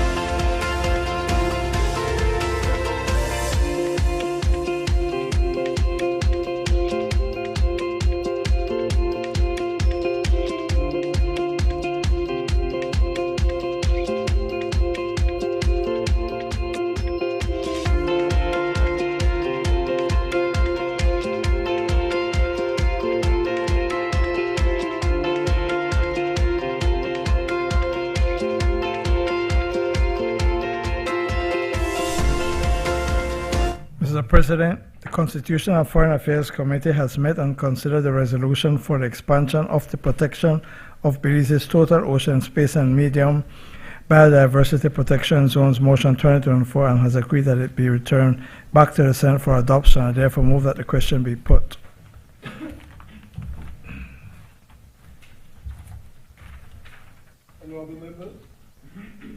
Honorable members, the question is now therefore be it resolved that the Honorable House, being satisfied of the need for Belize's obligations to complete a legally enforceable marine spatial plan and designate up to 30% of its ocean in biodiversity protection zones, approves the expansion of the protection of Belize's total ocean space and the designation of its medium biodiversity protection zones covering a total of 25% of its oceans.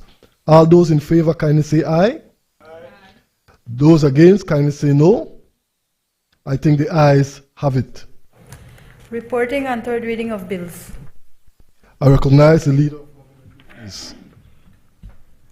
Mr. President, I rise to report that the Committee of the Whole Senate has considered the Marriage Amendment Bill, the Social Security Amendment Bill 2024, the National Health Insurance Validation Bill 2024, Financial Services Commission Amendment Bill 2024, Securities Industry Amendment Bill 2024, Income and Business Tax Amendment Bill 2024, Tax Administration and Procedure Amendment Bill 2024, General Sales Tax Amendment Bill 2024, Business Name Amendment Bill 2024, Designated Processing the Stamp Duties Amendment Bill 2024, National Institute of Culture and History Amendment Bill 2024, Government of Belize Social Security Settlement Deed Bill 2024, and have reported them and passed them without amendment. I now move that the bills be read a third time.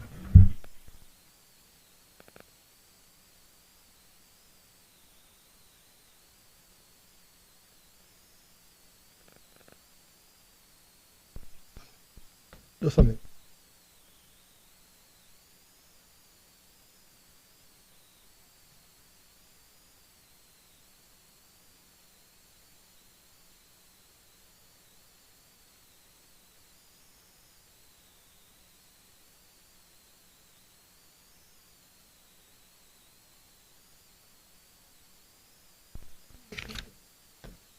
Okay. I have to read the marriage first. After read the marriage first, since we have. No. All right. Honorable members, the question is that the bill for an act to amend the Social Security Act, Chapter 44 of the Substantive Laws of Belize, Revised Edition 2020, to allow for the retroactive appointment of a general manager of the National Health Insurance Scheme and a chair of the National Health Insurance Committee, and to provide for matters connected therewith or incidental thereto, be read a third time. All those in favor kindly say aye. Aye. Those against kindly say no. I think the ayes have it. Honorable members, the question is that the bill for an act to validate the acts, decisions, or omissions taken in relation to the implementation of the National Health Insurance Scheme and to provide for matters connected therewith or incidental thereto be read a third time. All those in favor kindly say aye. Those against, kindly say no. I think the ayes have it. Honorable members, the question is that the bill for an act to amend the Financial Services Act, Act number 8 of 2023, to provide for the chairperson of the appeal panel to be the Chief Justice, a judge of the High Court, or an attorney at law with the qualification of a judge of the High Court, and to provide for matters connected therewith or incidental thereto be read a third time. All those in favor kindly say aye. Aye. Those against kindly say no. I think the ayes have it. Honorable members, the question is that the bill for an act to amend the Securities Industries Act, Act number 46 of 2021, to provide for appeals of decisions of the Commission to be made to the appeal panel under the Financial Services Commission Act, and to provide for matters connected therewith or incidental thereto, be read a third time. All those in favor, kindly say aye. Aye. Those against, kindly say no. I think the ayes have it. Honorable members, the question is that the bill for an act to amend the Income and Business Tax Act, Chapter 55 of the Substantive Laws of Belize, Revised Edition 2020, to exempt certain employed individuals from chargeability of income tax, to remove income tax deduction anomalies, to remove the tax on interest income on time deposits, to apply double tax treaty relief provisions to all treaty countries, not just Commonwealth countries, to encourage UK pensioners to reside in Belize, to regularize withholding of tax on gross contract payments, to incentivize private sector support of sports and educational development in Belize, to make clarifying amendments and to provide for matters connected therewith or incidental thereto, be read a third time. All those in favor kindly say aye. Aye. Those against kindly say no. I think the ayes have it. Honorable members, the question is for the bill for an act to amend the Tax Administration and Procedure Act, Chapter 51 of the Substantive Laws of Belize, Revised Edition 2020, to improve tax administration and enhance tax compliance, to enable electronic tax invoicing, to make clarifying amendments, and to provide for matters connected therewith or incidental thereto, be read a third time. All those in favor kindly say aye. Aye. Those against kindly say no. I think the ayes have it.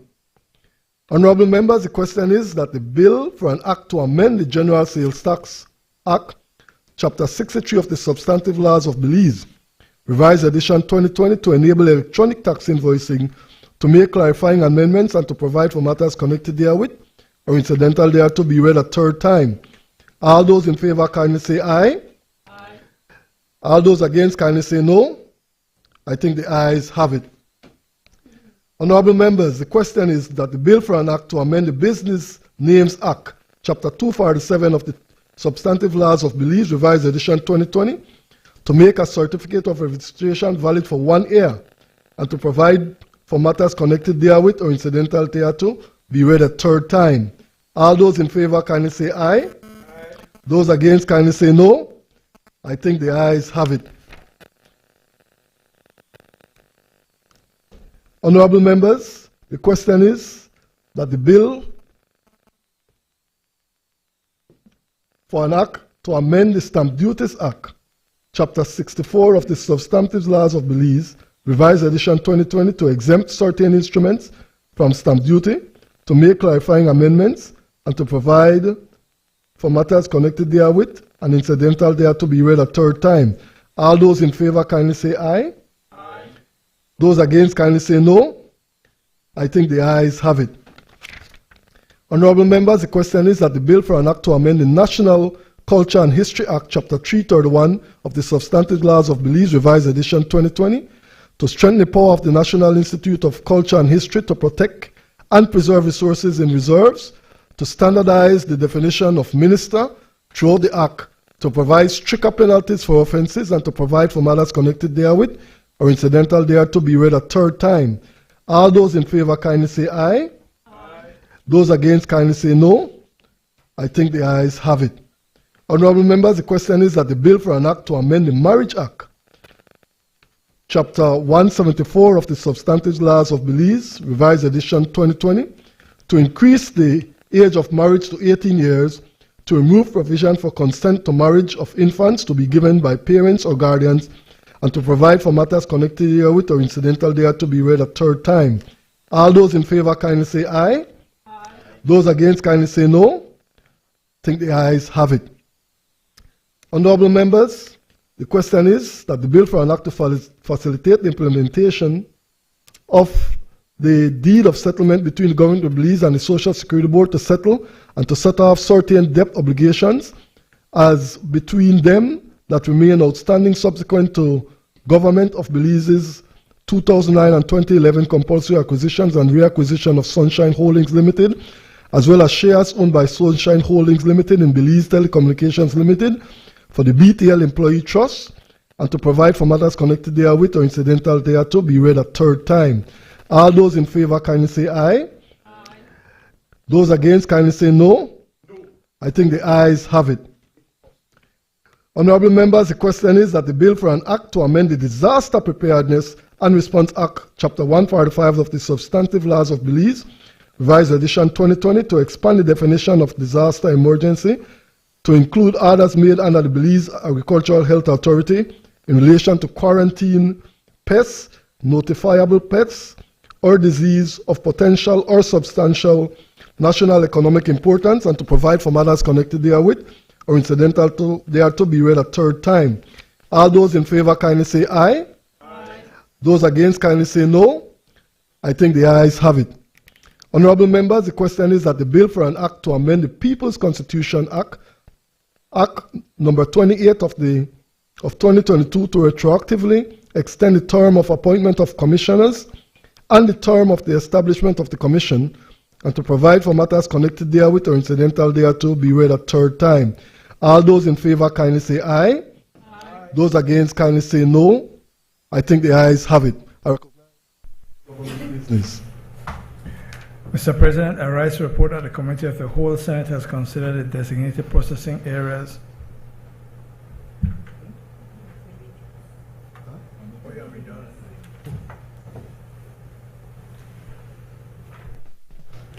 Bill for an act to amend the Social Security Amendment Bill 2024, the National Health Insurance Validation Bill 2024, the Financial Services Commission Amendment Bill 2024, Securities Industries Amendment Bill 2024, the Income and Business Tax Amendment Bill 2024, the Tax Administration and Procedure Amendment Bill 2024, the General Sales Tax Amendment Bill 2024, the Business Names Amendment Bill 2024, Designated Processing Areas Amendment Bill 2024, Stamp Duties Amendment Bill 2024, National Institute of Culture and History Amendment Bill 2024, Marriage Amendment Bill 2024, Government of Belize and Social Security Settlement Deed Bill 2024, Disaster Preparedness Response Amendment Bill 2024, the People's Constitution Commission Amendment Bill 2024.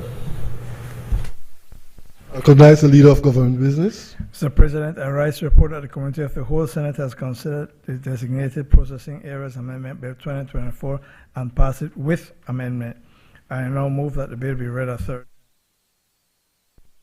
Honorable members, the question is that the bill for an act to amend the Designated Processing Areas Act, Chapter 280 of the Substantive Laws of Belize, Revised Edition 2020, to accommodate the continued development of the global digital services sector, to incentivize and further support the aquaculture sector, to establish a special border entertainment zone, and to provide for matters connected therewith or incidental thereto, with amendments be read a third time. All those in favor kindly say aye. Those against kindly say no. I think the ayes have it. I recognize the Leader of Government Business. Mr. President, I move that the Senate do now adjourn.